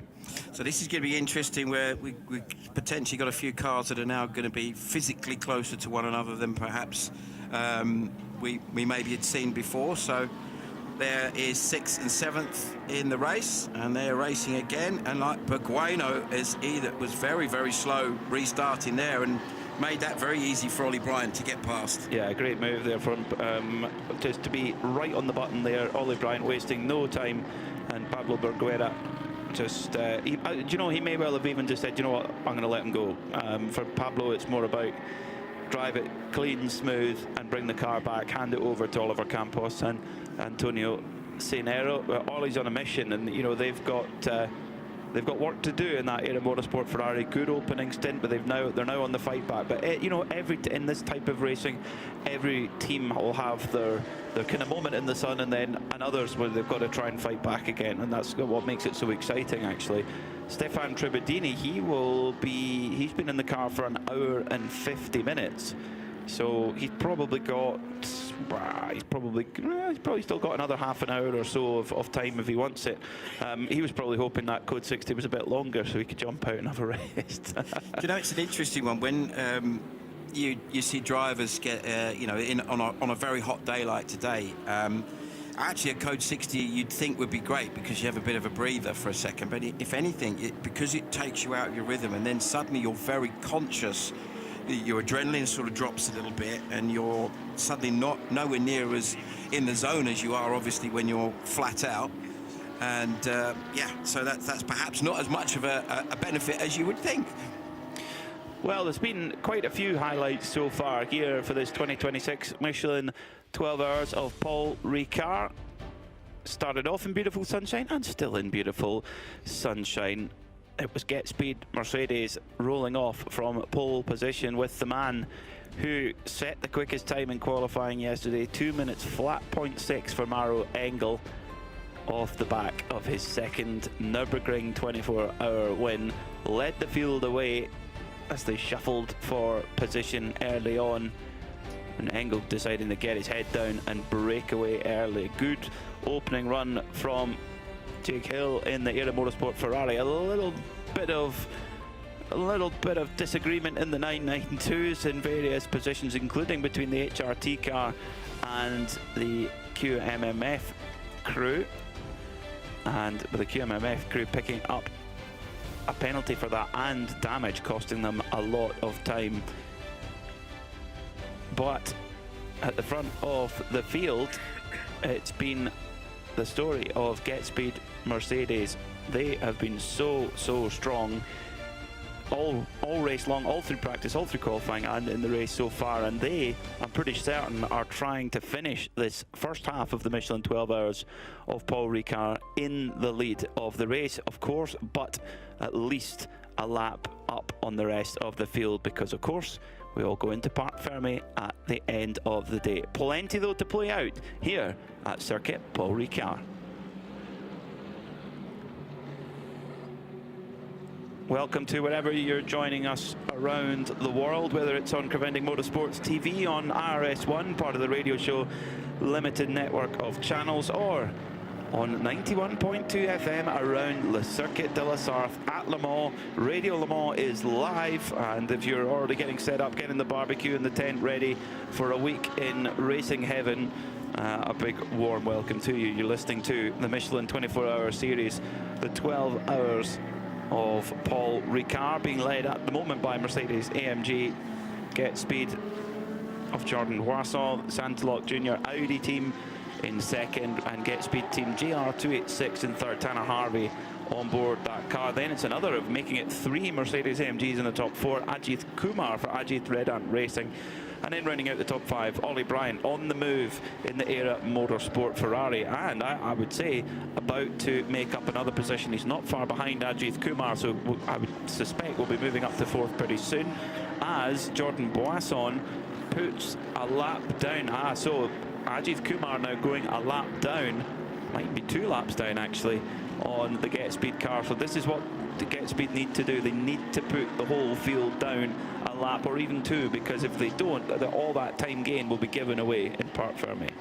Yeah, so the interesting thing is, and it is quite it can work for you or it can work against you massively, is that we get to the end of part 1 of the race today, when they've done half the race, and at the moment, if you look at where we are, we've got Boisson and Cipollini are both completed 89 laps, Harvey in 3rd place 88 laps, and Kumar, Bryant, Berguena, Balkan, Dryso, all on 87 laps. So those drivers would end up lined up next to each other on the grid. But once the race starts, they're effectively all just next to each other. The gaps will have gone. So at the moment, the gap between Ajit Kumar and where are we? Jorg Dryso is nearly 30 seconds, so that would be wiped out immediately. So there is Ajit Kumar, and we can see Ajit currently in 4th position. He's doing a really solid job. Fantastic battle at the end of the previous race at Spa with Yannick Redin on board that car fighting with Manuel Lauck, and it was an absolute scrap, and I loved every second of it. It was a real pleasure to commentate on it, and I had to apologise indirectly to Ajit, because at one point they kept cutting to showing him, you know, anxiously watching the time monitor. I said, we love Ajit, but we don't want to see him, we want to see the racing. And apparently he agreed with me on that one. He said, I want to watch the racing as well. He wants the race. So I apologise, Ajit. It was nothing to do with the great man personally. It was just we wanted to see their racing action. There's a huge amount of following behind Ajit. We've all been blown away by the support that he carries, but how humble a man he is. He's but not only in the way he interacts with everybody, but also with the way he approaches his racing. I mean, I think he would tell you he had a really difficult start to his Michelin 24-hour series career running with the Porsche Cup car, which, as we've talked about, it's a fantastic car, but it's a little bit trickier to get on top of, and just couldn't quite find confidence with it. And compared to the lap times he's setting right now, it was much further away on pace. Now in this Mercedes AMG GT3, pace-wise, I mean, last time by 210.3. That's easily on par with some of the AM drivers, and faster than quite a few of them. So that's all he needs to do. Just losing a position though to Ollie Bryant, but again, that's okay. It's more about running that consistent pace and keep the car out of trouble. Ollie Bryant, semi-pro driver, and moving forward at pace at the moment. But I'm really impressed with how Ajit has improved and seems to enjoy the GT3 car a lot more. Yeah, well, you know, there's talk of him. His ultimate goal is to get to Le Mans, as it is for many drivers, of course, who race sports cars. And, you know, potentially getting into some prototypes later in the year, which is going to be interesting to see how he adapts to that. And as we've seen with some drivers, perhaps the aero side of things, because you get so much more aerodynamics grip with those cars, that may actually suit their driving style more than a GT car, which moves around a little bit more, even though clearly they still have a lot of driver aids on them.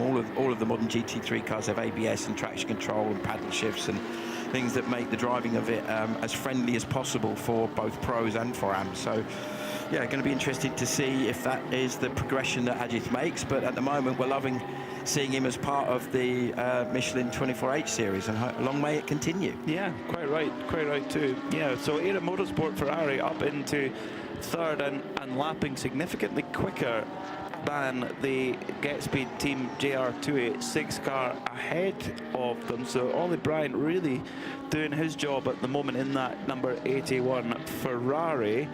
The Get Speed car though is, I'm trying to pick it on our tracker because it's not showing up on the timing screen right now. A little bit further up the road, I would say, than so a little bit of work to do for Ollie Bryant.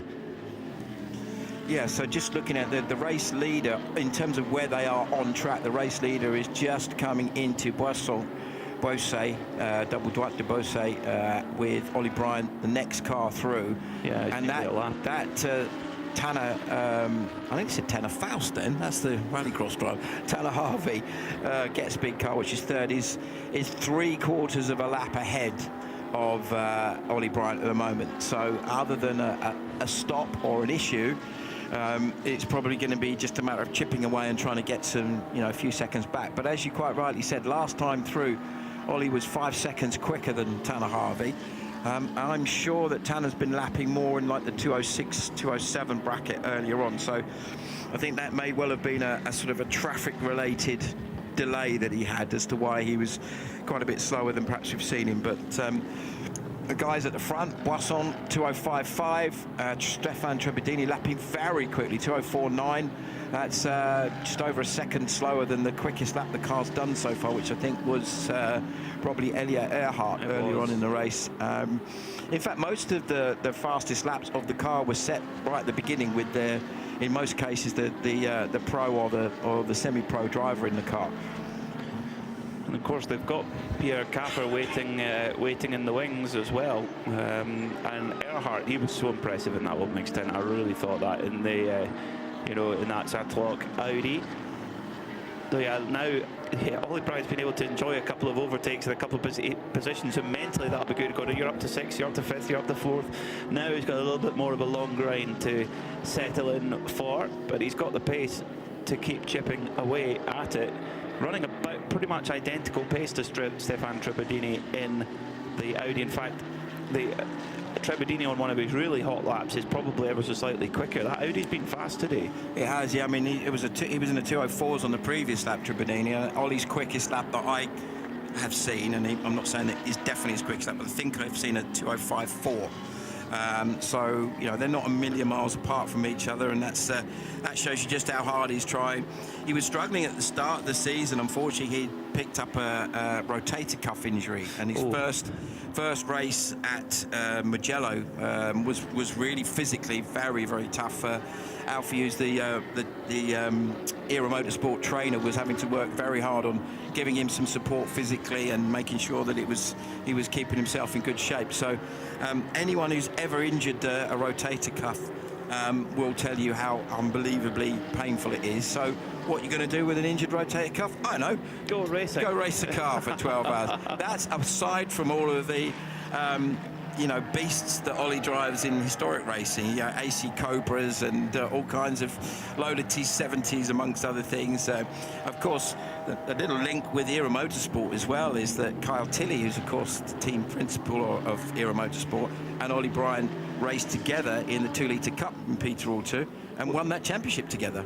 And then that sort of car, if you've got a rotator cuff injury, the amount of corrections you're making on the steering wheel, that's probably about the worst thing in the world for it. Probably the Ferrari's the most comfortable car he would race. But indeed, well, at least you have power steering in something like that, but nothing in the old historic cars. That's definitely not the case. So, no. Ouch. Being understandably very aware of traffic is Ollie, making sure he's looking after that car. And again, thinking, you know, we talked about earlier, Carla did a great feature earlier on about the tyre warming equipment that Era have, which other teams do have as well, but not all of them. And we talked about the screens and the engineers and everything, but having a trainer, having a physio in your team, not every team has that. You know, things like that. If without that, does Ollie then have to not be in the car at all, and then he compromises everything? You know, that's again part of every element that each team has to have. I mean, you look at, again, Le Mans next week, the structures that the teams that race at Le Mans have now, and the amount of people they have. Not just the works teams, you know, all the LMP2 teams, that you take this different stickers on them, you think, well, that's just the works team, because that's the level now. Yeah. It's always been competitive, but I've never seen anything quite like it. So in a nice groove is Ollie Bryant now. He's certainly the quickest lap I've seen him do, 2:05.318 last time through. 3 seconds quicker than Tanner Harvey, just ahead of him, and lapping it slightly quicker than Trebedini on that lap in second place, although Jordan Boissin in the leading Get Speed Mercedes is quicker still. He's in the 204s, high 204s at the moment, so that's a very impressive job. So, you know, at the moment, you've seen the 3 quickest drivers in that leading car have all taken their turns. Patrick Charlet is the last of the drivers who is their, if you like, proper AM. So that will potentially then play into the hands of Santalok and of the other Get Speed car, and of course of this car, the Era Motorsport car. So until we've cycled through all of the drivers, we've obviously seen, in the case of the Era car, we've seen Dwight Merriman, who's their AM driver, has had a stint in that car already, needs to do some more time. But interesting, I think when you were talking about driver gradings, I believe Ollie is actually graded as an AM. Is he? So okay. yeah, it's only really, it's in that car, it's Ryan is the pro, Jake is the semi-pro, and then Ollie and it's an AM plus. AMs or AM pluses. There's an AM Spirit in there as well. Yeah, it goes AM, if you can imagine, AM plus would be the highest, and then AM Spirit. Yeah. So AM Spirit is you know, is if Snowy was racing, basically, you know, get him out there. You two are just firing shots at each other all day. I'm waiting for the microphone to crackle into action for a response from him then. You know what he's going to say? So what would that make you, Simon? Still faster than him. Did he beat Prio 5 times? Yeah, sorry? Did he beat Prio 5 times? Apparently not, but there you go. Wasn't a factory driver either, but there you go. Anyway, enough about a gentle joshing that we're having with our friend Snowy. We love a little bit of a wind up here. Oh, there goes the microphone. Snowy, your turn. Here we go. Gets us up. See now, but you keep going. It's wonderful, boys, down here. I think I've just had a feature idea for our social media, 24-hour series social media. We have a one-lap shootout, Hill versus Snowdon. So we just need a team to be brave enough to lend us a car. I'm sure whoever's listening in the teams that want to lend the one-lap shootout, Snowdon versus Hill. I think that sounds like a spectacularly bad idea, doesn't it? I don't think most people, it'd be like that scene of Days of Thunder when they let them loose in the hire cars and they end up smashing the hell out of the cars. That probably would. Well, that's why it's just a one-lap shootout, so you can't hit each other if you're not on track together. Yes, Peter. Yes. I'll let you explain. Don't come in. I would that suggested that all I'm going to say. Explain to Peter and the listeners VXR days. Yes. Oh no. So once upon a time, when Snowy and I used to do a lot of event work for various different car manufacturers, in the days when car manufacturers used to put driving events on for their guests, whether it was people from their dealerships or whether it was customers, we used to people will get instructed in a VXR, which is the performance brand, obviously of Vauxhall or Opel if it's outside of the UK, and the instructors would then have to do a high-speed lap at the end, and to say it got a little bit out of control at times was a bit of an understatement. For example, at the fine circuit that is Knockhill, it was a damp and dingy day. That never happens normally at Knockhill, obviously. No. And most of the cars, they were VXR Vectras, and most of them were white. And by the end of the first run, they were all chocolate brown, where they'd all been across the chicane into the dip and then onto the grass, and it was. So I know you're a rally man yourself, Pete. You love your rally, and it was. And none of us were rally drivers. We're all racing drivers or trying to be racing drivers, and it was. Yeah, it got a bit silly at times. These poor passengers got out looked absolutely petrified. Who these absolute clowns were that driving around trying not to kill each other. But yes, we were much younger, much sillier in those days. But who was quicker? Well, I don't think anybody actually had a lap time on it. Well, maybe good idea. The floppies, they were replaced at Signy, and they're already been disposed of again. Their right-hander at the end of the Mistral. So this is a battle for position we're watching here now. This is Andres Latour in the Jutta Audi in the 72, the black car, and Paul Scheusner in the silver 69 car. And is that Scheusner getting through? I think he may have just got that done. Round the outside, just squeezes across the front of Latour, so a really nice little move, and that will put Scheusner up into 9th position. So great move there, and let's see where that puts him relative to Jörg Dreisau. Still, I think, a lap down, but the other things at the front, 47-second lead that Jordan Boisson has over Stefan Tribodini.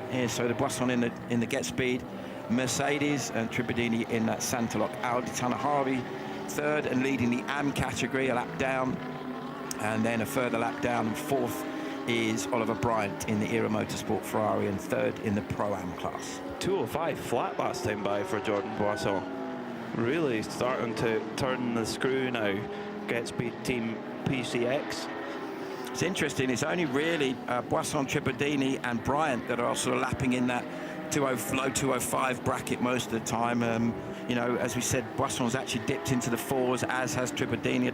Not sure if Bryant has got into the 4s yet, but he's very close to it. I think a low 5 has definitely been the lap. Harvey is the one car in that mix that's a little bit slower than those 3 guys that I've just mentioned.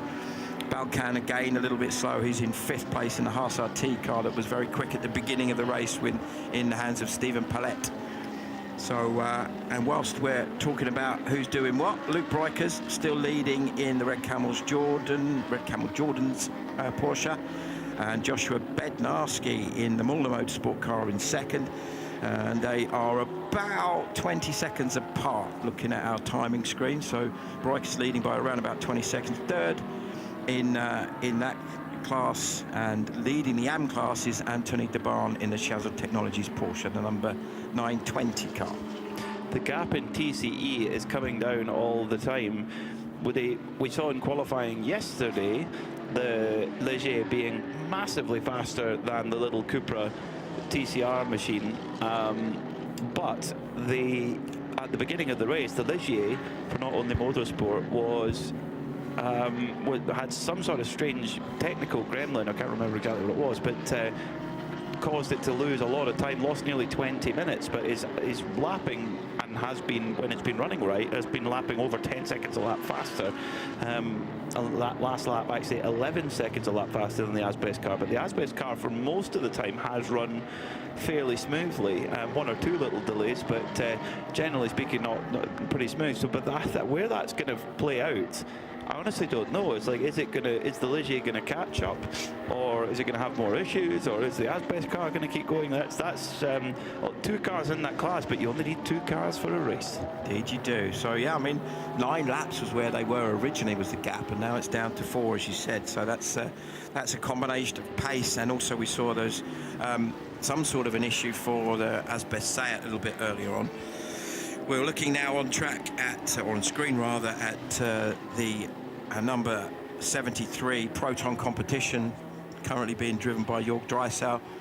That, of course, was the winning car here last year, or that team.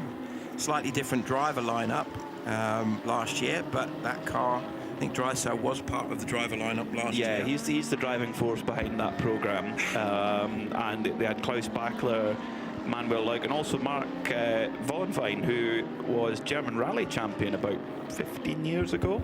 And I actually see Mark regularly at the stop line in World Rally Championship events because he's a tyre engineer. Is he really? So I get all the tyre secrets from him. He still does compete in the German Rally Championship in a Porsche 992 RGT car. There you go. Yeah. Love that. And he said, so it's a rally car based off the 992 car that we see in Creventic, with a very small restrictor, takes about 30 horsepower off, but it's geared to only do 210 kph, whereas the main one will do 300 maybe not quite, maybe 270 kph. Yeah, easy that, I'd say. Yeah. Definitely 170, 180 mile an hour. Yeah, like that. So you can imagine the straight line performance and the power it's got on a rally stage. You gotta be brave. Very, very going to be a busy time. I always think back to Walter Roll in a 911 in the 80s, a Rothman sponsored 911 on the Isle of Man, amongst places. I remember him doing that. Henry Toivonen, SCRS. Yeah. That was, I mean, before 4-wheel drive came in, I think the Porsche was the car to have because of the particularly on tarmac anyway. You got to have the traction. It was very good at the Monty as well, wasn't it? For a few years, it was always. I think Valdegaard did some good stuff with it. Yeah, he did for Kelford. First Kelford won the Monty, didn't he? Yes. Famously, didn't he win the Monty and Daytona in the same month or something like that? Within a week, was it? And then, basically, one Monty, got in the plane, bang. Yeah, exactly. Quick Vic. It's a bit like Dan Gurney winning the Belgian Grand Prix in the Eagle, and then winning Le Mans in Ford Mark IV with AJ Foyt in '67. I mean, if you think about it, that sort of thing happening again, we're maybe closer than we've ever been to a similar feat happening again. As into the pits comes our race leader, Jordan Boisson, number 28, gets speed Mercedes. I think that's not too. That is as closer as it's ever been to happen. We'll tell you why after this pit stop. The race leader's coming into fuel, so that don't worry, they're not going back to the paddock. They are going into the refueling area. Different here in the Michelin 24-hour series. There's a separate refueling area where those refueling the cars with a standard supermarket pump, but with a very clever control system on it. Then once the car is filled up with fuel, it goes into the pit lane and service can be done. But those doing the tyre changes and driver changes, etc., in the pit lane don't then need to wear a fire suit, and most importantly of all, the teams don't have to bring their own very expensive refueling equipment. Yeah, it's a really sensible solution. I remember many years ago when first time I saw that was in the Brick Car series, when they were doing the Brick Car 24 Hours at Silverstone. And that was the first time I'd experienced that. I was still driving myself then, but I'd been there. Sorry? Did you win that? I didn't win it. I thought you did. Sorry, I thought you did. I commentated on it, the first one, and then do it in a touring car with a pretty good driver lineup. Yeah, Mike Jordan and who else was in there? Mike Jordan and Kevin Clark, who we obviously saw racing at Spa. And Ian Donaldson was the other chap. And the car was really quick. I think we qualified on the front row for our class. I would like to say it wasn't me who did the time, it was Mike Jordan who did the time. Unfortunately, we had some problems with the gearbox because it wasn't a standard, it wasn't a BMW gearbox, it was another make, and the gear lever snapped a few times and it changed a gearbox. But it was great fun. Thoroughly enjoyed it. But, yeah, that was 06, so 20 years ago. Blimey. There you go. Still had dark hair then, Pete. You had a fringe. Just. It was already it was already on the wall for my hairline at that point. My best friend Kevin has got a similar hairstyle to yourself, and clean, low down for exactly, aerodynamic. And he said to me a few years ago, he said, "Oh my goodness, you've really gone grey, haven't you?" I said, "Do you want to swap?" He went, "That was a bit harsh." Problem for the MP Racing Mercedes, going slowly, just coming up towards Signe on the right-hand side of the road at the moment. That car driven by David Gosner, so there's something definitely wrong with that MP Racing Mercedes AMG. And he just set his own and the car's personal best lap in the 2:05s on that previous lap. Great lap.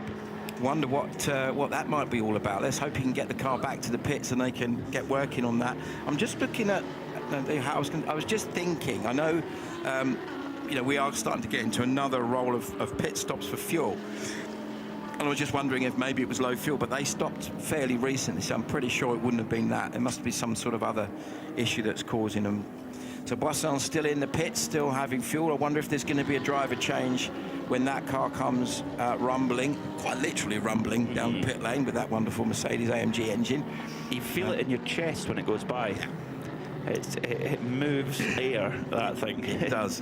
And isn't that, one of the things that we love about GT racing, GT3s especially, is that, and sports car racing generally, but especially GT3s, is Drysdale coming in? Yes, he is. So that is Georg Drysdale coming in from 8th position and 6th overall. And we're hearing from Snowy in the pit lane that there is going to be a driver change for Jordan Boisson. I would suggest that, therefore, would almost certainly be Patrick Charlet that's going to be jumping on board. We've already heard... Bang on the money. Maro Engel is not going to drive again today, and Jordan Boisson... Benjamin Pack seemed to be a bit je ne comprends when he was asked whether he was going to drive or not. So it's going to be Charlet. Now, this is going to be very interesting because of the 4 drivers in that car, Charlet is the true am, if you like. So that's obviously not going to have the pace it's had so far. So as it comes down the pit lane, we watch for Patrick Charlet to jump on board. And I'm going to be watching with great interest to see how this affects the overall positions. And also, I think we would be looking very soon, I think, for a stop from Tanner Harvey and maybe from Tribadini. Also, Brian has been in the car now for just over an hour, 1 hour and 4. Harvey, an hour and 9. And 2 hours and 18 for Tribadini in the car.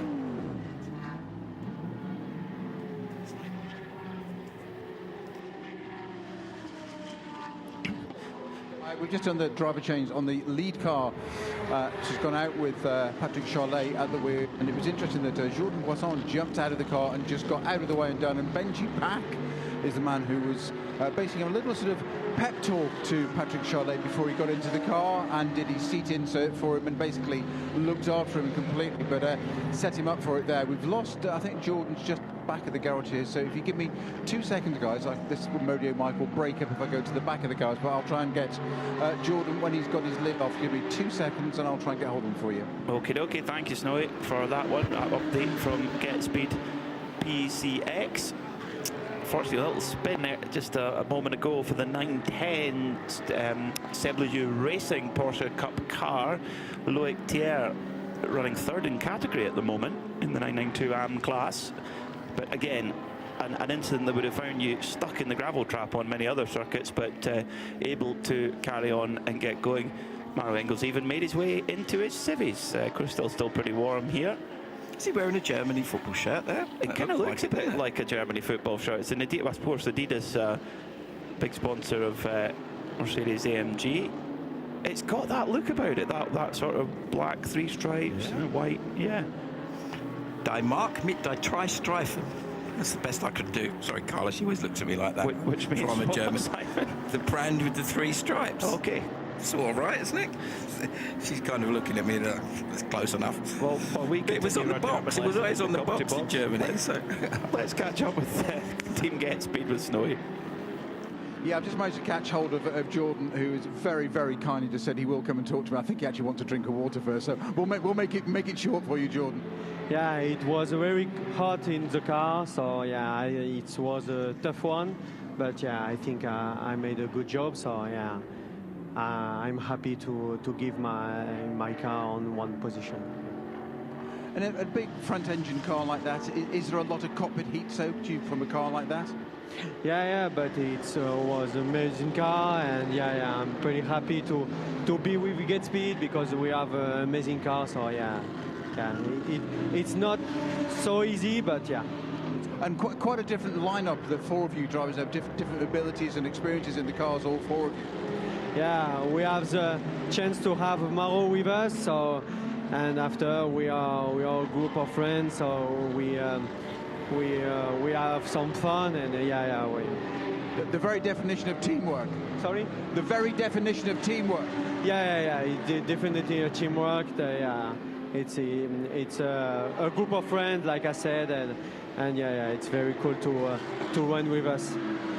You've been very kind, Jordan. You look like a man more in need of a drink of water than I've ever seen in a long, long time. Yeah. I need to take some water, and yeah, thank you. Thank you for taking out time with us.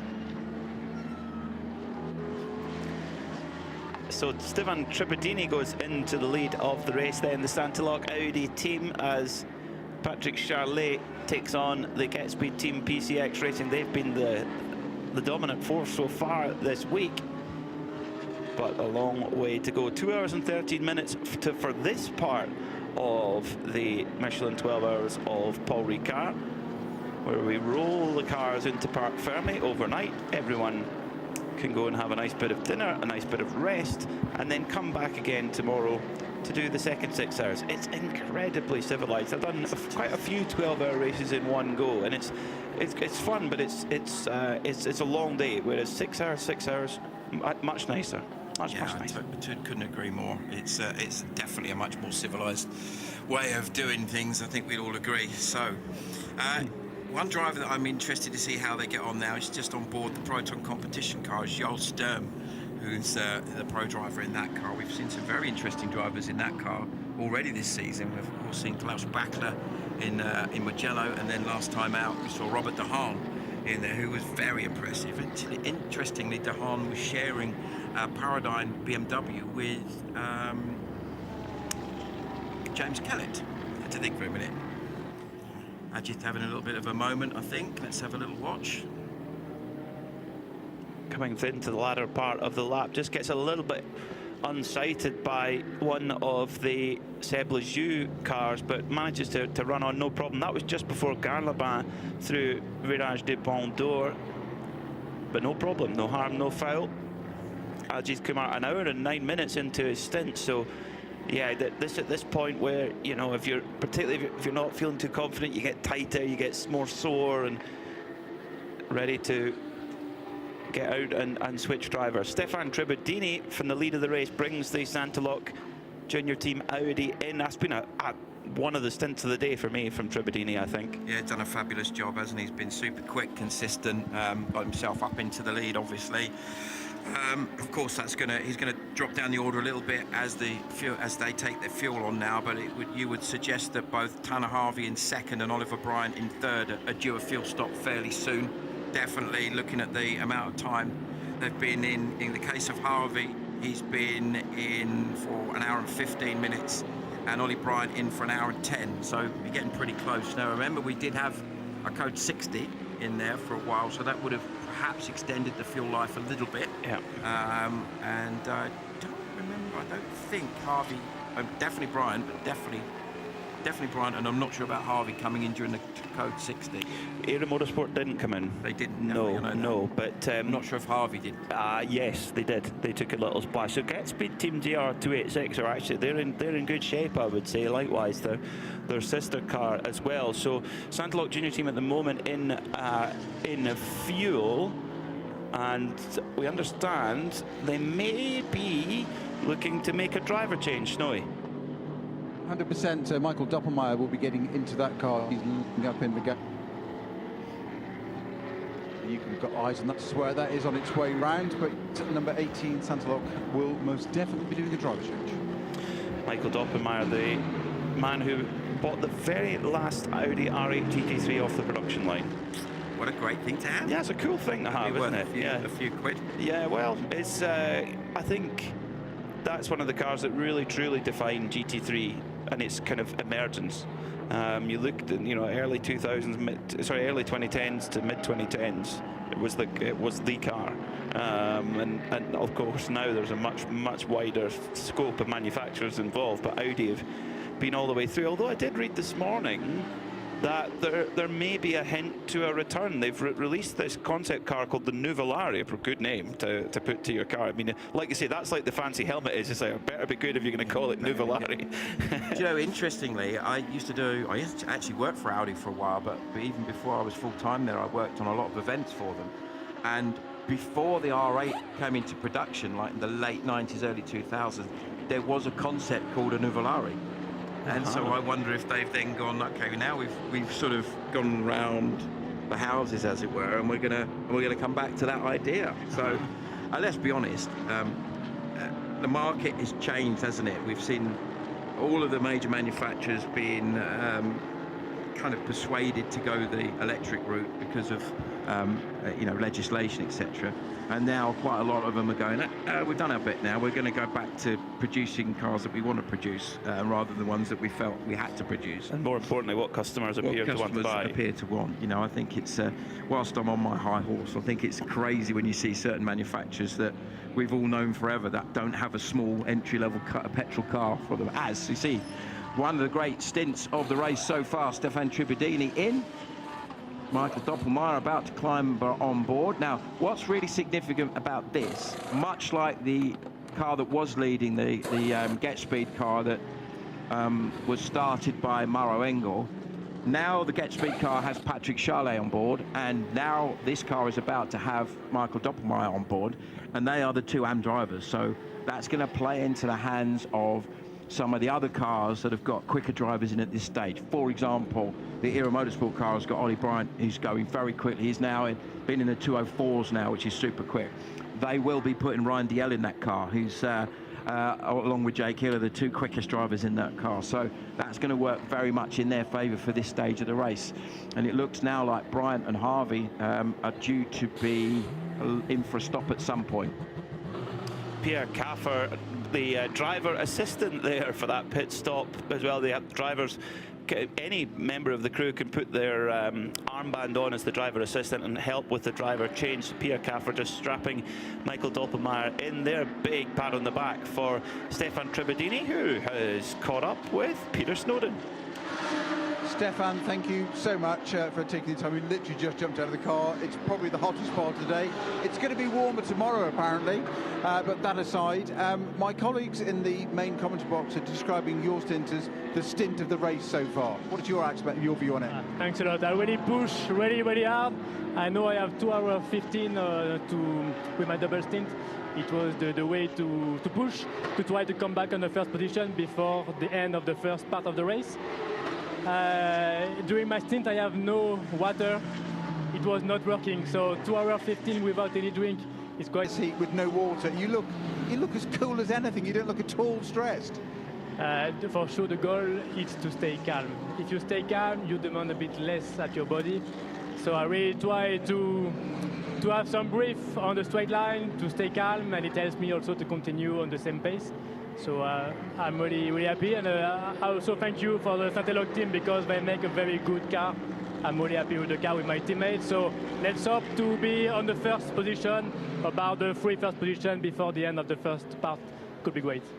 So Michael will bring the car home for the rest of today now, and you can go and have a well-earned rest and a lot of water to take on board, I think. Rehydrate. Yeah, I hope for him he can drink in the car, but I hope it's just my helmet or something wrong with my helmet, because normally it was working for Elia before. So I hope for Michael will be okay for that. Stefan, thank you very much. Go and have a drink on us. Well done to Stefan Tribadini to do that with double stint without drink bottle. That's impressive. On a day like today, that's super impressive. Nice to hear Snowy offering to get everyone around in there, by the way. He's a generous man. He's a generous man. Yeah, there you go. Yeah. We'll be holding him to that a little bit later, won't we? So, 21 car being pushed down the pit lane. So has that come from the fuel slots? Peter Wellings. I mean, they were fairly well down anyway. They're in 26 overall. Yeah, that's not a Haas RT day, to be honest. It's not a Haas RT day, is it, at all? No, good to see Sandrine Haas here, team owner. At the front now, Tanner Harvey has taken over the lead, and Ajith up to second place. Fantastic performance by Ajith. Yeah, really consistent pace from Ajith Kumar. Not many mistakes at all.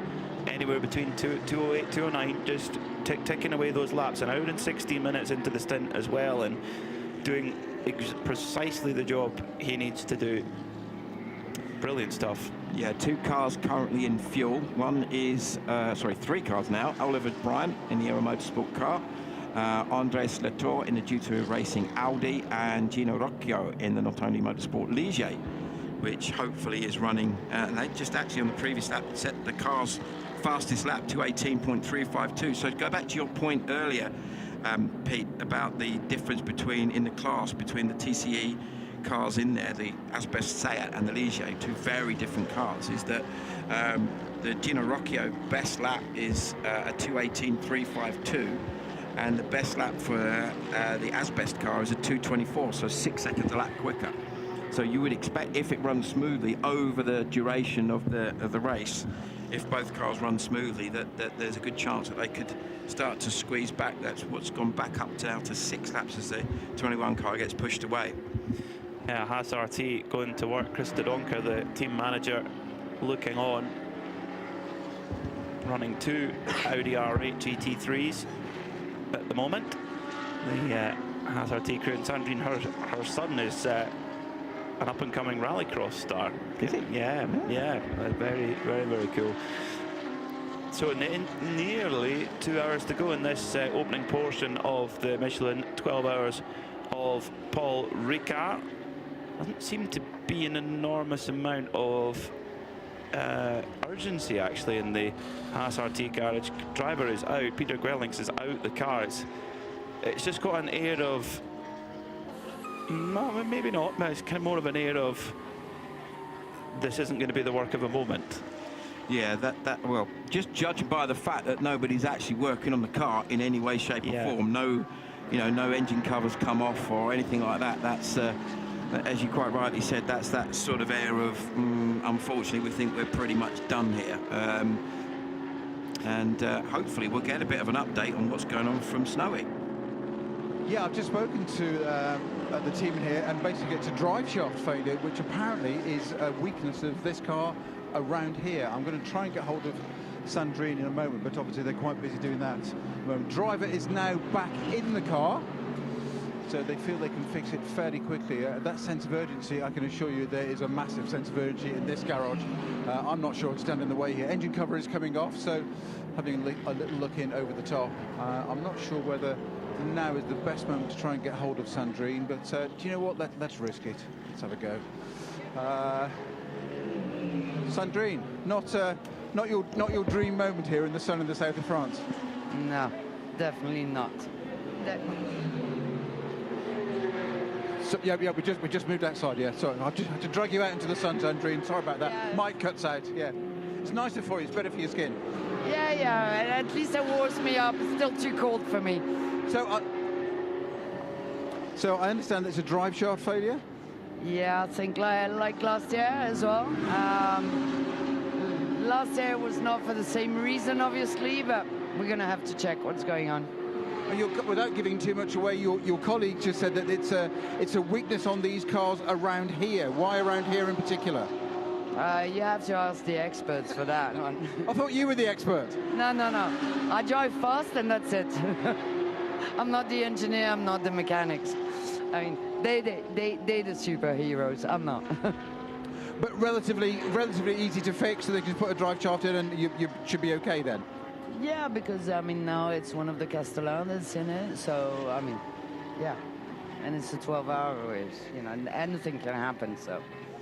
You're always so cool, Sandrine. Does anything ever bother you? Oh, you don't want to know. Too much. No, I'm not so cool, but it's racing. I mean, it happens to us now. It can happen to anybody, anytime. And that's about endurance. Exactly. Thank you so much, Sandrine. I'll let you get on with it. Thank you. I love it. Yeah, she's very laid back most of the time. Is Sandrine Haas, but they'll get the car back going again. New drive shaft going in. Wouldn't want to know what the build for that is off the Audi Bars truck. Oh, yeah, a few quid. So interestingly, Oliver Bryant's come in for fuel, gone back out again, so doing a double stint. Is Ollie Bryant in the era Ferrari? So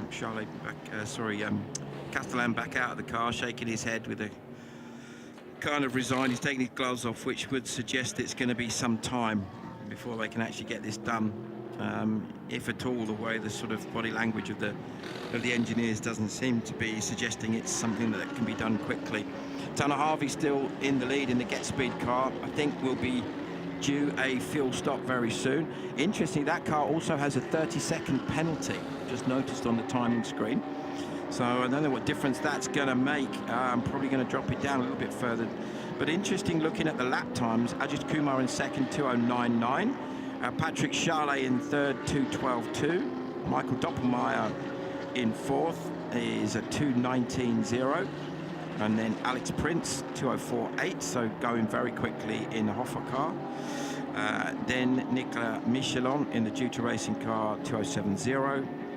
And Ollie Bryant has just come back out, so hasn't registered a lap, but his last flying lap before he came in was a low 2:05. So I would suggest that with new tyres and in the groove, Ollie's going to be back on it and going very quickly. Quite a few penalties hanging around. I think, yeah, you're right, most notably for the race leader at the moment, Get Speed Team JR286, not respecting the speed of 60 kilometers an hour at the end of the countdown. 30-second time penalty for that. Also, the 921 Milner car, which is in second in 992, the pole sitter, championship leaders, don't forget, 30-second time penalty for them for exactly the same infringement. Yeah, that could hurt them a little bit later on, couldn't it? But at the moment, I think really that of the really front-running cars, that's quite a significant thing for Tanner Harvey, and to make up 30 seconds on pure speed of driving is going to be very difficult. If you look at the driver lineup that they've got in there, they've got some good drivers. Got the driver that's not been in the car yet is Patrick Liddy, who's probably their quickest driver, I would suggest, and you expect him to be in there and flying at some point. Whether he gets in today or not, we'll have to wait and see. But yeah, it's going to get very close. Now, interestingly, the race leader, Tanner Harvey, is running actually about the same place on track as the 18 car of Michael Doppelmayr, the 65 car, which is the car of, I've lost myself, Melvin Moe, the Vipanese car, but I think also Bryant was around that part of the track somewhere as well. There we are, look. So that is Bryant about to overtake Doppelmayr, and I think the Vipanese car of Melvin Moe about to go past him as well. So is that a change for position? No, Michael Doppelmayr at the moment's in fourth place. So, yeah, the era car a lap down on that machine as well. So, yeah, but for Michael Doppelmayr, his job, just keep the car moving, keep the car clean, stick to a pace and bring the car back. Got a lot of good co-drivers in there as well, and they've won a lot of races together. So they have. So down to the pits then with Peter Snowden. Yeah, just a quick Haas update, and for those of you who are watching on the live stream as opposed to just listening, there is a box of spares has come out of the back of the Haas garage, and they've taken the lid off, and inside it is most literally a gearbox, literally a gearbox in a box. It isn't just a drive shaft. Apparently the experience Sandrine just explained to me from last year, that when the drive shaft fails, it's usually something that's come from the gearbox and has caused the drive shaft to fail. So they practiced last year doing a gearbox and drive shaft change as if it was a race, and apparently they can do it in 57 minutes. Wow. Watch this space. Wow. That's interesting. And 57-minute gearbox change, that would certainly take a bit longer. Actually, I know someone whose husband has an R8 road car, or did have an R8 road car, and the gearbox went on it.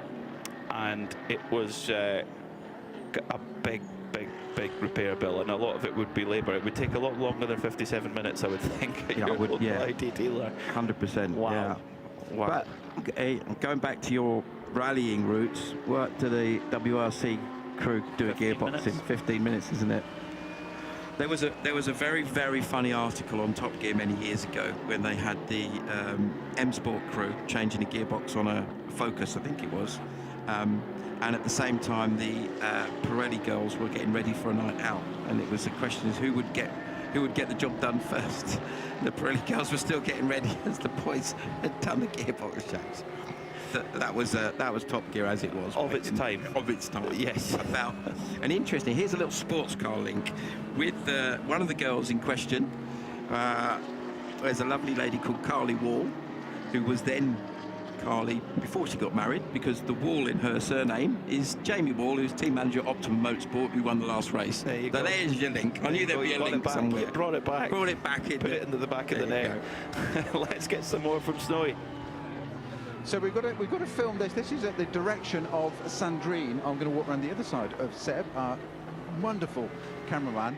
And there's a lovely pair of pink socks going around here with unicorns on. He's trying to hide at the back of the garage. Sandrine's bought these for him. Sandrine, what's the story? I know your boys are busy doing a gearbox change here, but what's the story of the pink unicorn socks you just highlighted to us? Okay, so Steph, our engineer, loves funky socks. And yesterday I was in a supermarket getting some treats for them, and I saw that pink pair of socks with unicorns, and I had to get them. Just no-brainer, you couldn't resist, could you? I couldn't resist, and of course Steph has got, but the whole team has got a really good sense of humor, and so he was wearing them today. And how long has he got to wear them for, though? Just today. I hope he changes, because I only got him one pair. I don't want to know two more. Thank you, Sandrine. Humour whilst the car's being worked on, you see? This is endurance. Amazing. The pink unicorn socks, the Pink Pony Club. Down at the SRT.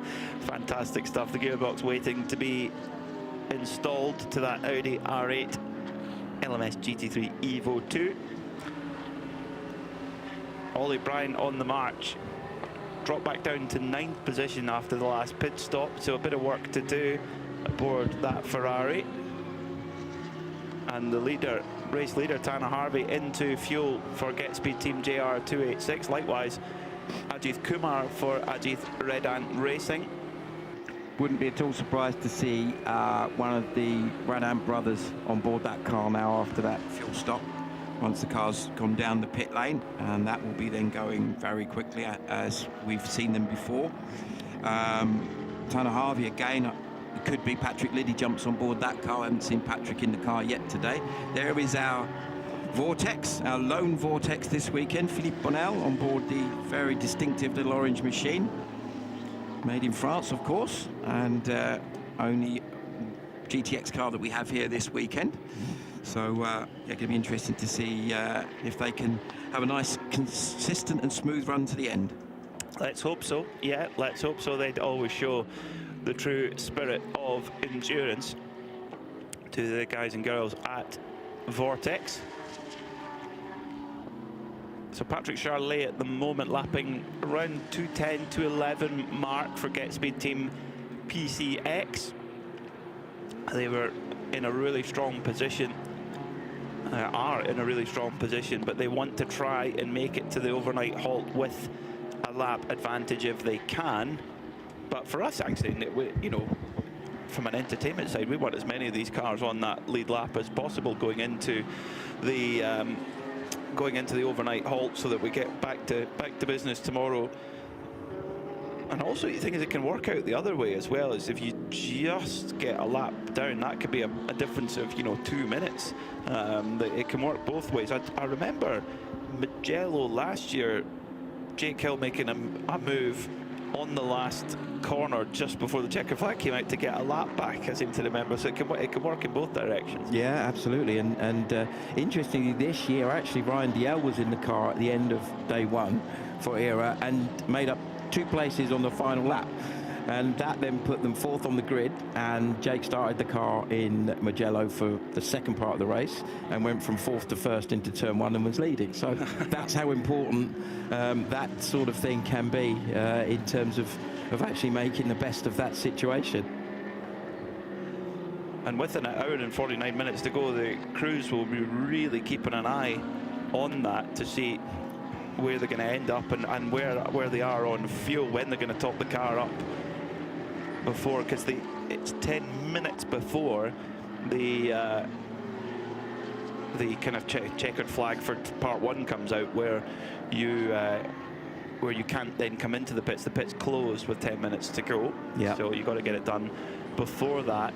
One team who have always been very, very good at negotiating the nuances of the Michelin 24-hour series rules and the way that works for strategy is RICARD Jordans, who lead at the moment in 992. In fact, they're up into the overall top 5. They are due a pit stop in the next 15 minutes or so, but Luke Broiker's driving very well, 2:08.9 last time by. So a lot of the time their lap times are fairly competitive with the GT3 field. So capable is that car, and indeed the drivers at the wheel of it. A couple of other drivers that are noted as going extremely quickly at the moment. Just set the fastest lap for the car is Joel Sturm in the Proton car, 2:03.383. So that's an absolutely storming lap.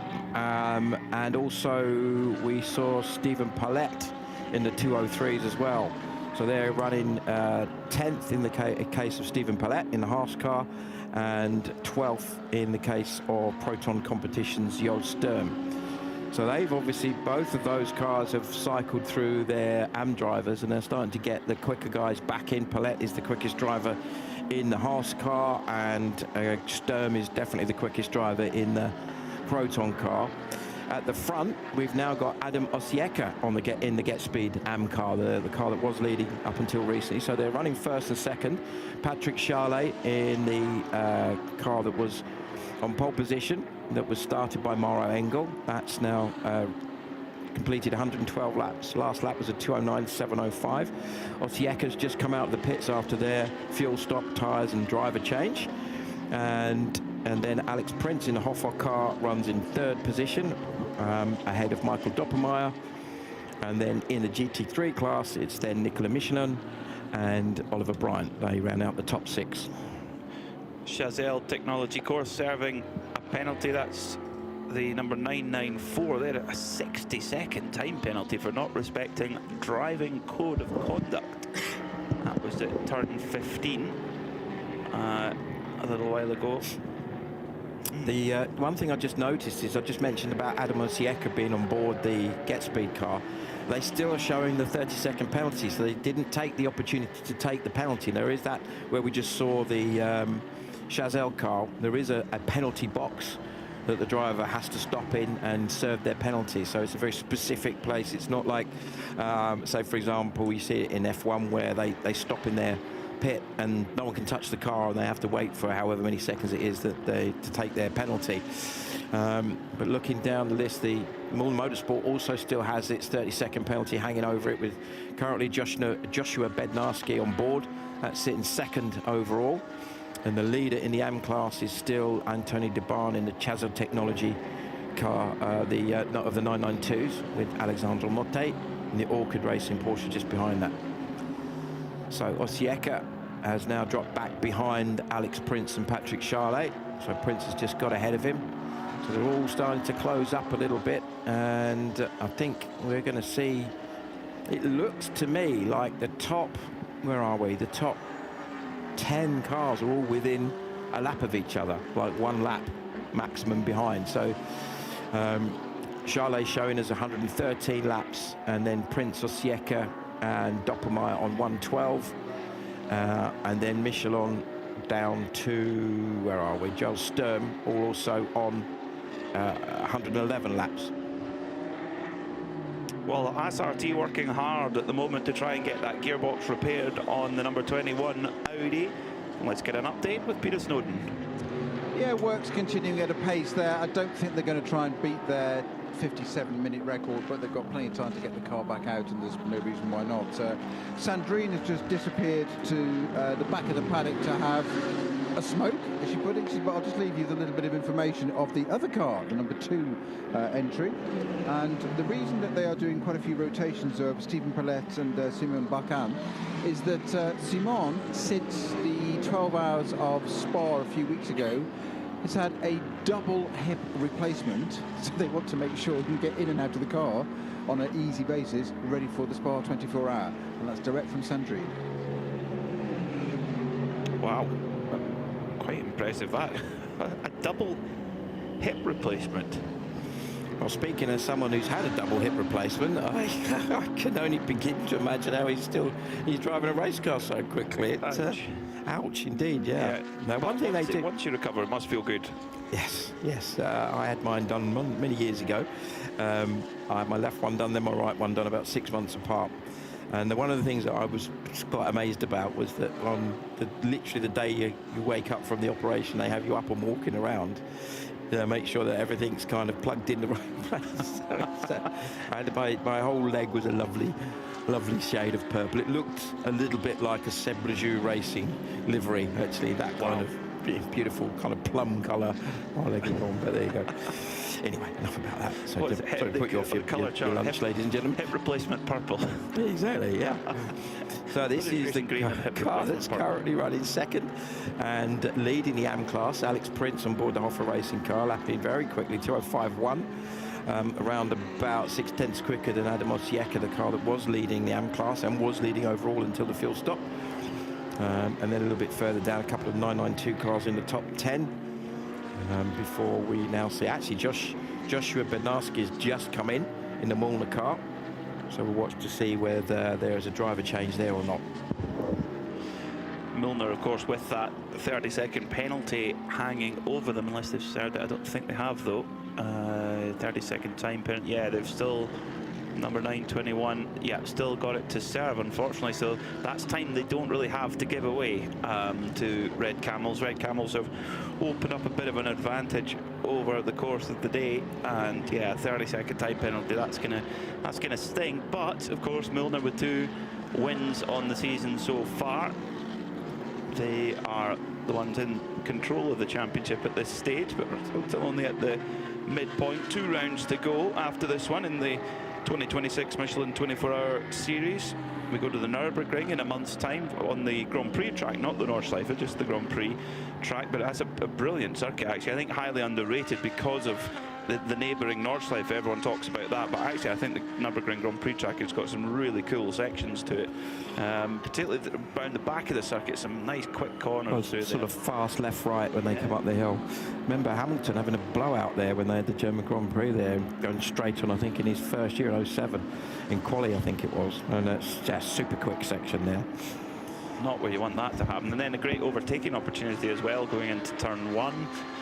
Also, so yeah, it's a brilliant track. I really like it, and I don't think the 24-hour series, certainly not in recent times, they haven't been there. So not as far as I'm aware. Good to see. And then, of course, our traditional season finish in mid-September at the 24 Hours of Barcelona. And as we mentioned earlier in our Radical Cup Europe coverage, the Radical World Finals coming there as well. I'm really excited to see that. Yeah, that's going to be a fascinating race, and exciting race, I think, as much as fascinating, with all the top drivers from all over the planet, from the 10 different championships that race in Radicals. This weekend alone, they've got races in Las Vegas and South Korea as well as here. So it's pretty impressive stuff that they've got so many different regions, so many different countries that they got there. Those wonderful little machines racing all over the place. Change of position. Nicolas Michelin's just moved ahead of Luc Breikers. I know that's 4 position overall. Class position doesn't actually change. Michelin now sitting in 3rd in the AM category of the GT3 class, and 5th overall, with Ollie Bryant 6th in GT3 and 3rd in the Pro-Am category. Pro-Am being led still by Patrick Charlet in the Get Speed car, with 2nd in the Pro-Am category Michael Doppelmayr in the Santalot car, and then, as we said, Ollie Bryant in the Era Ferrari. The speed's just notched up a little bit. A little bit of cloud cover has started to come over here at the Circuit Paul Ricard. We were not expecting rain, but that just taking that little bit of sunlight off the track might be improving things slightly. A few drivers dipping into the 204s. Stephen Pillett at 203.1 on that last lap. So the number 2 Haas RT Audi flying, while the sister car is getting its gearbox changed in the number 21 car in the pits at the moment. Ollie Bryant at 204.8, so the pace is definitely ratcheting up on track at this moment of time. Meanwhile, Asbest Racing having a pit stop, and Peter Snowden has eyes on.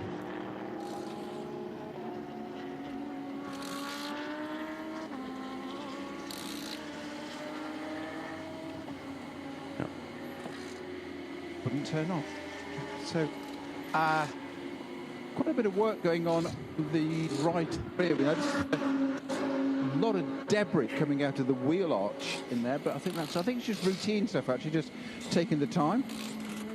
Air jack plugs in where the fuel filler should be. That's a bit different, isn't it? And, yeah, organised. Of course, these cars with 5-stirred wheel, so I love it having to use a torque wrench to click the wheel nuts up properly.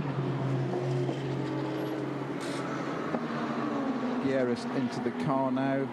Roberto Gieris is in, and I think it's pretty well ready to go. Coming down off the jacks. Tighten up that right rear wheel. They have an interesting mix. Silver wheels apart from the right rear, which is a black one. There you go.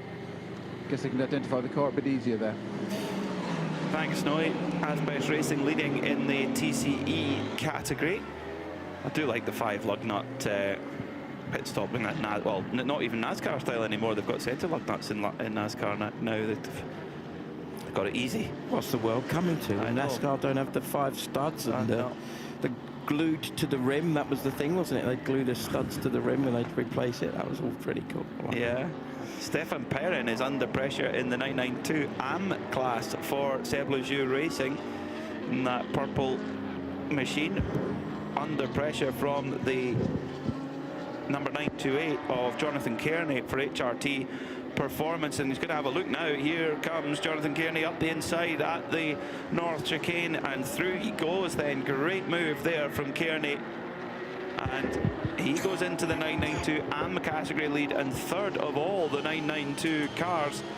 And Perrin is, Perrin not happy. He's got the arm waving about in the cockpit. Kearney went through. I didn't really see anything particularly off colour there. I'm wondering if he was more annoyed with the Toyota. I think perhaps the Toyota was being lapped and it maybe just held him up a little bit, and that's what he was getting a little bit heated about. I think there could have been that more than something that Kearney did, because Kearney, look, his move was pretty clean down the inside and, you know, just neat and tidy.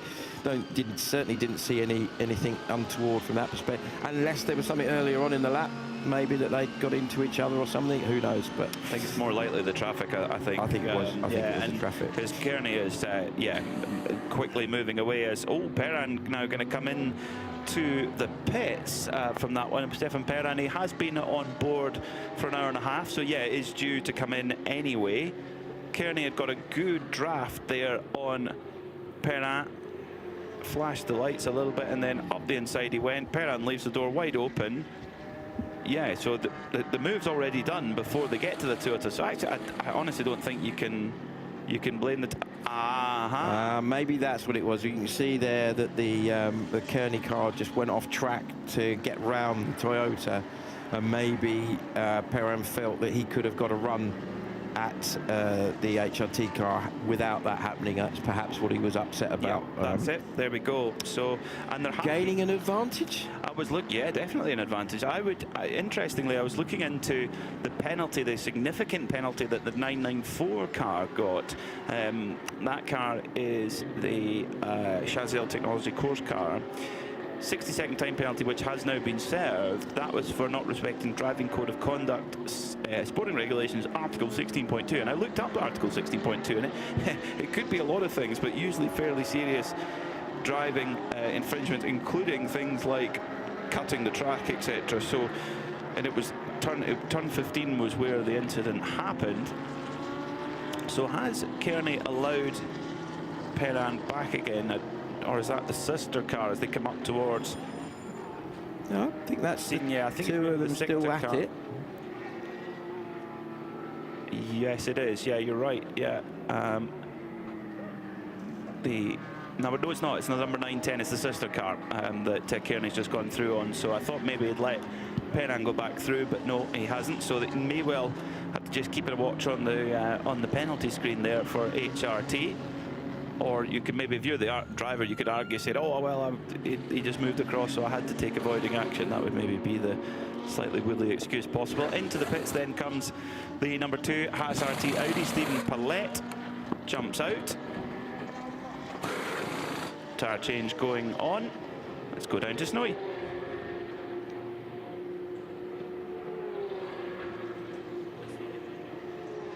Yeah, routine at the moment. Obviously, Stephen hopped out, and for somebody that's had a double hip replacement, that gorgeous sound of that Audi going out, jumped into it with some nimble alacrity. I'm going to try and catch hold of Stephen Paulette if we can. He is indeed. He's just a signal that he was going to get his lid off. I'm going to stay outside on the pit lane. He's just going to get his lid off, and we will have a little chat with Stephen Paulette. But very, very slick driver change there, and certainly given the situation that Sandrine explained to us. Yeah, very impressive. They are a slick operation, Haas RT. So I've got Stephen. Okay, down to you, Snowy. Thank you very much for your time. Definitely a day for cold water right now, but a very, very slick driver change there. Yeah, we trained yesterday. You know, Simon come back after some operation, and we take care of him for sure, but we try to be fast. This is now on to Simon to finish race 1, but I'm quite confident on him, and really happy to share the drive with him. Yeah, well, Sandrine was explaining about the double hip replacement, and it's, you wouldn't believe it now. How many weeks ago was this? You know the nickname of Simon? I name it La Machine. This is for that. Well, you just wouldn't know, would you? What? You just wouldn't know watching him jump in the car then? Yeah, no, he do it like he want, and this is okay. And how many weeks since the operation? I don't remember exactly, but maybe 3, and all fine.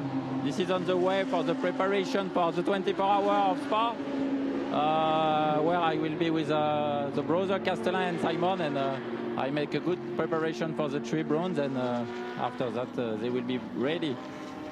How are you finding the heat in the car on a day like today? Yeah, to be honest, it's quite okay.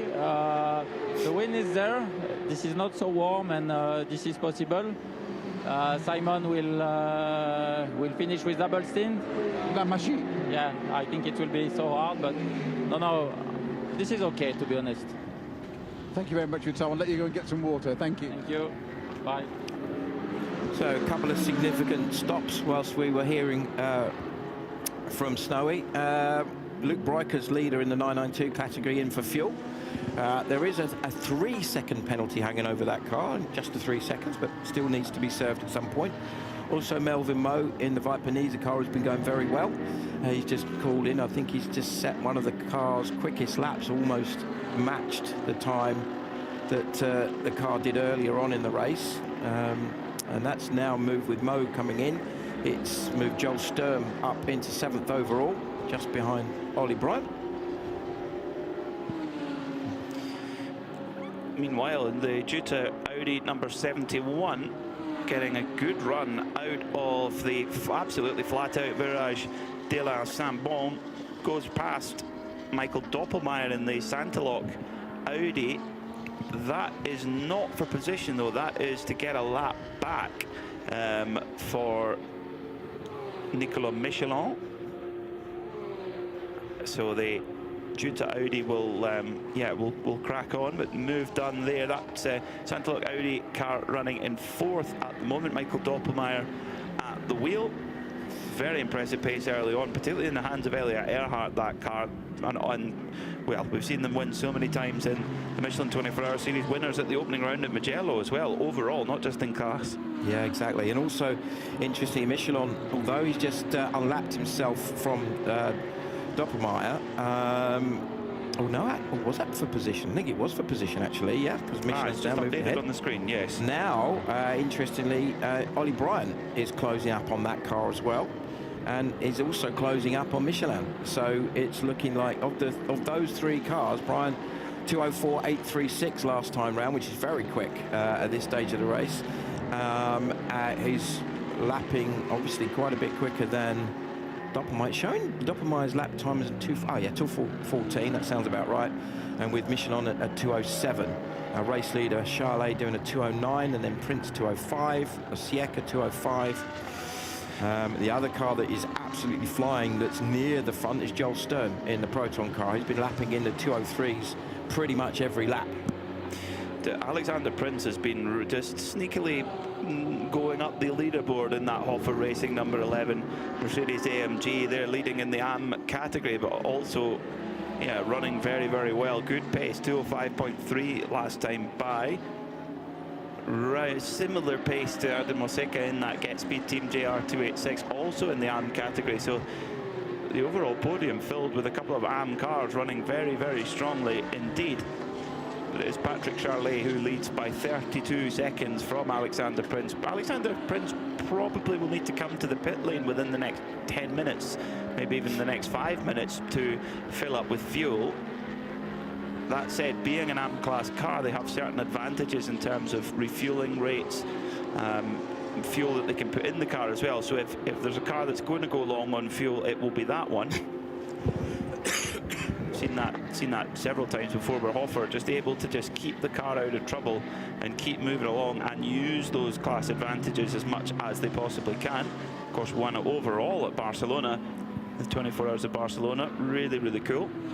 So interestingly now, talking about that Hoffer car, lapping 4 seconds quicker than the race leader, 32 seconds behind on the timing screen. So that would suggest that it's not going to take a huge amount of time before Prince could potentially catch up Charlet. I'm just looking at Charlet's done 48 minutes and Prince has done 1 hour and 13 in his stint. Then third place Adam Osieca is just 20 minutes into his stint, with Nicolas Michelin 1 hour and 15. Michael Doppelmayr now is 39 minutes into his stint, and then Ollie Bryant in 6th place, 1 hour and 48 in the middle of a double stint. Joel Stern behind Bryant is catching him up, but not by huge chunks, and has just set the car's fastest sector 1 time. So that car is obviously working very, very well.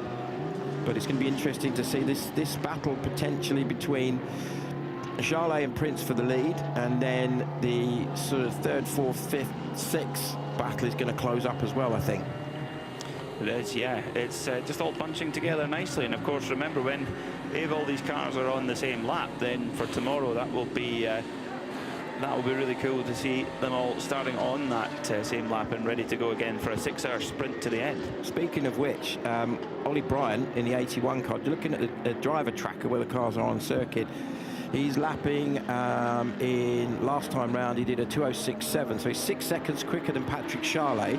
Patrick Charlet is on the track around about 3 or 4 seconds ahead of him, so he's going to get a chance to unlap himself. That's big. Now, remember what you were saying earlier about when Jake Hill did the same thing at Mugello last year and got himself onto the lead lap right at the end, and that gave them a real shot. In fact, they ended up with a 3rd overall and 2nd in class that day, so that was really one of the key factors. So that's going to be really a significant move. And looking at where those cars are relative to each other on track, interestingly, the 1st place car, the Charlet car, and the 5th place car of Doppelmayr are running almost together on the start-finish straight, with Ollie Bryant not far behind them at all. So watch with interest to see how that unfolds. I think Bryant is about to get past Doppelmayr, and then you would suggest that potentially Bryant will also get past Charlet at some point. Haas RT have been working hard to change the transmission of that car, and Snowy has an update. It's coming out onto the pan right now with the driver aboard, and they've literally just a couple of seconds ago gone through the gears with it on the stands, and it is, you'll hear it any second now. It'll go once it fires up, if the driver can get it to fire up. It will leave right in front. There we go. It's back in the race. It hasn't had a transmission change, by the way. The gearbox is still in its box here. They brought it out as a precaution, and I found out from Stefan. Stefan is the man with the pink unicorn socks, by the way, for the avoidance of doubt. But he's updated. Apparently, Sandrine buys him those every single meeting, or buys him a pair of socks. Apparently, he has to stop buying his own anymore now. But they didn't need to do it. They were just analysing it, and it turned out to be just a drive shaft. So that's why they've done it so quickly. It's back in the race. There you go. Yeah, Sandrine always has. There's always good jokes going on in that crew. They even had Gregory Survey drove for them in, I think it was Estoril, if my memory serves correctly, and it was a last-minute call-up. And Gregory had promised his girlfriend that they were going to buy a new sofa, and that the money that was going to go into the sofa went into the budget for that race weekend. And so the next race they had a big sign for him saying in French, "Sorry for the sofa," which is désolé. I don't know what sofa is in French. Maybe sofa, I don't know. Even Carla doesn't know. She's sitting at the back of the box at the moment. An hour and 23 minutes. Couch. Okay. Désolé, couch. So there's Ollie Bryant. Now, he has got past Doppelmayr, so he's now moved up into fourth place. Michelin is in and Prince is in, so I think we might even see Ollie Bryant move up into third, maybe second place. Yes, he is third place. So that stint has worked out really well for the ERA competition, ERA Motorsport guys.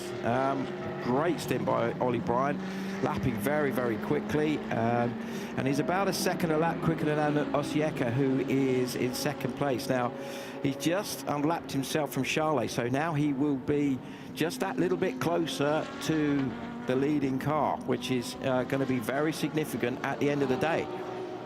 And of course, they've got Ryan DL waiting in the wings, ready to jump into the car. So they've kept their star driver, their pro-graded driver, till later on in the day. I think, though, on that, I would expect to see Patrick Charlet either finish the day in the Get Speed car so that he's got his drive time done, or potentially they will put Benji Pack back in the car. And similarly, Adam Osieka, I think they probably will put Patrick Liddy in that car. So there will be very quick drivers. And the other driver we briefly touched on earlier, who is absolutely flying, is Joel Sturm, now up into fifth place. Has been lapping pretty much every lap in a 2:03, which, to put that into context, I don't think there's anyone else even in the 2:04s at this stage. So most of the other quick guys are 5s and 6s at this stage. 2:05 Oliver Campos, 2:05 Adam Osieka, 2:05 Ollie Bryant. So yeah, that's just how fast Joel Sturm is going. He's now around about 29 seconds behind Michael Doppelmayr, but he's lapping in the region of about 7 or 8 seconds a lap quicker. So won't take long at all, 3, maybe 4 laps, and he will be ahead of Michael Doppelmayr. I think if you Get Speed Team PCX Racing, if they feel like they're not going to be finishing the day a lap up, then I think you leave Patrick Charlet, as long as he's happy, leave him in the car, because he's done 54 minutes of a stint. They've got an hour and 21 minutes left, so that would, you're right, that would, and actually that would then work out perfectly. If you've got to do another hour and 6 minutes for Patrick Charlet to do his driving time, you've then got enough time to come in and fill the car up with fuel prior to the 10 minutes before the end when the pits close. So it's almost as if they planned it this way. Almost. Maybe. Almost indeed. Maybe. A very professional team, Get Speed. They're a real force at the Nürburgring Nordschleife, very often running the works back Mercedes in that race. They also operate the Ring Taxi, where you can go around in under 8 minutes. In under 8 minutes? In under 8 minutes, in the passenger seat. Goodness gracious yeah. me. Well, bearing in mind the fastest lap this year at the N24 was an 8:08. Just on the Nordschleife. Huh? Just on the Nordschleife. Oh, just the Nordschleife, so yeah. that's not the full. Yeah. No. But I was going to say, even that, it's still, that's blinking quick. That's very quick, yeah. Yeah. Although now there's like, Ford make a Mustang that goes round in 6 minutes 40. It's not 6:11 though, is it? No, or 5:19. Is that what the 919 did? Timo Bernhard 5:19. That's insane, isn't it? Think of that, 5 minutes to get around down the Nordschleife. Oh my goodness me. Great chat with Timo Bernhard about that, and he said we couldn't even use the carousel because of the way the skirts, it's got different skirts, that car, for the kind of ground effects. And he said we didn't want to risk it through the carousel, so you had to go round the long way around the carousel. He says you're probably giving away a few seconds there, but he got to the end of the lap and he, you know, I was cooling the car down, going through Hatzenbach, and got up to Flugplatz and stopped and went on the radio, said, do you know what, guys, that's enough. That'll do. 590, that's fine. We've proved you wonder, therefore, with another lap or two and properly getting into it, if they got under 5 minutes. No, I don't think there's that much more. He says, I don't think there's much more left. No. And when you watch the onboard, it's just... It is like a film that's been speeded up, isn't it? It's the most frightening thing ever. It's a video game, and the consequences of it at that speed of it going wrong are huge. So, I mean, Timo really took a brave pill that day. But he made a lovely point. He said, you know, it wasn't about breaking Stefan Belloff's record. In fact, it was actually more about giving a modern context to just how impressive that Stefan Belloff lap was in 1983. 6 minutes 11 and a 9.56 in those days. It was, yeah. Just amazing. I listened to a podcast with Derek Bell talking about that race weekend where he was sharing the car with Stefan, and he was baffled, is the word that he used, by the Porsche management, that they didn't say, just calm down. And of course, what happened in the race, he ended up flipping the car and destroying the car, and obviously, but interestingly, at the end of the year, who was world champion? Stefan Belloff. Yeah. So it was. My goodness me, I mean, in the history of German motorsport, it shows you Stefan Belloff and Gilles Villeneuve are two drivers that are racing in a similar generation that are so revered and so respected and loved. Even though they had very short, very spectacular careers. Villeneuve perhaps arguably a more successful one with winning Grand Prix and finishing runner-up in the World Championship. My personal hero, Gilles Villeneuve, so I must throw that out there. But Belloff, I was lucky enough to get his autograph in '83 at the 1000 Ks. Most of the drivers were, it was quite accessible. I had Belloff's autograph. At Brands Hatch? At Brands Hatch, yeah. Derek Warwick won that race with John Fitzpatrick in the J. David, one of my favourite liveries of all the 956 is the J. David livery. John Fitzpatrick, what a driver. He was indeed. Great book as well. If you get a chance to have a look at his book, it's fabulous. Have you got it? Yeah, it's a great book, isn't it? Yeah, fits. Yeah, fits. There's a great film called Moby and the Warhorse Gang. It's 4.5 hours long. Oh my goodness. And it's all about the Porsche 935 and the Dick Barber racing team, Garrett Enterprises, and John Fitzpatrick. And there's a piece of onboard of him at Portland, and he just gently goes out the pit lane and heats the car up, and then he just comes alive, and you can see him playing with the boost wheel and everything, and the car, when the turbo comes in, it just catapults down the straight. That car was developed right here at Paul Ricard, as many of all the best Porsches. They would often come here in the winter. The 917-30 Can-Am car would do 230 miles an hour down the Mistral. Goodness me. Just think about that, the old Mistral, no chicane, into scene in a 917-30 Can-Am with Mark Donoghue driving. Yeah. Donoghue driving it as well. Yeah, with the snow pushed to the side of the road. Yeah.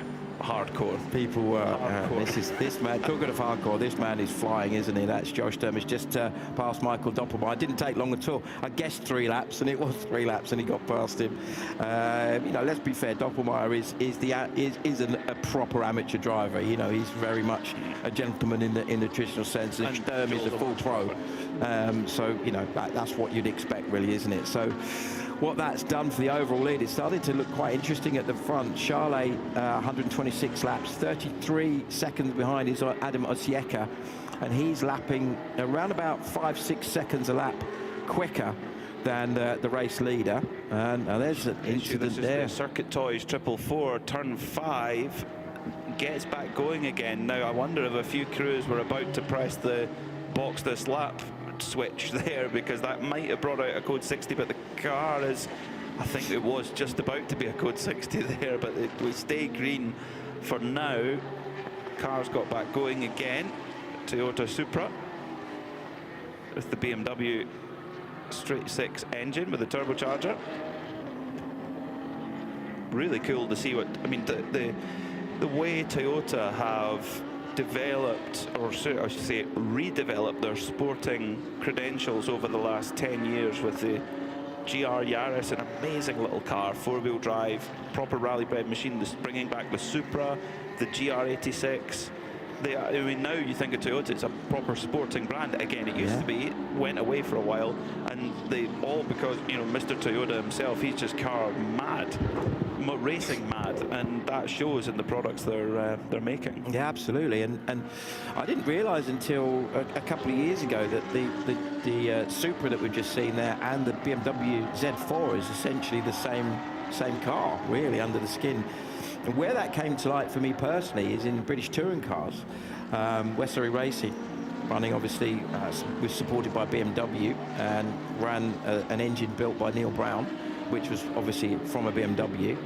And when Toyota wanted to introduce their own engine, effectively they had the slightly newer version of the same engine. So it was a BMW engine that was in the Toyota because they shared the technology. So that was an interesting little fact. And then eventually Toyota have actually gone away, or the touring car team have gone away back to the M Sport engine, which is the sort of Toka engine, as it were. So all interesting stuff. Joel Sturm, we saw a minute ago. Look at him now, closing right down on the car that's currently in 11th place, Simon Balkan. Is that the machine?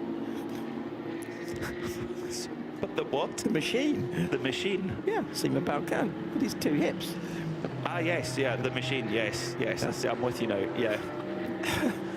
So I'm pretty sure Balkan doesn't translate to machine, but yes, I'm sorry, I'm with you now. It's interesting that they call him Simon, not Simon. So, ridiculous name. Anyway, simple Simon. Just in case anyone's listening, folks, that's my name.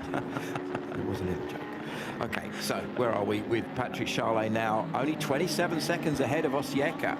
Now, obviously, they're teammates, but the significant difference is Charlet's car is a Pro-Am car, and Osieka's car is also Get Speed entered, and he is Mr. Get Speed, isn't he, Adam Osieka? It's lapping around about 6 seconds. So let's have a look at that. So 5 laps, I would suggest, on that basis, and Adam Osieka would be ahead and in leading the race. Ollie Bright, meanwhile, is just over 1 minute and 14 behind Osieka, but on the same lap, with Joel Sturm a further 26 seconds behind. And Bryant is lapping really quickly now. Yeah, he's now in the mid 204s, which is as quick as he's gone all day.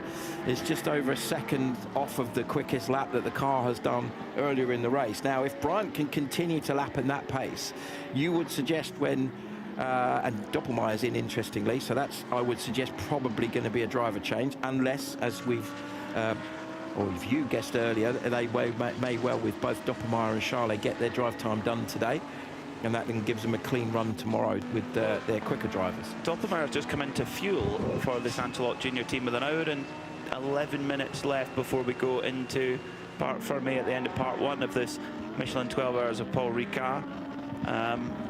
Doppelmayer may well, fill up and then go to the end and then fill up again for just before we go to the end of this part. Ajit Kumar is also into the pits for Ajit Redan Racing from 12th position at this moment. There's a point, 3.5 minutes they've been in at the pits as well. That's normal, including fuel, so they should be going back out again fairly soon. That number 93 squad, likely with new driver aboard. I think it's probably round, if the sequence is consistent, probably Kobe De Bruyke getting back into that machine. Or possibly one of the Red Ants. Maybe, yeah, because we've had, wide, very wide goes Adam Osieka in the 286 machine. That's at Signy, that's really quick down there. You're tipping in at 240 kilometers an hour, and oh dear me, Osieka gets it completely wrong there. And again, lucky that at Paul Ricard you can get away with that. That would have been straight to the gravel trap. You've also got to consider that, we were talking earlier about the significance of the red and the blue areas on the exit of the corners, and that's different levels of friction that are there to design to slow a spinning car down in the same way that maybe a gravel track might do normally. And you wonder if that may have damaged the tyres. Now, this is quite late in the stint now. Osieka now into the lead as Charlet makes a pit stop. Now, going to be watching with interest to see whether Charlet stays in the car, as you surmised may well be the case, or whether it's going to be a change. Now, where this is really significant is as we get to this just over an hour left now, just under an hour and 10 to be absolutely precise. You're going to be looking at some very interesting tactical changes where potentially Charlet now gets out of the car and they put one of the quicker boys in the car. That might be one thing. Brian is going to be due a stop at some point soon to put DL in the car, so that car's going to be going quickly. Joel Sturm, I wonder if he's going to stay in and do a double stint as the quickest driver in that car. That could move them up in the order. Proton have this habit of just sort of chipping away, don't they, and working their way up the order, and suddenly they go from not really being on anyone's radar to being right in the mix, and that's, I think, where the Proton guys and the Get Speed guys and the Santalot guys tend to be doing something along those lines. Let's have a little catch up from our man Snowy in the pits regarding Get Speed. I can tell you that Jordan Boisson will be going back into that lead Get Speed Mercedes. And, well, that's what we're standing here in overalls with the lid on for no reason at all in the heat, with a seat insert. I don't know. You tell me. If it looks like a duck and it sounds like a duck, it's usually a duck, isn't it? Quack, quack. So, the point of that being is obviously that... Well spotted though, Snowy, well done. Well spotted, yeah, well exactly. Done. The clue is the bloke with the helmet on and the suit and done up and the seat insert malarkey. So Charlet in for fuel and a driver change by the sounds of it. Looks like it is going to be Jordan Boisson back on board that car. Who would have had some Boisson now, unfortunately, because he looked very hot and bothered when he got out of that car earlier. You had a little practice run with that one off air while we were in one of our pit reports. You've had that one loaded up. That one's been ready for a while. Well done, exactly. There's plenty more where that came from. Don't worry. Don't worry, P-Mac. I'll keep you giggling all the way through. Oh, that's good. That's what makes we'll have some fun. So Osieka now leading a lap ahead of now Ollie Bryant up into second. But as I said, I would suggest that possibly both of those cars are due. Now, here's a significant potential point. Osieka, let's say they come in soon and they serve their 30-second penalty, and Bryant stays out on track a little bit longer. Would that, therefore, put Ollie Bryant into the lead of the race? Looks like it at the moment. Because it looks like they're looking at where they are relative to each other on the track. Adam Osieka is currently on the Mistral straight, just coming up to the North Chicane. Ollie Bryant, meanwhile, is just getting to the end of the lap, so he's just coming through into Virage du Pont as they turn right on to there. So he's they're about half a lap apart, I would say, is a fair description. Now, on that basis, therefore, half a lap is about a minute, just over a minute. So it would then significantly reduce the gap. But would it actually allow Bryant to take the lead? Who knows? We'll see. But as I said, both those cars are due to stop soon. Pit stop for Get Speed Team PCX Racing, and Peter Snowden is down there. Yeah, I'm just going to keep out of the way of this one because they're doing the belts. I've got time to go round the back and see if I can just catch hold of Patrick Charlet, Benji Pack. There you go, you can hear that car going. Benji Pack doing his usual bit of assisting the driver changes, and just give me 2 seconds, guys. I'm going to go and try and get Patrick Charlet. Obviously, it won't work at the back of the garage, this mic.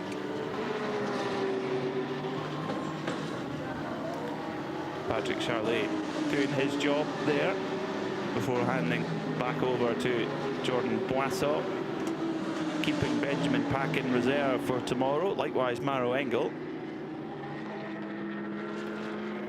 Yeah, what a good amount of Engel time left. Yeah, used an hour out of the 4 they can use. Is that all he did? Is it just an hour?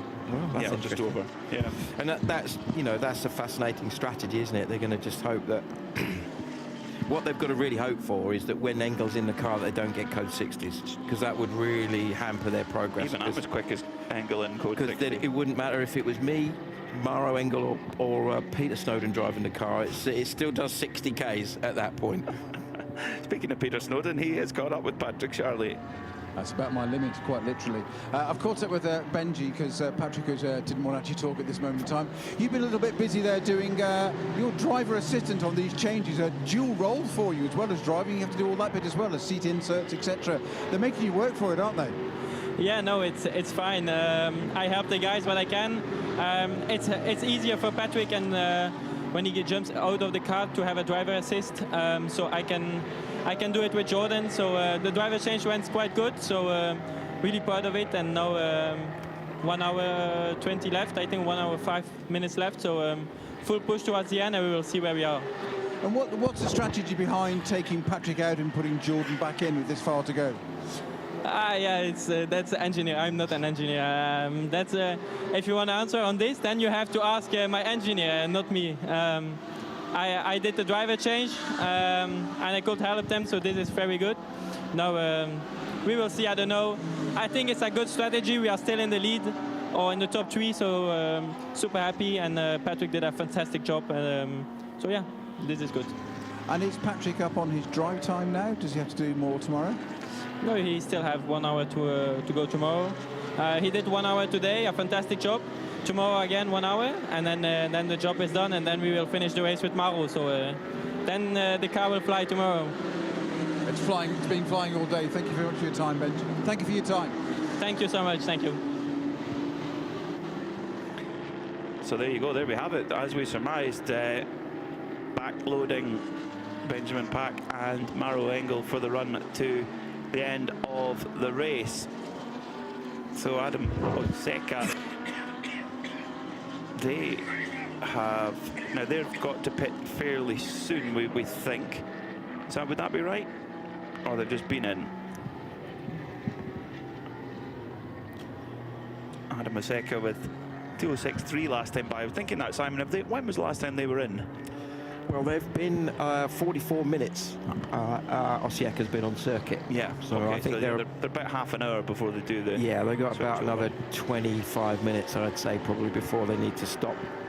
And then on that basis, I would suggest perhaps they'll keep Osieka in, then use up a bit more of his drive time and get him to the end of the race. And a bit like the other Get Speed car, they've got their quicker guys that can jump in. Liddy's not driven yet, who's probably the quickest guy in that car, I would suggest. But Ollie Bryant now on the lead lap and a minute and 11 behind that Get Speed Team JR 286 machine. But he needs to come, regardless of how much fuel is on board that Era Motorsport Ferrari, he's got pretty much 16 minutes to come in, maybe even just a little bit less than that, where he's got to come in, because otherwise he'll go beyond his maximum stint time of 2.5 hours. He's been at the wheel for nearly 2 hours 14 minutes now, so he needs to come in regardless for that to fill up and then install Ryan DL for the sprint to the end of the day. Yeah, I mean, to get themselves, I mean, other than obviously at the beginning when in the first part of the race they were within, I think, the 17 seconds of the lead, when it was Engel driving the lead car and Hill in the second place car.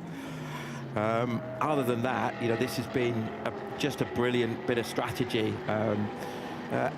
Javi, the engineer there, has obviously done his sums very well and made sure that they've capitalised on it. I think, interestingly as well, I mean, we've really had, and I really don't want to jinx this, we've really had a very clean race in terms of a code 60s, which is great. I mean, we had, I think the longest one, to my mind, was for the track clear up. It's the only one we've had.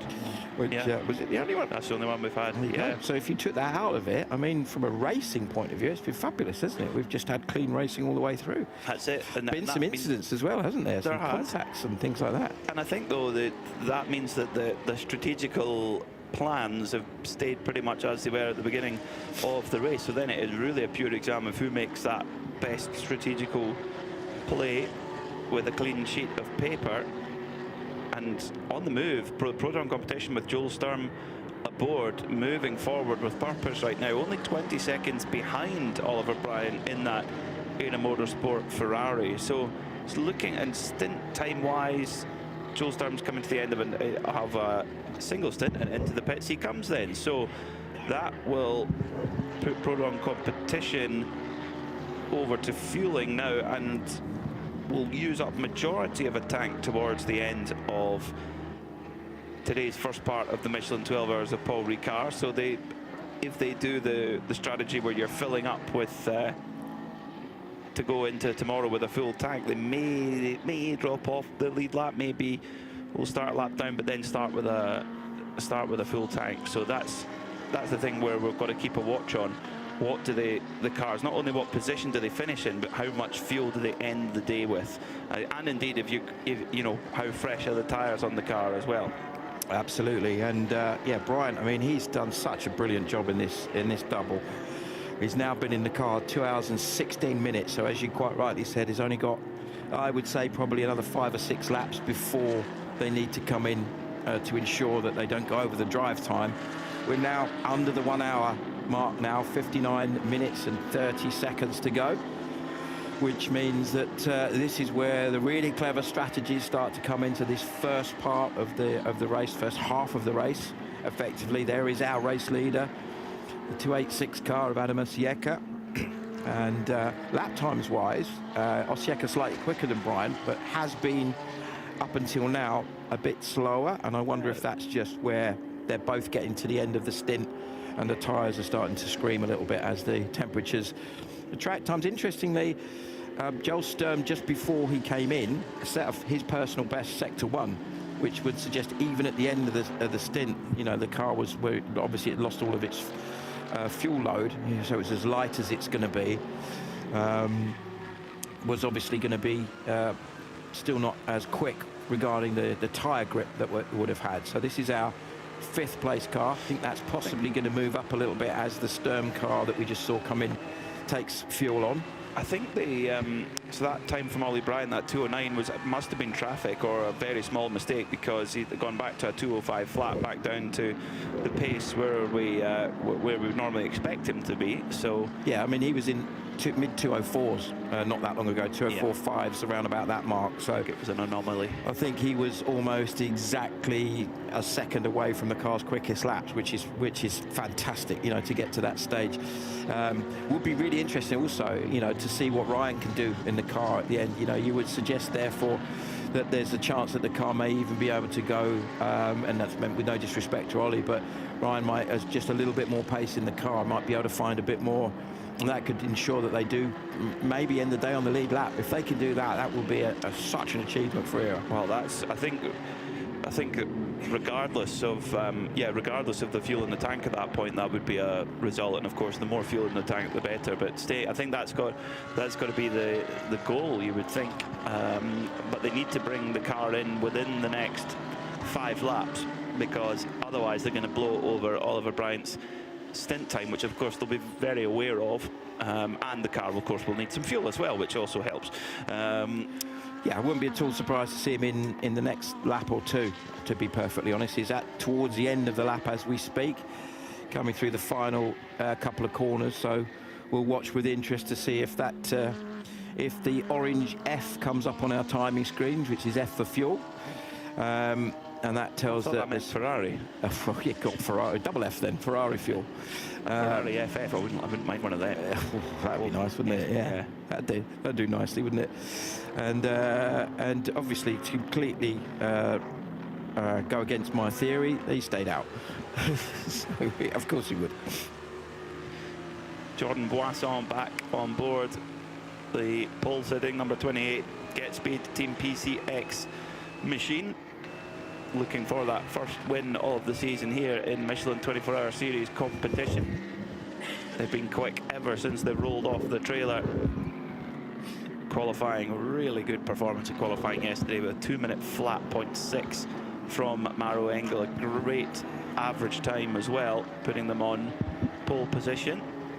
Driver that we hadn't noticed had got back on board, or got on board his car, is that car there, the Santaloc Audi, and that of course is Pierre Caffer on board that car now. Max Partel on board the Hoffa Racing. He started the race at the beginning.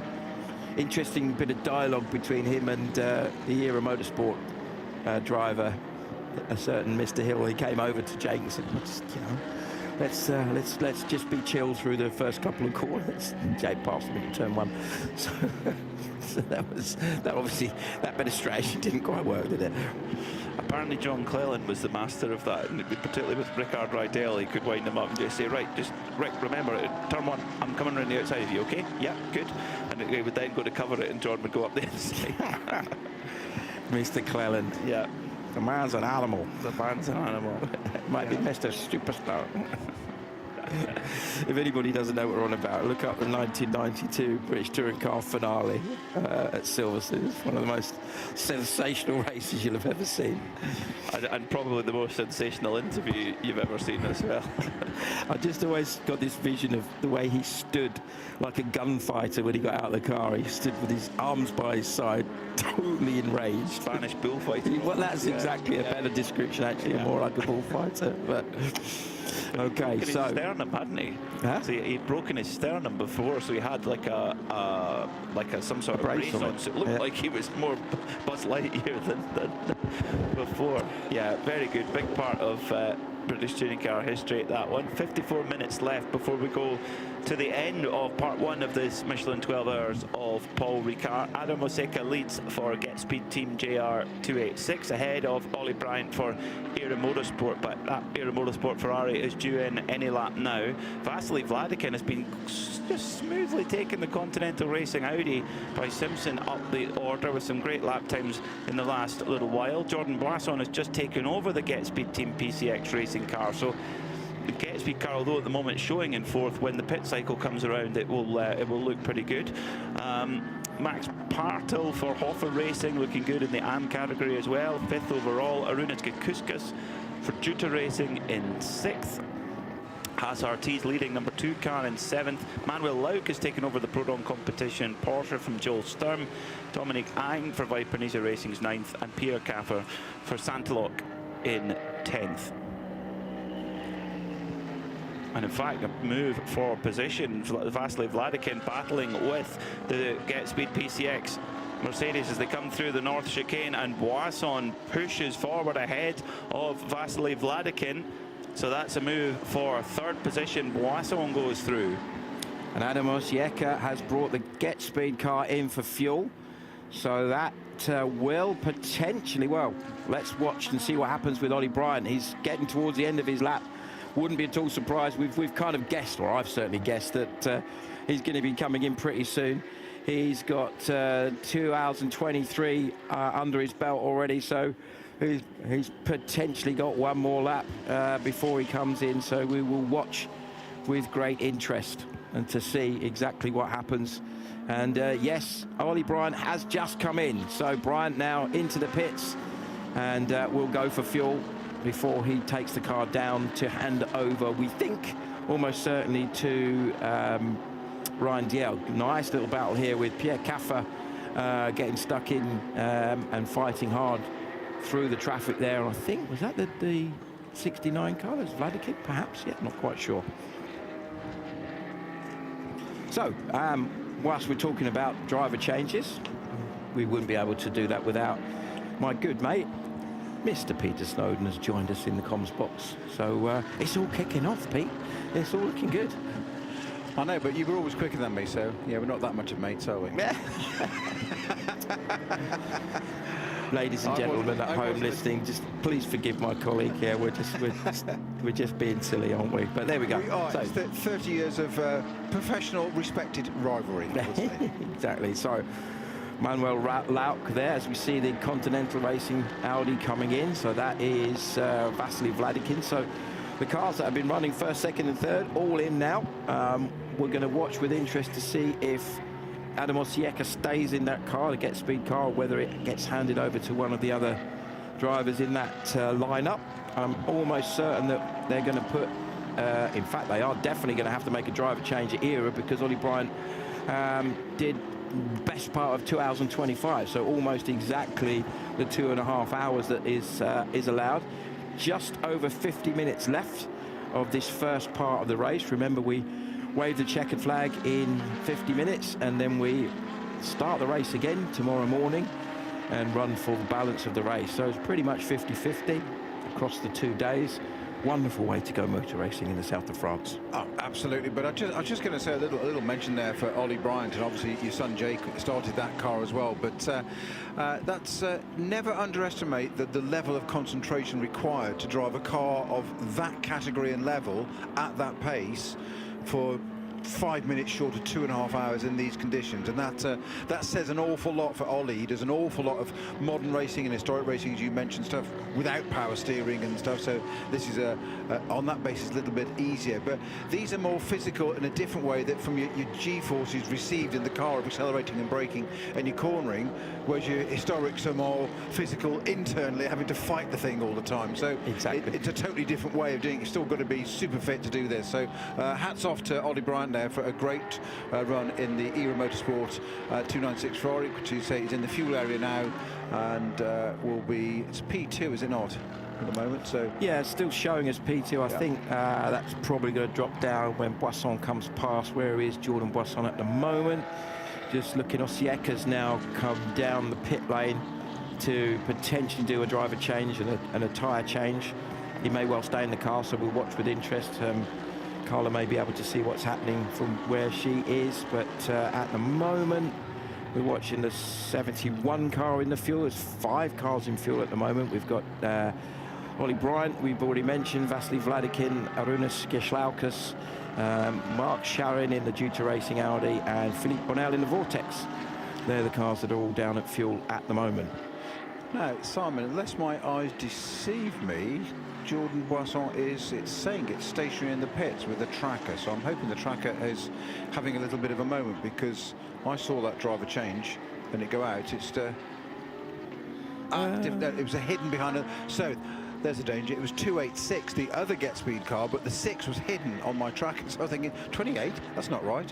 That's got through. Yeah. So Osieka has easily deceived. He stayed on board that car, so they're going to use his drive time up. So Osieka staying on board, Boisson up to second, Partle now third. Ollie Bryant has now brought the car down to make the driver change, and watch to see Ryan Diel jump on board the 81 Ferrari, as we see Manuel Lauk currently running P8, watching to see where all the various different cars are in the pits, on the circuit. 58 and 93 just coming around the end of the lap. The Yannick Redon in the 93 car. The 58 car is the Thomas Gostner MP Racing car. And then next through will be Simon Balkan. And I think after that we've got Pierre Caffer, Maxi Partle, and all that little group of cars that are coming down. So is Ollie Bryant going to get out ahead of that little pack? Sorry, is Ryan Diel. I think I can see the 81 car is moving from our driver tracker, so that will be down and out and onto the start-finish straight. I think just in time to get ahead of the battling group of cars that are coming through Virage Dupont at the moment. And out comes Ryan Diel, winner of the Daytona 24 Hours, winner in class at Le Mans, and absolute superstar driver. So let's have a little watch of what's going on here, Pete. Well, it's the Porsche, isn't it, battling 73, right up on the, using a bit of the curve there, trying to get around the one side of the Mercedes, not quite achieving it. Then they coming against the Seat and trying to dive down the inside of it again, and just using all sorts of the track there between the Mercedes and the Porsche, and down the inside, just nails it, just drills it down the inside. And I've got to say, Simon, that was classic overtaking by 2 people, one helping the other. You know what you've done. There's absolutely no point in shutting the door, because cars just don't disappear, do they? But that's proper driving, of understanding the situation, your positioning, and you're done, let the guy through. Yeah, exactly. And that was for 7th position to move ahead of Dominic Ang in the Viper Niza car. So what's happening at the very front? Well, it's now Jordan Boisson back in the lead in the Get Speed number 28 Mercedes, leading from Maxi Parker in the Hofer car. And he's been lapping quickly as well. 2:05.3 for Maxi Parker last time. Adam Osieka, having just come out with fuel with brand new tyres on, is running 3rd, and it looks like they've taken their penalty as well. They had a 30-second penalty hanging over that car, the 286 car, and that appears to have disappeared. So I think whilst it was in the pit lane, they would have taken it to the penalty box. and got that job done. Now, meanwhile, the 28 car, Boisson and Lauck, are sort of running next to each other on track. I think Lauck perhaps has just unlapped himself there, which is obviously a super important thing to do at this stage of the race. 45 minutes left of part one of the race. Boisson now race leader there behind Manuel Lauck, but ahead of Dominic Ang in the Viper Niza Racing Mercedes. So at the risk of tempting, I don't know whether it's fate or not, Simon, but we're into the final 45 minutes of this. Thoughts on this race so far today? Well, it's been interesting because as we always know with the nature of this racing is all of the cars have an element of Pro-Am drivers. They have, even the quicker cars have at least one amateur driver in there. And obviously some teams have focused on using their AM drive time up quite a bit, others perhaps a bit less so. And so you would suggest, for example, that a team like ERA have done a good job of having Dwight Merriman and Ollie Bryant in there as their AM drivers, and both of them doing an excellent job. Now they've got their pro in Ryan Diel in the car, so that's going to work in their favour. Similarly, we've seen Get Speed use some of their AM time up and in both of their cars. And also, of course, the Santalot car had Michael Doppelmayr in the car, which is their true AM. Now they've got their quickest guy in the car in Pierre Caff, and look at this guy, he's absolutely flying. That's a car that's been going very well. They've used Jörg Dryso up a little bit earlier to use some of his drive time up. So to answer your question it's all panning out to be very, very close. I think there's a good chance at the moment. I could see a good half a dozen cars that have got a really good shot of being in with a shout of a podium, or better still, at the end of this race. And that's one of the elements that fascinates us all about endurance racing, is the strategy, the thoughts, how you use that and how you best deploy drivers there of such great variance. And you've just mentioned the 28 Get Speed PCX car that's been leading most of this race. Anyway, that is a moment still. 4 drivers in that: Mauro Engel, Benji Pack, Jordan Boisson and Patrick Charlet. And they've all got different rankings. You've got Mauro Engel, who, funny enough, is a pro. What a surprise. We mentioned that earlier. Benji, who's a semi-pro. Jordan is an AM. And Patrick Charlet is an AM Spirit. So you couldn't get more diverse. But I think it's just wonderful to see a team of that level taking that on board. No egos, no whatever. How do you make this work for us and still being at the top of the field? I think that's just one of the things that fascinates me about this sort of racing. What's really interesting with that particular car, as well as you look at the drivers at different stages in their careers. You've got Engel, who's as established as anyone would ever be, the ultimate pro, with nothing to prove. You know, he's won everything. He's just won the Nürburgring 24 Hours. So that's the kind of guy that we've got in there for the second time, yeah. You've got Jordan Boisson, who's a really, really good AM driver, but a sort of semi-pro driver. And then you've got in Benjamin Pack, one of the best up-and-coming young drivers. Well, Charlet, who's a true AM, an AM Spirit, as you said. So it's really interesting that they're all at different stages, different levels, and different, I guess, objectives, if you like. But clearly they work very, very well as a team. Now, interestingly, we just mentioned about Ryan Diel clambering on board the Aero Motorsport Ferrari. Just set the car's fastest Sector 1 and a very quick Sector 2 as well. So expect to see, he is, where are we? He's 13 seconds behind Simon Balkan. And I wouldn't be at all surprised to see that for Aero Ferrari starting to close up in this latter stages of the race. I was going to come to that car following the Get Speed observations there. Again, 4 drivers in there, and you've got Dwight Merriman, an AM, Ryan Dill in it now, who's a pro, Jake, a semi-pro, and Ollie Bryant, who's an AM plus. You'll understand that's a lot more than the rest of us. What's the significance of the difference between an AM and an AM plus? What's the metric for that? So if you take the example of Oliver Bryant there, he's a driver that isn't a pro driver by any means, but is extremely experienced. So they look at the relative pace to the pro drivers, so where they are, you know, they being in this case like a Ryan Diel in that car. So Ollie is typically a 1.5 seconds to 2 seconds off, which is what you'd expect. So that's kind of where you put him as an AM plus. I suppose that the the anomaly in that particular car, as that example, is Jake, because he's, you know, in terms of speed, him and Ryan are almost identical.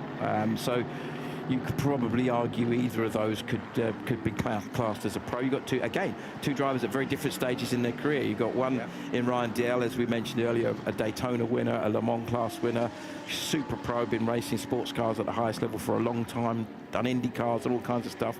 And Jake, although he's a champion, is in a very different type of car, only new to sports car racing and a lot younger. So for the benefits of those people that don't or new to this and whatever, what's the benefit of somebody like Jake, your son, who's very close to Ryan in pace there, but what's the benefit to the team of him being a semi-pro, not a full pro?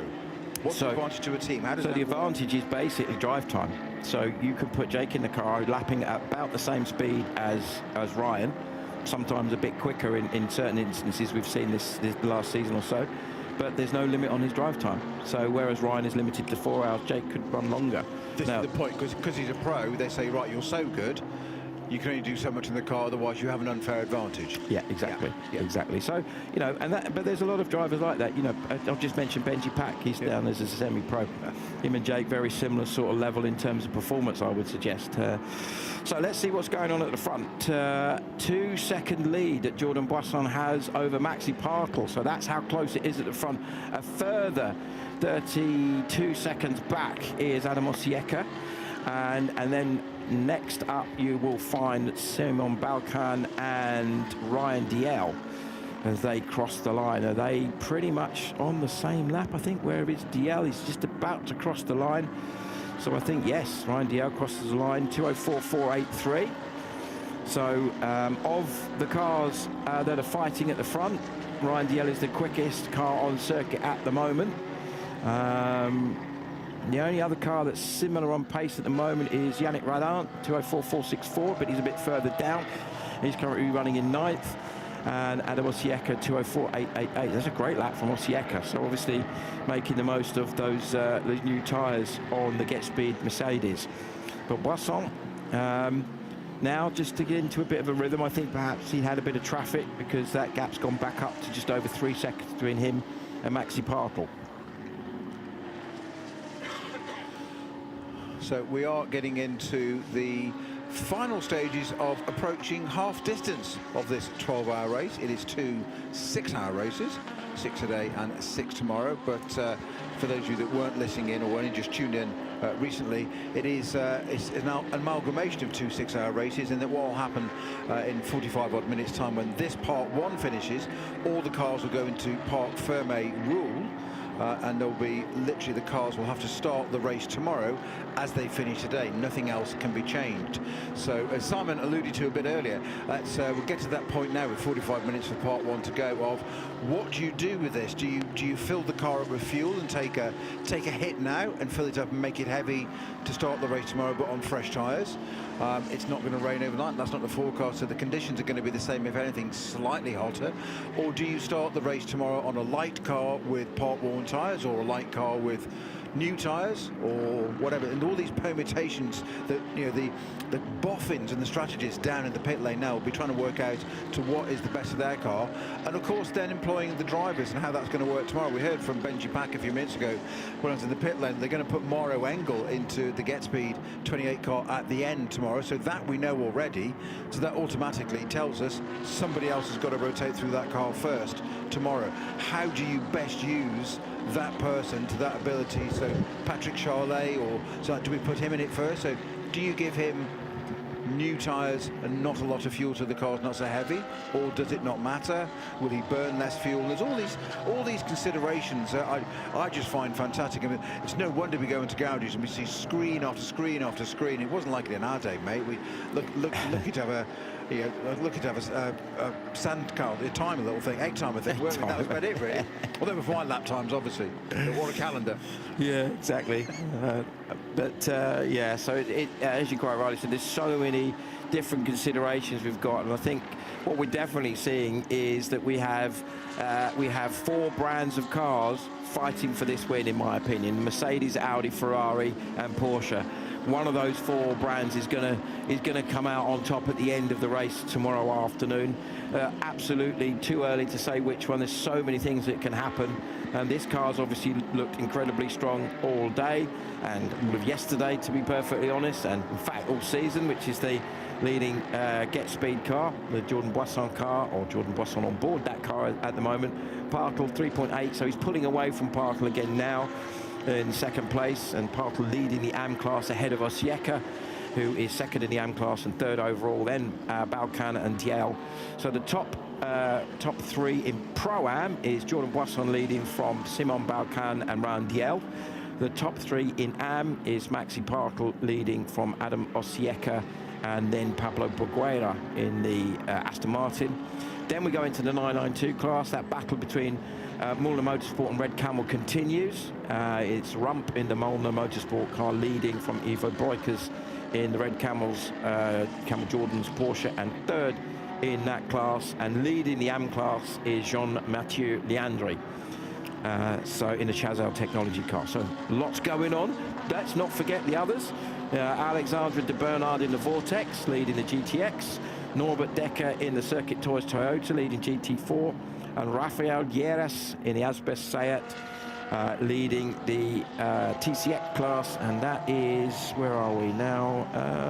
Actually, that's close right up. I think there are only about 2 laps between them and the Ligier.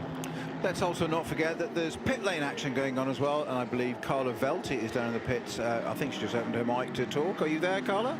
I am indeed. I didn't hear you guys reacting to me, so I just left it open to annoy you a little bit. I am with Douglas here at Viper Nizza. You guys are running overall P8 at the moment, P3 in class.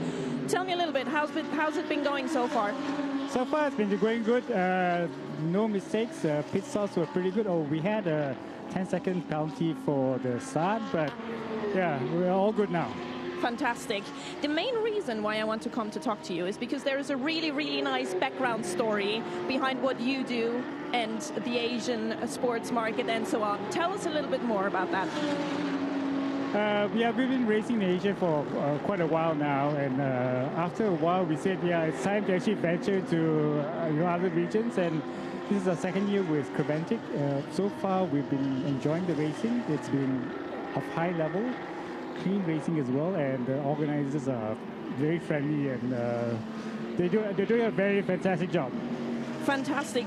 Anything specific or particular? Are you guys traveling back and forth all the time? Are you constantly here during the season? How do you guys handle that? No, actually we're back and forth because we also race in Asia as well, so we go back and forth.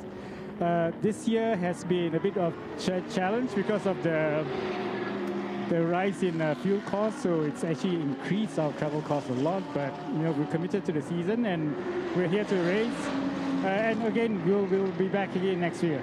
Oh, fantastic. We love to hear an early announcement of the new season. That is wonderful.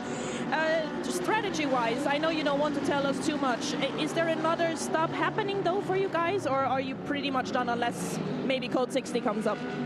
Well, yeah, this with Paul Ricard, there's less chance of Code 60s because there's no gravel traps. So basically, we factor in the fact that we've just got to keep running, the full 12 hours, and hopefully at the end of the next 6 hours, we'll be thereabouts on the podium. Hopefully, we'll see. That will be very, very cool. Good luck for the last, I don't even know how much we have left. It's less... half an hour left. There we go. It's a very, very short time that we have left. Good luck for that one, and I'll see you latest tomorrow morning when we are back for the second part of the 12 hours. Cool. Thank you very much. Viper Nizza, brilliant team. They come all the way over from Malaysia. Great spirit, and we love having them here. 31 minutes in, Snowy. This is with 31 minutes to go in this first part.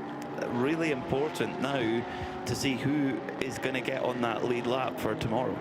Absolutely key to what happens now, as you say, and how we, Simon and I were just discussing that a few moments ago, of what do the strategists, what do the boffins, as I call them, and I mean that as an absolute plaudit, compliment of, they will be working out now with spreadsheets and all that data we were talking about earlier that they've gathered over the years of different conditions, etc., etc. Right, what's the best thing to do now with 30 minutes to go not to finish, but to put you in to start this, because it's not a 12-hour race, it's 2 6-hour races, and there's a subtle difference. That sounds really silly, because it's part Fermi rules overnight. Where do we want our car to start? What position do we want it to start in tomorrow, as in state of running? Full of fuel, not full of fuel, half fuel, whatever, or somewhere in between? What state do you want the tyres? Who's going to start it tomorrow? So this will all be worked out, and machinations and all sorts of numbers and data crunching will be going on down in all the different pit boxes as to what's the best thing to do. Your finishing position today is where you want your car to start tomorrow.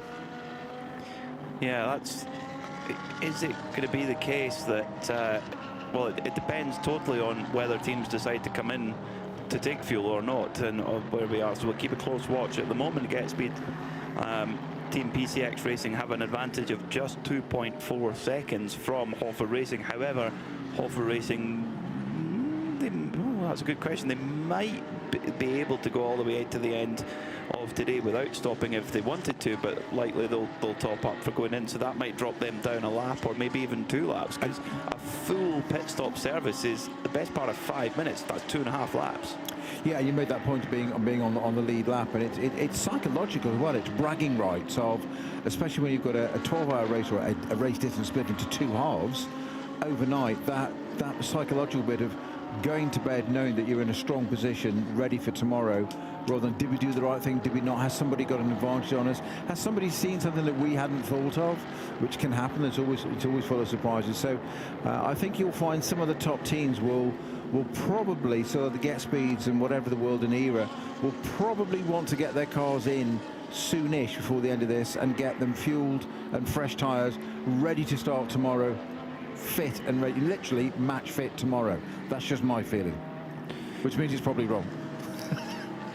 I don't know. I honestly don't know what the right approach is. I guess it depends from car to car. Depending who's in the car and what have you. One thing for sure, I mean, we saw particularly at the start of the race, Maro Engel in the GetSpeed PCX car was very, very strong.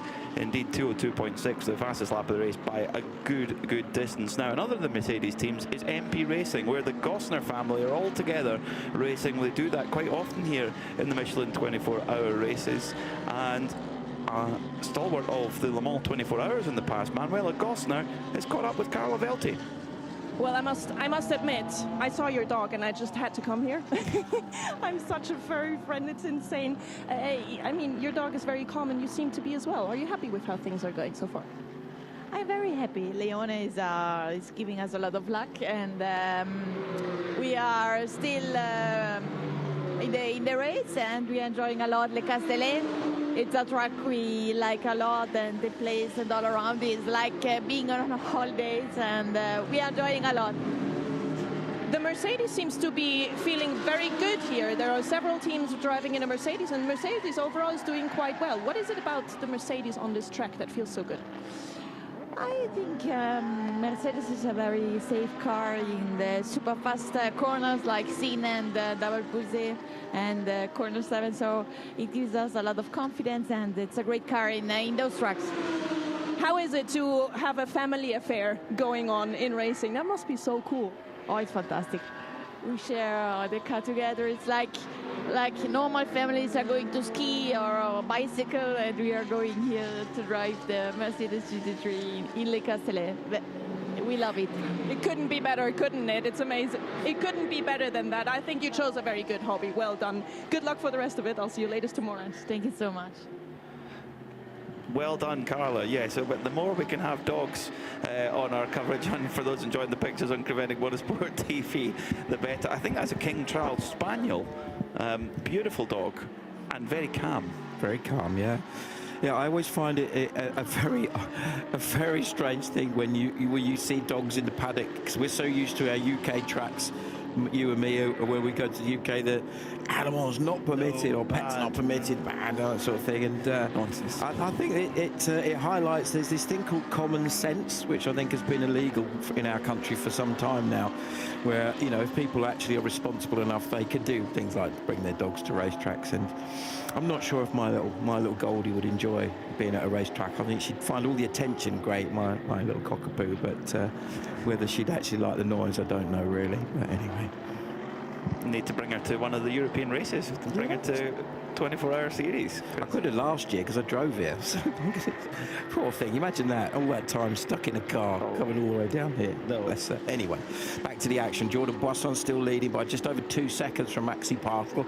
Adam Osieka on 147 laps, just actually clicking forward onto 148 and is showing us 33 seconds behind the lead, with Ryan Diel in 4th position and 2nd in the Pro-Am class, ahead of Simon Balkan and his bionic hips. Car incident involving car 911 and 925 under investigation. Now, whilst Carla was talking to Manuela Gostner, you and I both gave us the wide-eyed look at each other, because we heard this incredibly loud screeching noise in the background, which was the distinctive sound of a spinning car, but never really caught up with what it was. So I wonder if it was those two. It could well have been. You're just those spinning, you're waiting for the thump, but there wasn't a thump, thankfully, there. But we'll see what race control think of it. They're obviously aware of it, investigating at the moment. Quite a lot of track limit warnings being issued, and indeed driving behaviour. In fact, actually, Adam Oseka, driver of the 286 machine, for Get Speed, driving behaviour on track warning as well. There's been some cars that have been given penalties, quite significant penalties, for driving conduct, so the stewards are hot on it. Very important for those driving standards to be maintained and for them to be strictly enforced. It says on that penalty page that the penalty had been served by Osieka, so I wonder if that was the 30 seconds that they had. No, it's a warning.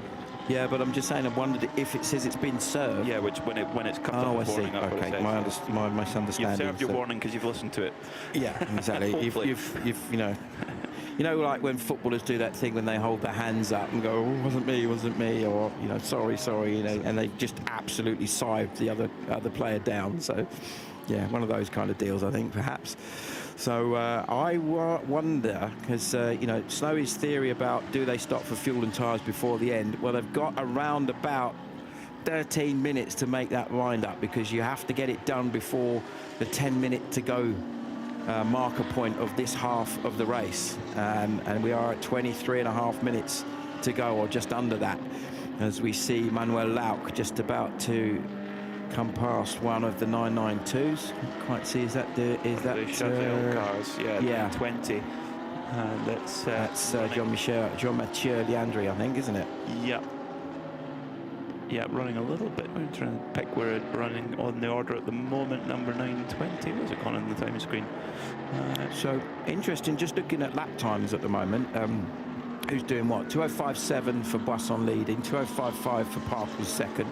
2:06.2 for Osieka. 2:04.1 for Diel. 2:06.3 for Balkan, and 2:04.7 for Pierre Caffert, and finally 2:04.3 for Manuel Lauck. So that's the top 7 cars, all GT3 cars now. The leader overall and leader in PA or Pro-Am is Boisson, and then second and leader in Am is Max Parkel. Now, what's happening down in the pits? Well, we talk about family teams. We spoke to MP Racing, the Gostner family, and another family outing as well in Hover Racing crew, with Alex Prince and his father-in-law Michael Kroll racing together, and Carla has decided to make it an all Swiss affair down in the pits. Carla? Well, I have to make it a Swiss affair. If I'm in the pit lane, I need to point at all the Swiss, although we are still arguing if the Swissness is yet fully engaged in the body, but let's not go there. I was looking for you guys on the timing screen, and I was looking further down, and all of a sudden, P2. You were telling me how difficult things are. Now you need to tell me the true story. What's going on? Where's that speed coming from? It's just our performance. We are lucky with all the situations. No, honestly, we try our best. We're pushing quite hard, for sure. Especially Max, Thorsten and me. It went quite well through the traffic, and now we see how everybody is handling the last 10 minutes, 20 minutes. I think every team has its own strategy, how they want to start tomorrow morning into the race. So it's also our secret, how we will handle it. I think right now it looks better how it actually is. For sure, we had some benefit from some pit stops further on. So yeah, let's see what we have back in our hands, and let all the other teams maybe try to figure it out by their own. Okay, so this is going to be a quiz for you guys in the commentary box, you who have been racing yourself. He says I'm not allowed to ask about what they are going to do pit stop wise now, because they came up with something special. Figure it out. What is the special pit stop? He will not tell me. Maybe you will. Oh, I wonder. What have they got up their sleeves? I'm going to go for the Swiss neutrality. I'm just going to sit in the middle. I don't know. Both is good. Well, yeah, I'm with you on that one, Pete. To be honest, they're both a bit too cryptic, wasn't it? But all I would say is one of the teams who, in fact, the team who have been so successful in the past in Michelin 24-hour series competition, and a lot of it is because of good strategy work, are Herbert Motorsport. They're not here at this event, but we see them at other events too. Generally what they do when there's a big strategical decision to be made, normally they get it right. And they always were of the view, fill the car up prior to the Parc Fermé. That was, more often than not, that's what they would do. So if I was on that pit wall, and thank goodness I'm not, that's what I would be doing. I'd just be copying them. Yeah, I totally understand that. So I couldn't tell you why. I just say that's the only reason, is that they're doing it and it normally works for them. Yeah. So we'll do the same. yeah, totally. So just having another look at what's happening at the front now and where we're likely to end up. It's only 1.5 seconds between Boisson and Parkle at the front, which is fascinating. After nearly 6 hours of racing, that's incredible, isn't it? Really. And then Osieka a further 32 seconds behind, and then DL I think is about half a lap behind them. So I think what DL is obviously hoping is that he can get himself onto that lead lap, unless, as you quite rightly said, they go the Herbert route and stop them and give full service to the car so that they can then get stuck in. Now, I believe from a bit of intel that there's a good chance that Ryan will finish the day, and then it will be someone else starting the car tomorrow. So we'll see if that is the case. Okay. Because obviously, and if that's by that metric, you would think that they'll come in and service the car, so they start with fresh-ish tyres. Yeah. Rather than tyres that have been DL'd. Talking of which, he's just done the car's fastest sector 1. That's the second time he's done that in this stint. 33.656 through sector 1. That's a very strong lap. And what's he done? I think he must have got held up a little bit towards the end of the lap, because he's just done a 2:04.9, which is about a second slower than he's been going up until now. He's been, I think, in the... Oh, who's that coming? That's Vipanisa coming in, isn't it? I think. Yeah. Simon Balkan has also been in. Whether he's staying in the car or not, don't know. We'll have to wait and see when that car finishes its service. So the 2 car we've just been talking about, the Haas RT car and the 65 Vipanisa Mercedes. Just over 17 minutes left of part 1. Philip Humprecht on board now. Where's he running? Let's have a look in the Tracy Krone Aviation car. While I took a brief step out the box, was there an issue for Red Camel Jordans? And because Milner Motorsport are now up into the lead of 992, or is it just purely driver rotation there? I think stop rotation. Yeah, I think they've got Ifo in the car, who's the real am of the lot. We'll see what's going on here. So that is a very wide running Seb Lejeune 910, Lionel Amrouche. Yeah. With a very determined Philip Hamprecht for Krone Racing coming through Signe towards Double Plat. Gets the move done. That is for 5th position in the 992 AM category, which is led at the moment by Chazelle Technology Course, Jean-Mathieu Leandri, car number 920. normally, again, Red Camel Jordan's normally very, very strong on strategy. Usually they like to come in and fill the car up at the last moment so that they start, oh dear, we'll lose wheel for the Orchid Racing team. In IMSA you'd get a serious penalty for that, but I'm not sure what the form is in. I've not seen it, to be honest. So car wheel rolling across pit lane, normally not great, is it? Good. No, yeah, it doesn't go down very well. So yeah, it's getting very interesting as to who's going to do what. We're going to know in the next couple of minutes, I think, if anyone's going to jump, as it were, bring the car in, get some fuel, get some tyres maybe. Certainly get some fuel, but whether they get tyres as well, I don't know. I think it depends on where they're on the rotation. Leader in 992 into the pits. Martin Rump has gone into fuel.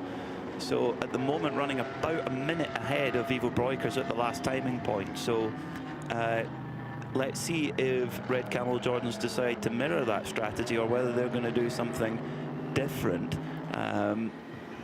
They've been very closely matched, and to be honest, Red Camel Jordans have had the upper hand for most of the day. Some great stints, particularly from Rick and Luke Breukers. But the battle for the lead of the motor race is on, and on strategy not that different. So this is an absolute true battle between Jordan Boisson in the black and, well, I was going to say they're both black and pink. Well, one's grey and pink. Black and pink number 28 Get Speed Team PCX machine, and the grey and pink Hoffer Racing AMGs. Two AMGs here, part of an AMG 1, 2, 3 at this moment in time in this race. And Partel is getting closer to Boisson. They've got a bit of traffic up ahead of them in the North Chicane. The Ligier making its way into the North Chicane. That car has just set its personal best, 13 seconds quicker than the Cupra for Asbest Racing, but still running 3 or 4 laps behind. So it needs to have a good clean day tomorrow to try and win that category. But Boisson's not going to give this one up easily, that's for sure. Adam Oseka in from 3rd place in the Get Speed Team JR286 crew. So that's answered your question about, or Peter's question rather, about who's going to do what strategy-wise. That's Get Speed. I wonder if this is a split strategy. We've got their 2 cars. One they've gone for the let's get it in and fuel it, and the other one is let's keep it out there and run it to the end. Maybe that it's still not too late. They still got another couple of minutes to get in. I think if I understand the rules correctly, and it's quite possible I don't, the rule is that you have to be in to the pit lane when before the 10-minute mark. So that means you need to get fuel done prior to that, and it takes a good few minutes, doesn't it? Yeah, well, what I'm saying is I think you have to cross the pit lane entry. Yes, before the 10 minutes to go mark. I think that's the reg, if I understood it correctly. So Osieca now dropping down the order puts everybody up a place. Obviously, Boisson, well, not everybody, but Boisson and Partel we're seeing battling hard at the front. Ryan Diel now running in 3rd position in the Era Motorsport car. So that would be, and he's 6 seconds ahead of Pierre Caffa. Caffa's been flying. He's now in the 203s, but he's only a couple of tenths quicker than Ryan, so I don't think there's much in it in terms of the difference between those 2 drivers at this stage in the race. It's those 2 guys have been the quickest guys on track for the last few laps, as in Caffa and Diel. So interesting to see if that stays the same as we get into the last 12 minutes. Just about to get to 12 minutes to go, and will there be any more stops? Well, it's last chance saloon now. I think it's now or never, really, if you want to take a pit stop and fill up before the end of the day and come tomorrow with a nice full tank and fresh tyres for the sprint away. And of course, from a rolling start, having fresh tyres over someone on old tyres, that of course is an advantage in a side-to-side combat. Partel getting closer, the gap is getting closer, just over 0.8 of a second between them, but it looks closer than that as Partel on the headlight flasher to Boisson as they come up towards Double Droit. This is for the lead of the motor race with 12 minutes to go in this first half of the Michelin 12 Hours of Paul Ricard. Bit of a wiggle and a correction from Max Partel coming through the Double Droit and up towards Virage Bandor. Pierre Caffa in the Santaloc Audi to grab the fuel and tyres to use that strategy that we were talking about earlier. He's in fuel as we speak. That puts Manuel Lauck up into 4th. So at the moment it's Boisson and Parkland. Are they both in? both leaders in. So Jordan Boisson and Max Bartel come in to the pit lane. So do ERA Motorsport, do they need to cover this off? Because do they want it? They maybe don't want to start on the same lap as cars that have got a load more fuel in. Do ERA Motorsport at the moment? Ryan Dalziel is coming through out onto the Mistral, and we've only got 11 minutes and 10 seconds left to go. So a minute and 10 before he needs to break the beam. It's actually going to be really, really tight whether actually ERA Motorsport are going to have the option or not, or whether they're just going to carry on. Well, the other point with that is if they do stay out, they're going to be leading the race. So at the end of this race, they're going to start on pole position. But I'd rather start on the same lap in fourth with a full tank than be in first with an empty tank. But that's the point, is that they are, at the moment, they are a lap down on those two works. So this might get them up. So that will get them onto the lead lap. So basically, if they stay out, and it will have to be, they've got 30 seconds to get to the pit lane if they do want to come in. And that sounds to me like it's doable from where they are on the lap. But it also sounds like it is quite literally now or never. The 907's just come in, which is the Philip Humprecht RPM, the Tracy Crone car. That's come in just in time. Now, this is it. Is Dalziel coming in? Is Dalziel staying out? We'll find out any second now. He's in. Coming in. Ryan Dalziel is in. Oh, but it's 10 seconds, 10 seconds. Oh, is he going to be into the pits in time? Yes, he is. Oh, my word. He's made it by a whisker there in time before that 10 minutes to go mark. So DL comes in to the pits. Of course, there's nothing to stop you just taking a quick splash and dash. You don't have to fill it up if you don't want to, but of course, usually if you're going to come in, you want to fill it up. That's very true, and you certainly don't necessarily have to take tyres. No, definitely the not. other point. No, definitely not. Now, looking at it, the tyre age on the DL car is 25 laps. Is that right? If I'm looking at it right, correct. 25 laps. So it's a decent amount of laps, but it's certainly, we've seen an awful lot more than that in the past. So Ryan has done, let's have a little watch of what's gone on. I think we've got a replay now of one of the cars having a bit of a moment. Yeah, throughout. That's the 909 of Ivo Breukers just coming into the pits. Just gets a little bit tangled up with the Red Ant Racing number 93. Let's get down to Carla with more in the pits. It's busy down there. It's busy and it's getting nervous. And let me tell you, Alex Prince earlier said, I'm not going to tell you what my strategy is or what our strategy is. You'll have to figure it out. Remember, guys, I have a theory. What if they are trying to copy exactly what GetSpeed is doing? And while I'm saying that, they did come in for fuel, didn't they? Yes. And I didn't see any tires. But now GetSpeed, behind Seb, behind the camera, is getting ready with tires. And so is Hofer. So this looks very much like a copy game. It might be, I might be wrong, but it really is about who is coming out first now. And judging on what's going on down here in the pit lane, the Hofer car is now down on its wheels and on its way out, while the GetSpeed car is not even in the pit lane yet. So very different strategies. Hofer very obviously wanted to do things quick. They did not fill up completely on fuel, otherwise they would have been longer in the fueling area. But GetSpeed is filling up completely, so they will be very different in fuel level tomorrow when the second part of the race restarts. Very interesting. So into the pit box then comes the GetSpeed number 28 car. New tyres going on the right-hand side and indeed on the left. Poisson staying in the car though, which is going to use a bit more drive time. The other thing that I noticed a moment ago is that we saw literally the last second Ryan Dalziel coming in by the skin of his teeth. I noticed in fuel zone there were 8 cars. So I wonder if then the ERA car got held up. He's still in fuel as we speak and couldn't get to a pump straight away. Maybe the last, well, that would have been, in theory, the last 3 cars that had got to the fuel pump wouldn't have actually had a pump to go to. But still, potentially, it could be an advantage, because at least when the car starts the race tomorrow, we'll watch to see in a minute if there's tyres taken by ERA as well. I don't know if Carla can see if ERA look likely that they maybe are going to do that as well. The other car that's in at the moment, which is one of the stronger cars, is the Yannick Redan Ajith Redan Racing Mercedes. That's in at the moment, and fuel. Pierre Caffer's just come up. Ryan Dalziel now comes down the pit lane. And we'll watch with interest to see if he goes straight out or whether he stops for tyres. I would suggest if you stop for fuel, you're probably going to stop for tyres, almost certainly, but not always. Manuel Lauk, I don't think the number 73 Proton car came in. It didn't, definitely not. So they're rolling the dice. They're deciding, no, we're gonna keep going. Manuel Lauk has been at the wheel for 49 minutes, so that car's probably got 25 minutes of fuel left in it.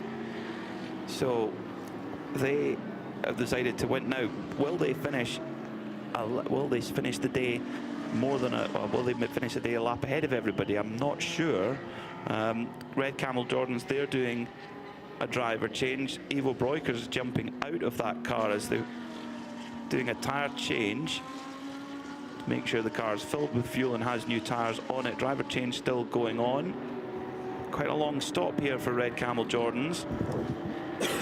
They'll be giving away a bit of time there, I think, to the 921 crew of Milner Motorsport, but both of them haven't blinked really all day. Well, this is interesting. So you've just mentioned that Manuel Lauk is leading, and he definitely did not come in. There's 100% didn't come in. Looking at his stint time, he's done 50 minutes, so there's no way that he came in. But he was showing as being on the lead lap. It then shows the rest of the cars, Partel, Osieka, Boisson, Vladikin and Diel, and in fact even further down to Borguena, Gerschlaukis and Kaffer as all being on the same lap. A little bit of the delay on the Red Camel Jordan's car was the splitter on that number 909 machine, the little rubber bit underneath, which is really important to the front grip of the car, and they had to replace that. Did get it done though, but did take a little bit of extra time. Just under 5 minutes to go then in this first portion of the Michelin 12 Hours of Paul Ricard. We'll be back tomorrow for the second half. The cars all roll into Parc Fermé, and that means they cannot be worked on at all. Nothing, no tyres, no fuel. They can't even be touched. They've got to be put in there and held and rolled out onto the grid tomorrow. And they start the second part in exactly the same form that they finished the first part in.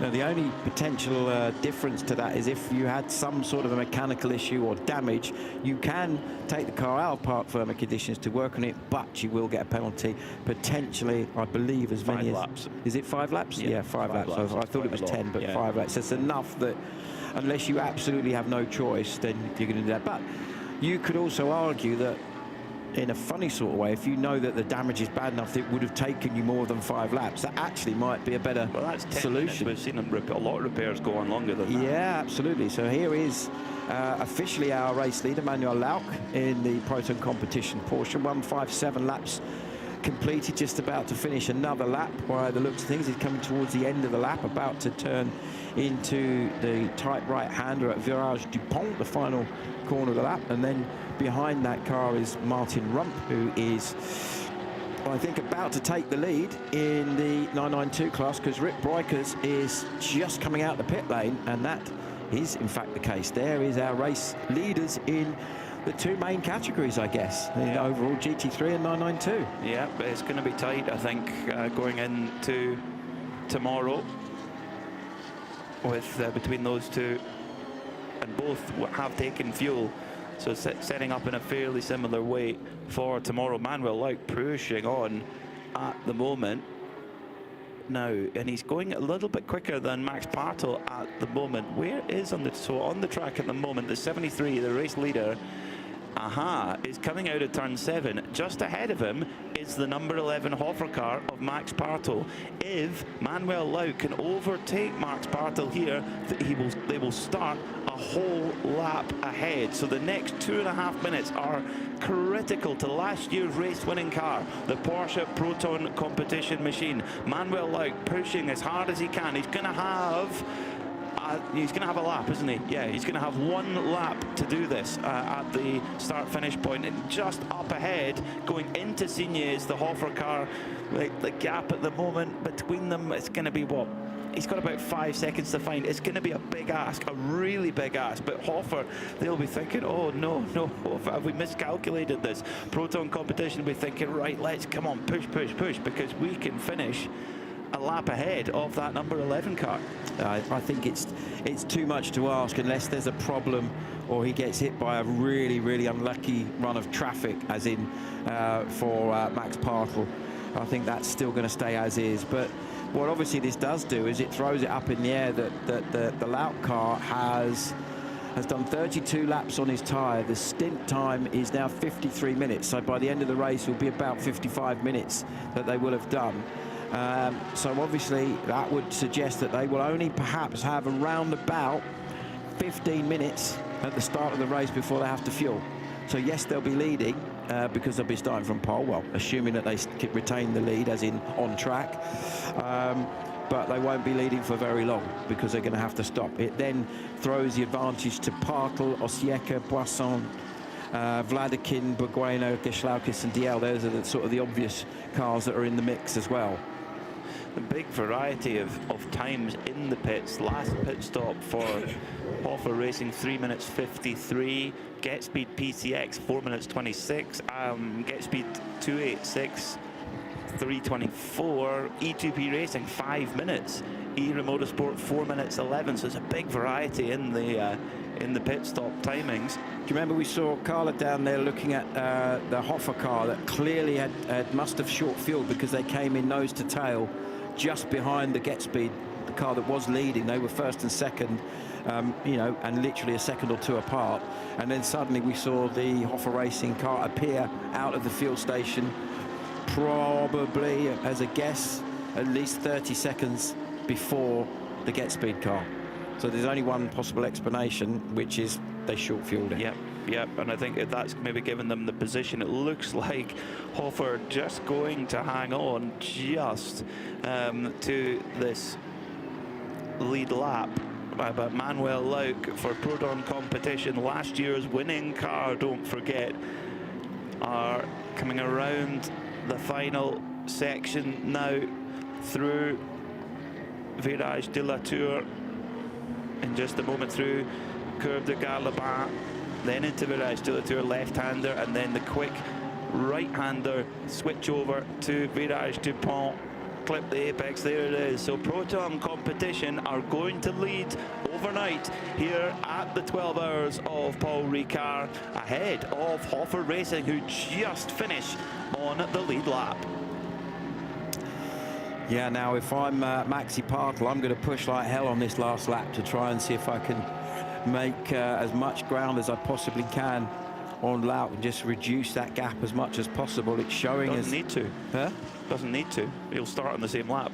Well, no, according to this, he's a lap behind, isn't he? No, but when he finishes, he'll go into the same lap. I see what you mean. 160 completed. Yeah. So now I actually theoretically could back right off and save fuel. Yeah, good thinking. Look at you, should be a strategist, Pete, eh? Definitely not. Definitely not. But what we can tell you is that Proton Competition will start on pole position for the restart tomorrow. They were one of the few crews that decided not to take on fuel at this last moment in time. Will that pay off or will that punish them? We honestly cannot tell until tomorrow morning. It might, you know, if we get an early code 60, that could throw everything up in the air tomorrow. Get Speed, they take the checkered flag with both of their cars. They will start they will start on, let me get this right, they will start one lap down. Yeah, so Max Partel and the Hoffer Racing team, they will be the only other car starting on the lead lap alongside Proton Competition, and they've taken fuel on. Although we don't think a full tank, they have taken fuel on. So great strategy from Hoffer Racing. I think they'll be delighted going into the overnight halt. Yeah, so I guess, you know, winners and losers in terms of where everybody is. After cooling down, all cars must proceed to the refueling area for Parc Fermé. So that we knew that anyway, that they were going to be doing that. But I guess you got to look at, say, Proton will be happy with where they are, except that the fact that they obviously have to make a stop early tomorrow. Hoffer, both the Get Speed cars are looking good. Continental, I'm not sure. I think they're probably due a stop, as I think maybe are E2P and Juta. So I think realistically, the ERA car, although it's shown that it crossed the line in 8th, I think it's probably more like about 4th on adjusted sort of, you know, who's stopping when type stuff. Yeah, so we're looking like we've got Manuel Lauk, Proton Competition and Hoffer Racing, 2 cars on the lead lap. Then, get this, on just 1 lap behind, you've got both Get Speed cars, Continental Audi, E2P Racing, Juta, ERA. So ERA Motorsport, again, with the full tank on board. you could actually argue that they're right in there as well. Oh, exciting for tomorrow. Let's get some more updates from Carla down in pit lane. Joel Sturm is standing next to me. He's one of the drivers of this Proton competition car that is currently on P1. It is only half-time, yet it is a nice position to be in. Am I right? Yeah, for sure. But I mean, for sure tomorrow is a bit more difficult because we need to do the pit stop quite early in the race. So for sure today it looks good, but tomorrow the cards will be mixed again. It is a very, very tactical game, this whole endurance racing, especially if you have a break in between those 12 hours. Is that something that is being decided early on, or is that a strategy that develops within the hours of the race? I mean, for sure in the beginning you make up a strategy, but always the race works out in the end quite differently than you're planning it. So for sure it's not fully what we wanted to be in this position right now, but it is what it is, and we need to maximize what we have tomorrow. Well, I mean, P1 always looks good, right? So let's take that into the evening. We cannot touch the cars, so there's not much we can do. What is your, let's say, recovery and prep going to be until tomorrow? Well, I mean, recovery, just have a nice dinner, and then we will be prepped for tomorrow again. Fantastic. Thank you for talking to me, and have a good evening. Thank you. Joel Sturm for Proton competition did his job very well when he got on board that car. They were running a little bit further down the order and dragged it all the way up. Brilliant to see the fact that we've got 6 cars that are one lap off the lead, but all of those aforementioned cars have good fuel on board, whereas Hoffer Racing, they're in actually probably the net lead of the race right now, starting on the lead lap and with much more fuel on board than Proton competition. So brilliant job, Hoffer Racing. Long-standing members. It shows you actually how much time in the series helps with the strategy decisions. The more events you have under your belt, the more you've had examples of when things have gone right and when things have gone wrong. And they've been in the series a very, very long time, and I think that showed in that scenario there. Yeah, I think in terms of two things. One is that they've been in this type of racing for a long time. They do a lot of other stuff as well. They do NLS as well, which is something that's obviously very strategic. Plus, you know, they all know their cars very well. They've all been running these cars for a while, so they really understand the little nuances and the tricks of the best way to extend fuel mileage, or to get the best out of the drivers, or to work the tyres in a certain way. And with that in mind, you know, you look at all the cars at the front, all the Get Speed cars, and all of the other cars at the front, perhaps with the exception of Era, because it's their first race with that car, and they've done an absolutely outstanding job. So here's our standings at the end of part 1. Proton competition then lead into the overnight halt on the same lap as the number 11 Hoffer Racing crew, the Mercedes AMG squad, making it, well, Porsche, then 2 Mercedes, then on to 1 lap down. We have a whole host of cars who have plenty fuel on board for the start tomorrow. Both Get Speed cars, the 286 from the 28. The 69 Continental Audi is in there as well, along with the E2P Aston Martin at number 90. Then the Jutta number 71 of that Audi there, and the Era Motorsport Ferrari making it onto that 1 lap down as well. So there's a whole host of cars that have taken service at the last possible moment. In fact, the Era Motorsport car couldn't have cut it any finer if they could. 11th place, Haas RT is in 11th, with Ajit Redant Racing sitting in 12th going into tomorrow. Your leader in 992 is Milner Motorsport, but joining them on the lead lap are Chazelle Technology Course, Red Camel Jordans, and the 928 HRT Performance. So they are set up really well for a battle going into tomorrow. And leading that AM subcategory of 992 is Chazelle Technology Course. Your leader in the GT4 category, Circuit Toys Toyota GTX. Leader is Vortex number 701. And in TCE, we've been following that story all day. It ended up, despite the delays for the Ligier JS2, they finished just a lap down on Asbest Racing. Asbest did take a pit stop towards the end, so they're fueled up to go for a good run tomorrow morning. But that's going to be a battle, and with the pace that the Ligier has, they may well find themselves moving into the lead tomorrow. But they will need the car to run reliably, which is not the work of a moment. Sometimes they had a difficult start to the race today. So that is how things stand after 6 hours of racing. 6 hours are ahead. Simon, final thoughts before we sign off for the evening? Well, we've got a great racing prospect tomorrow, haven't we? I would say we've just had a quick look at the standings, and there's got to be at least half a dozen cars still in with a realistic shout of an outright win. So can't wait. Let's have a nice, as one of the drivers said, a nice relax and a nice bit of dinner, and let's come back and do it again tomorrow. Sounds good to me. Sounds good to me. A great day of racing here at Circuit Paul Ricard. The pole sitters, Get Speed number 28. The Get Speed PCX car was led away by double Nürburgring 24-hour winner Maro Engel. Was put under pressure early on by Kobe de Broeker, but quickly got into a rhythm and pulled away a gap. But the story of the opening stint was Jake Hill from 8th on the grid up to 2nd position in the number 81 Era Motorsport Ferrari. In the 992s, well, it got a little bit heavy-handed at times, where meanwhile in TCE, the Ligier mechanics having to go to work. But in the 992s, it all went the way of Red Camel Jordan's early on. A little bit of a difficulty on the first lap, dropping down to 4th, but they quickly steadied the ship and pulled a good gap. But they could actually go into the overnight halt 2nd in category. But on the lead lap, most importantly of all.